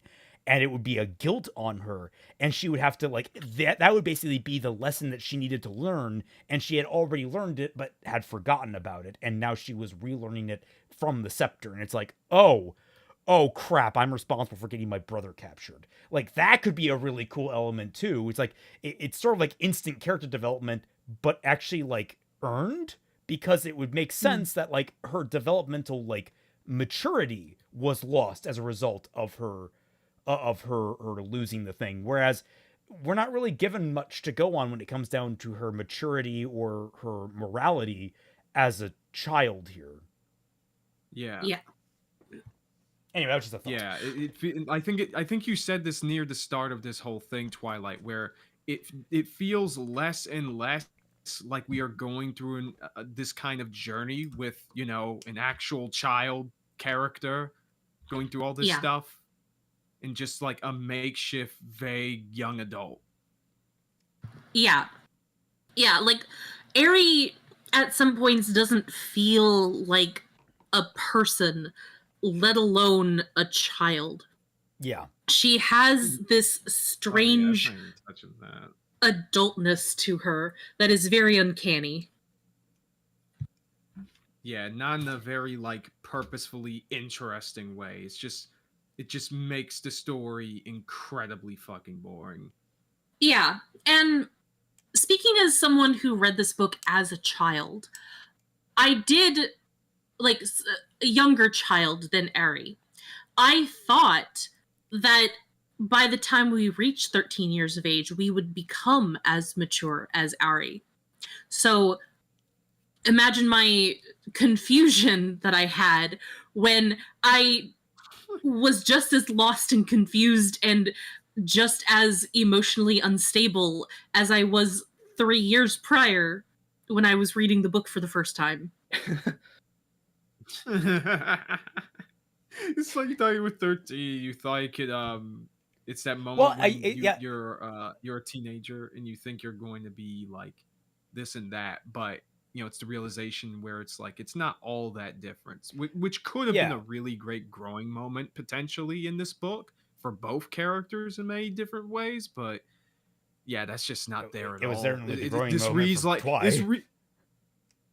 Sorry? Yeah. It was certainly the growing moment for Twi. It's like it's like, oh, people I was about to change say into something new when they get older. It's more of a gradual transition, and it's not like, oh, bing, you're automatically more mature.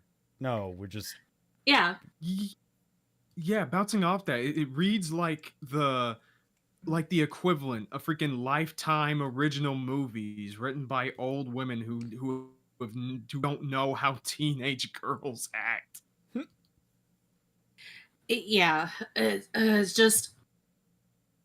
it's just very odd. Also, I wanted to point out, because I just had this thought, because you reminded me that Ari had her memories altered. I thought that it was the shifter that did it. But no, I remember reading, and we discussed this, that it was Atalanta that had done it. Yes. But Atalanta in the first book was distraught that Aerie had lost her memories. But there was also a line, I don't know if it was in the first book or the second book, where they said that Entia was the one who did it too. So I'm like, what the fuck happened? Entia and Atalanta just means like, wait, did you change your memories? No, did you? Who changed your memories? I thought it was me. No. Who freaking Men in Black? It this was shit? I, and Samlet comes stepping out of the shadows.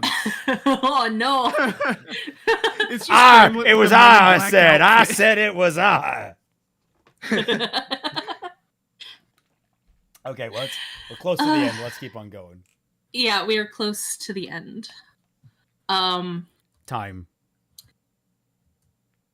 Chase, time, the unicorn's head said. There is no time. The Shifter's army approaches, and you must leave this place. The Sunchaser's coat became bronze again. The ruby jewel at the base of his horn glowed in answer to the scepter's own color. Just... I turned to the scepter. Bitch, we needed him disguised. Yeah, no, not happening. The tar just sloughed off, I guess. Just Yeah. So they have to get out of there. She's holding the scepter up still. Princess Ariana and the Sunchaser rode into the Valley of Fear. I remember, Ariana said aloud with gladness. I remember everything. Her mother, blonde and slim. I guess her mother's also blonde now. Both of her parents are blonde, but she turned a brunette. that's not how genetics works, typically. Well, that's why I kind of think that her hair only turned bronze when she bonded with Sunchaser. Yeah, that would be cool. Also, asshole, let Lori on there. Poor girl. Holy shit. Like, okay, so we get Ari tapped Chase lightly with her heels. Holding the scepter before her, the two proceeded out of the castle Entia. Lincoln, Basil, and Dill followed. Lori ran after them, her face still pale with shock. This poor girl is dressed up in military armor. Right now, she is dehydrated to fucking back. And you're just leaving. There's room on the fucking unicorn. No, gotta be cool. Gotta have that badass moment for her. Where Chase and Aerie walked, the dirt and gravel of the Valley of Fear turned into healthy green grass. Thorn bushes burst into bloom. They walked, the six of them, back to the pit, the royal scepter held like a beacon before them.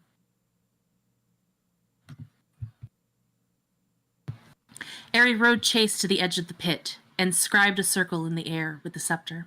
Wherever its light fell, the chains and shackles fell away from the prisoners, and the air was filled with shouts of joy. The shadow unicorns fled deeper into the pit. The prisoners ran for freedom, crying their thanks to the royal princess. Great. Glad that's just a thing. So, all right, guys, good luck with the lava pit. I'm sure you'll have fun getting through that. You know what? Words of the wise, don't wear shoes. Yeah. I did like the first part, though, because it is also part of unicorn lore, although for some reason it's only with the Sunchaser when they're in full princess and mount mode that unicorns leave a trail of flowers and growing things as they walk. Yeah.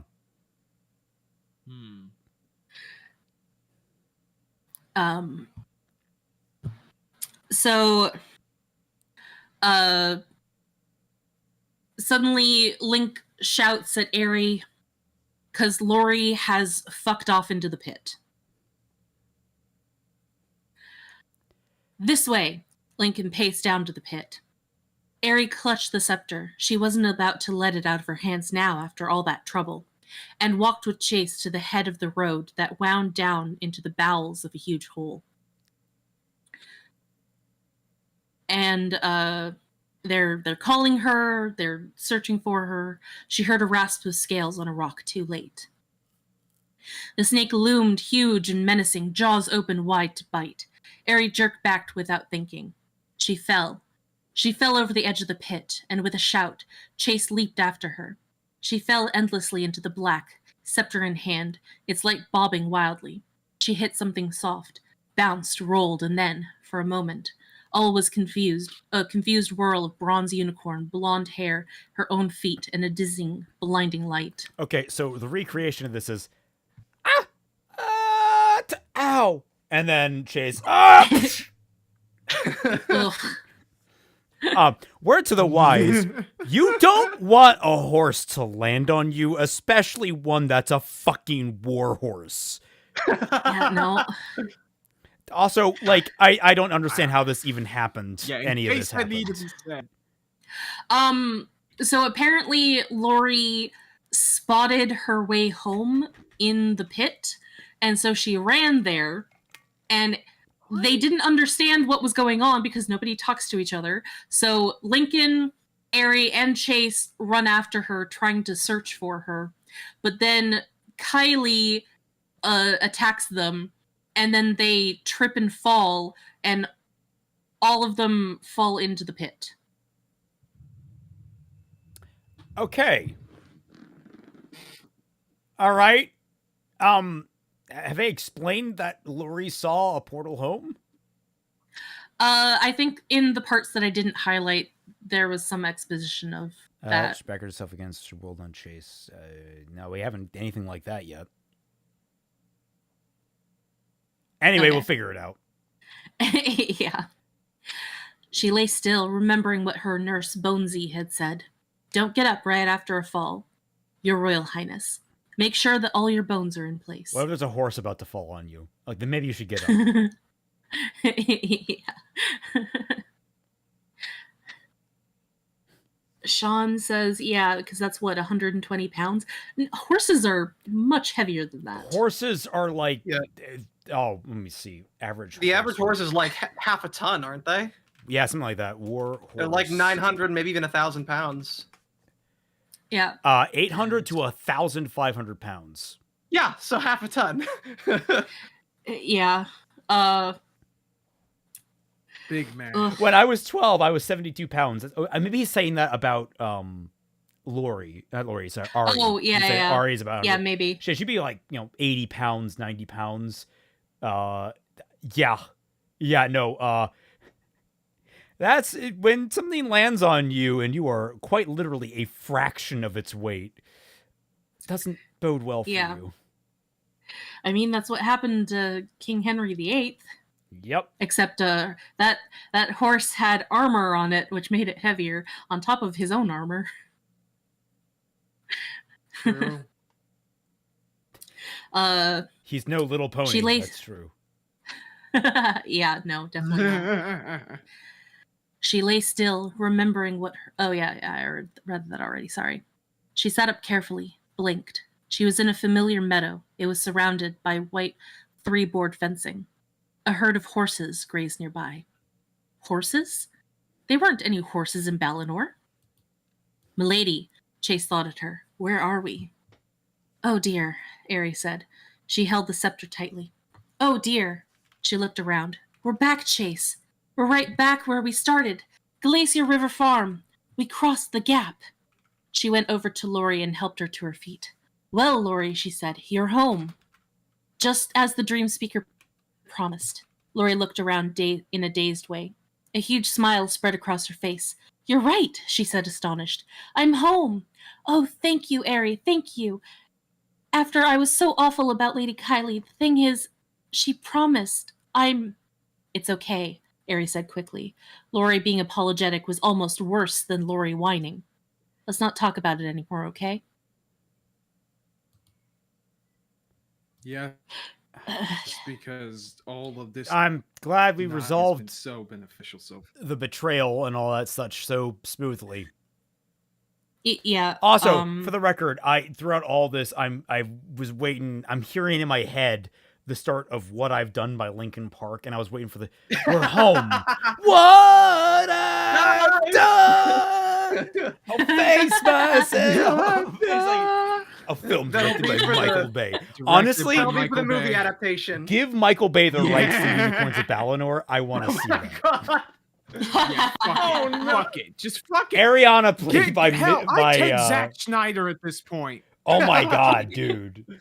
Oh, Jesus Christ. In fact, I'll go one step above that. Give David Cage this book. I don't care anymore. Oh my god. Oh, you know, guys, we're talking small fries. Tommy Neil Wiseau. Breen. We got a Tommy Neil Breen Wiseau. adaptation. Yes. Oh. Yes. I did not hit her. I did not. Oh, hi, Kylie. I cannot believe you committed suicide. I cannot believe you committed suicide. How could you have done this? How could you have committed suicide? I fucking love Neil Breen, man. Everyone betrayed. Lori betrayed me. I'm fed up with this world. So, one small thing is I'm very annoyed that Ari, like, Lori is being happy and grateful, and Ari is like, yeah, stop that. Fuck off. Stop it. You're a bitch. Stay a bitch. Get some help. Yeah. For real. Like, her being happy is worse than her being a pain in the ass, I guess. Ari is not a good person. No, she's not. No. So... Are here, everyone. Yeah, Lori says, I don't suppose you counted being here, too. No, Ari said ruefully. But that's what the prophecy said, come to think of it. 3 shall not return to Balinor. At least not right now. That's not what She the looked- prophecy fucking said. Yeah. Also, wow, sucks to be the other 3. I guess you're just stuck in the hell pit. Yeah, Lincoln, Dill, and Basil are just stuck in the Valley of Fear. God damn. She looked at the scepter. Although I'm pretty sure I remember now how to get us back. I'll figure it out if I have enough time. Lori nodded and says that's good. But if you're going to be at Glacier River Farm for a bit, you're going to have to do something about his horn. They looked up at Chase. He stood tall and proud among the horses, his horn black and gorgeous and very, very obvious. I mean, Lori said, people will wonder. So they will. Ari threw her arms around her unicorn. But I'll figure that out too. First, we're going to say hello to Anne and Frank. And then, Chase, it's back home to Balinor. What I've done.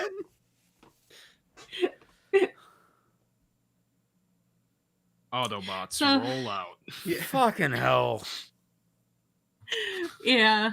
I guess for some reason Anne and Frank are still living here at Glacier River Farm, even though they don't need to anymore. I don't know. They could have just sold it Okay, to somebody. so current ranking, I think this is this the...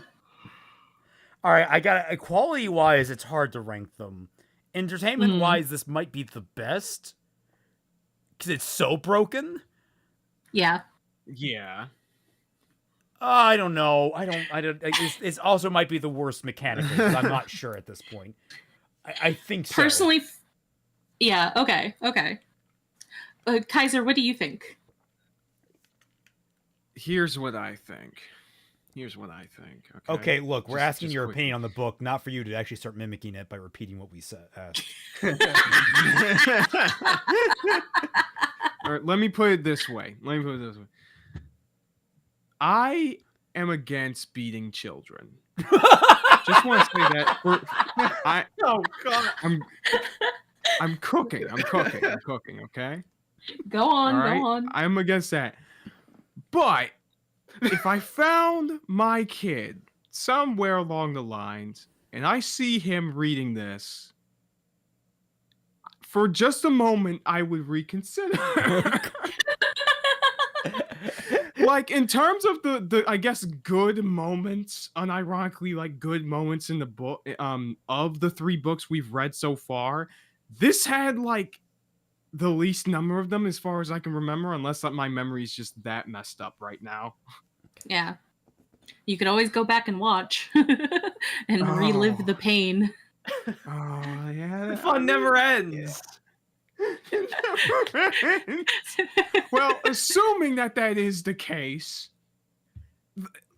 like Raymond said, it's on top of the fact that it's even more broken, and I feel less and less connected to the main characters as ever. They somehow got dumber.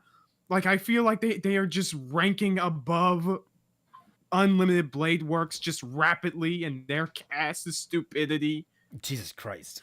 Just by leaps and bounds at this point. It is insufferable. Mm-hmm. Pete?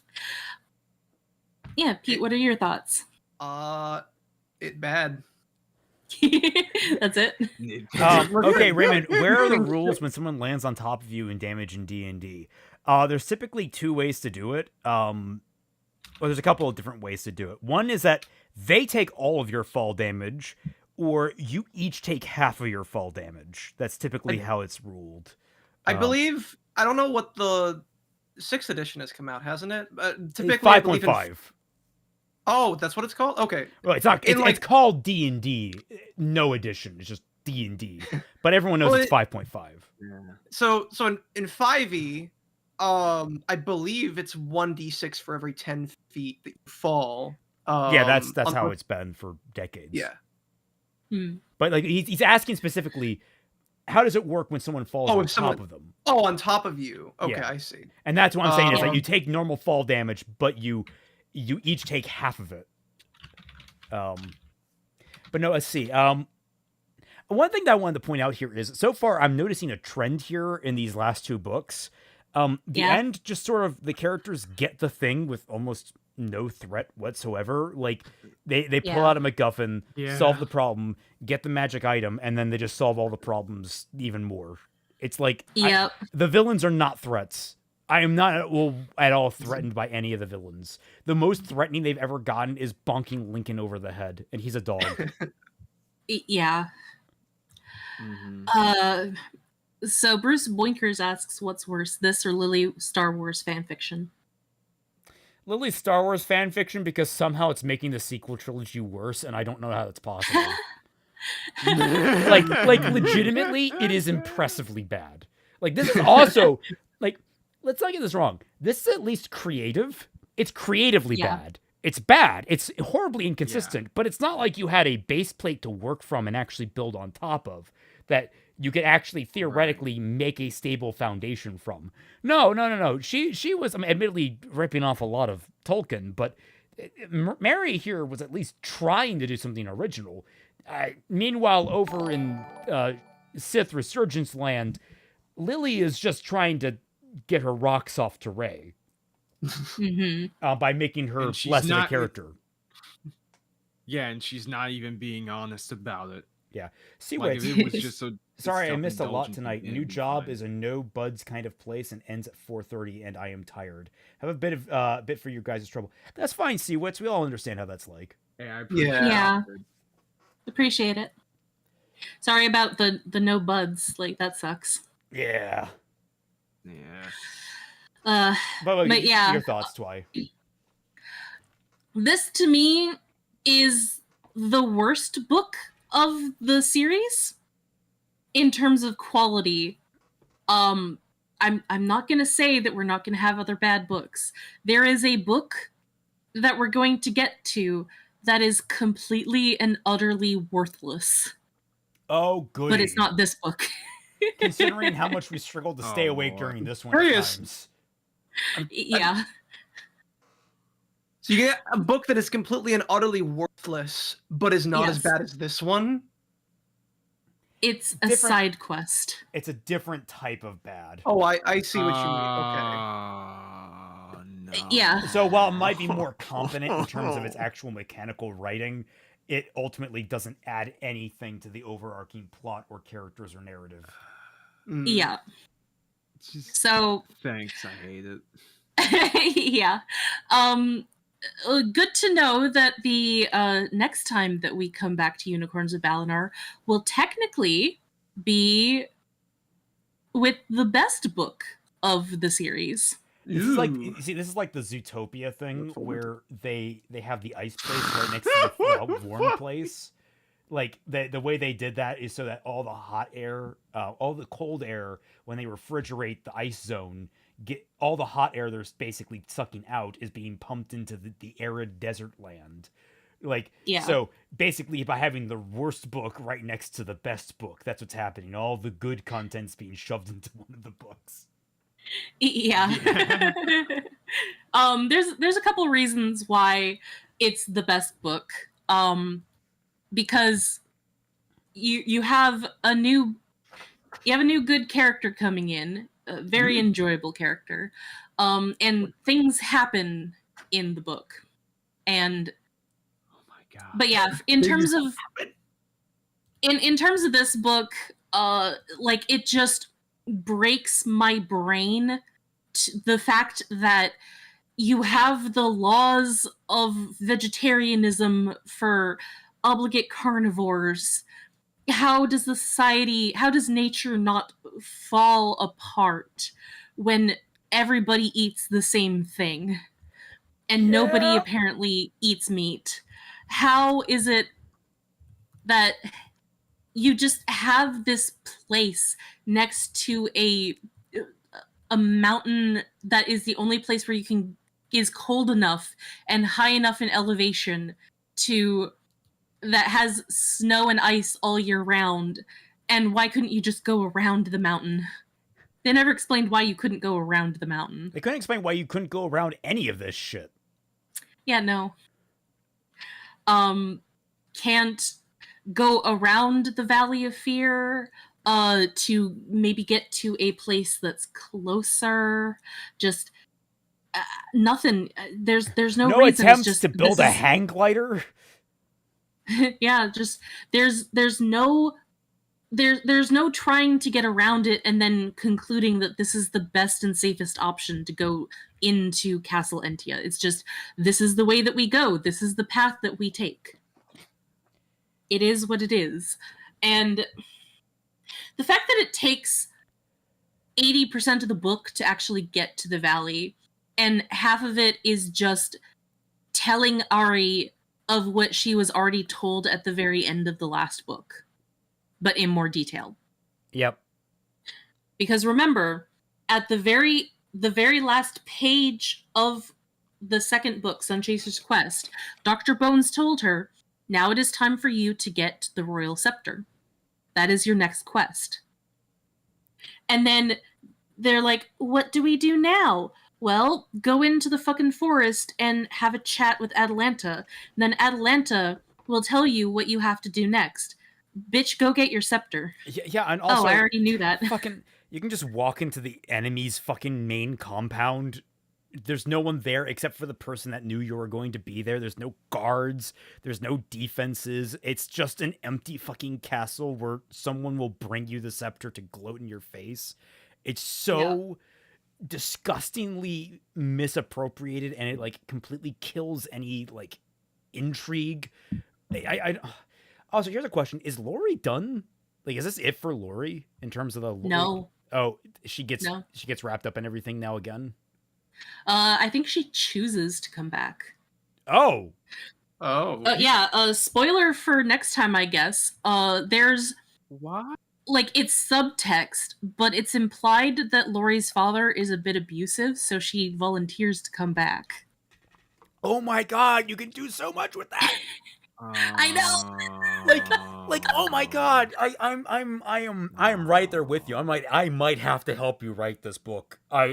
Here's the thing. I have no interest in horse girl stuff. I have no interest in unicorns. I have no interest in anything of this matter. But there is so much potential here with this dynamic between Ari and Lori, just as friends. It's so rich. Like, I love the little storyline I came up with and how it would function in this particular book, with Lori learning in one way and Ari learning in another, or like coming to grinding against each other in new ways because of their development and how they're all like progressing. Like that's that's so rich with potential, and it's like I'm starved reading this. It's like holding it's like holding someone like you can smell a delicious 5-star steak cooking in the kitchen over, and you're being handed a plate of maggots. Technically speaking, it will nourish you to some minor extent, but it's gonna be disgusting all the way down.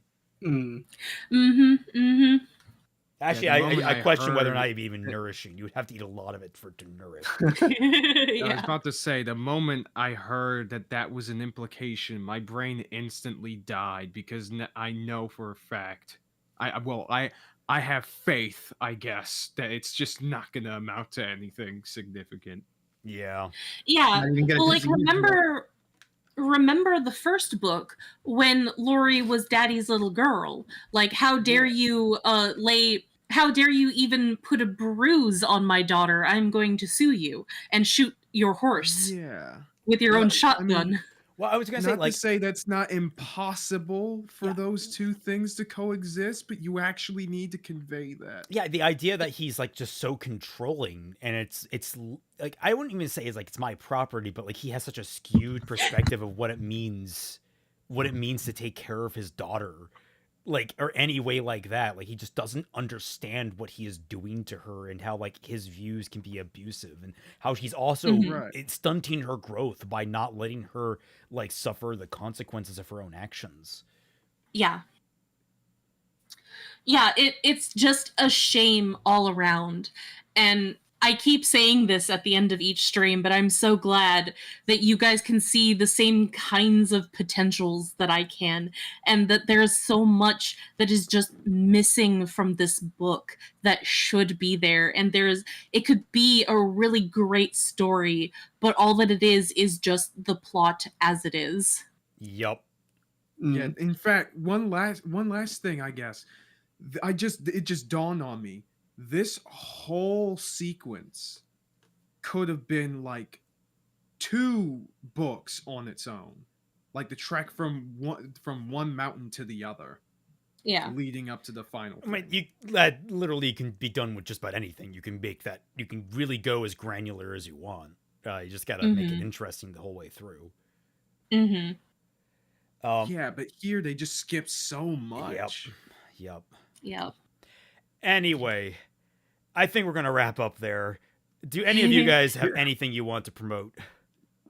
Well, I guess first off for me, to everybody that's here in chat right now, first off, I finally hit 6K subscribers. So thank you to everybody, old and new, who has supported my channel. And we need 1K more. Yeah, and 1K more. I'm serious. I'm going to lose a bet. Please, we need 1K. We need him to get him to 7K before 2025, or I'm gonna have to tell someone I was wrong. And that is the worst thing ever. I don't care what. For any social media influencer, that is the worst possible thing. Absolutely. Admitting that you're wrong about something. 110%. And I'm not an influencer.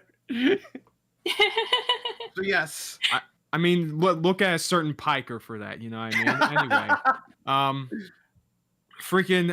so yeah, we finally hit 6K. I'm gonna be doing a stream this Friday at 6 p.m. Eastern Standard Time, where I, and hopefully a guest, I don't know who yet, I'll bring over, I'll have to ask them, we'll be going over some of the videos that you request in my community tab that you want me to respond to. It's gonna be a great time. Gonna be a half gaming kind of, but mostly just responding to these videos. It's gonna be great, and I have a very special video I'm working on this month, so hopefully y'all stick around for that, because I'm pretty sure with the 2 I got planned, we're gonna hit 7K by the end of the year, so stay tuned. Hopefully. Woo! Fingers crossed. Pete, you got anything? So still working on a video, still working on my response to Anthony's video. YouTube critics are lying to you. It has gotten a lot longer than I initially expected it to be, but I'm still working on that. But otherwise, if anyone ever wants to come chat with me, I stream every Friday. unfortunately around the same time that Kaiser coin on that. Oh, dang. And I know that I said not last week, but the week before that Friday I was gonna be because I believe I was on here 2 weeks ago. I said that I would be returning to Kingdom Hearts and that I'd be doing the post-game bosses for Kingdom Hearts 1, and then I forgot to hit go live. So if anyone was curious why I wasn't there that Friday, that's why. But I hate this new feature on OBS where you have to like click start streaming and then you also have to hit go live. I don't understand why it's like that. It didn't used to be like that. Oh, on Streamlabs, it you have to actually connect it to a prepared stream.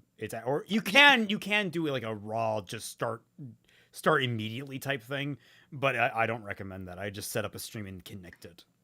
Yeah, I think I just need to get used to it as all. Or just go over to Streamlabs. It's easier to do on OBS. Yeah. So, yeah. But yeah. So, but this time I'm not making that mistake anymore. I might go back to like the post game. Now, it's done. I did all of it. It was fun. I'm going through Chain of Memories. And like literally just hop in and you can like just ask me questions. Literally every stream is a Q&A. I don't care. I will talk to whoever's there. But yeah, that's what I'm doing. Awesome. Twilight, anything for you? Nothing really. I'm going to kick my own ass and actually start like going through Digimon Adventure now. And I still gotta actually open up my Discord. I do at least have a role for people who are gonna come in without Patreon access. It's gonna be very limited, but you will at least have access to the general chat and to the voice channel for if you wanted to come and watch Digimon with me, and then we can talk about it. But other than that, it's just gonna be me. I'm gonna try, not this week, but next week, to go back to streaming, because Kaiser and Pete and I have been watching Arcane on the day that I stream, so I wasn't able to do anything like that for the past 2 weeks. But after this, there will be no more Arcane. It'll be done. We'll have finished the story, and then after that, I'll be back streaming if you guys want to come and chat with me. And then it's just going to be me struggling and crying and trying to figure out how I'm going to finish writing the script for my video on Digimon and how I'm going to format it, how biased I'm going to be, how salty I'm going to be at the Digimon fandom, all that kind of stuff. All right, and on my end, I've got, of course, all the Arcane reactions coming out Wednesday, Friday. Me and Fatman reacting to it typically on Saturdays, and I'll try to have this edited by Monday, Wednesday, Friday next week as well for 7, 8, 9. We'll be talking about it next week on JYCT, so get ready for that. That's going to be exciting. Lord knows how long those streams are going to go. We might have to break it up in terms of like, do we want to do more coverage in the middle of other things? But we'll see. Maybe we'll find a video of bad criticism against Arcane. That might be fun. Maybe, yeah. The pop up that quick, yeah. Then Thursday I might stream. I don't know what game I would play. Finished Signalis, so did Kaiser over there. So that's out of my queue finally. I can focus on something else, but I don't know what I would focus on. So that's kind of in the air. But definitely streaming Friday for Bad Fanfiction Night at 10 p.m.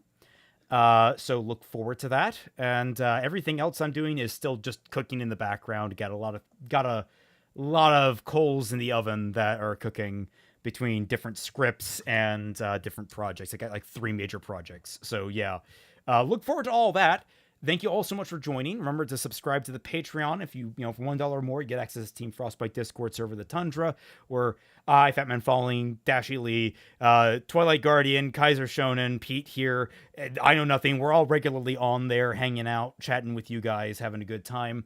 Also, it'll give you guys access to the uncut versions of my Arcane reactions, the ones that don't have any of the copyright like preventative stuff like muted audio and the screen. You can listen to it all very clearly. It's all very nice. I think that's it. Oh my god. Thank you all so much for watching, and we'll catch you all on the flip side.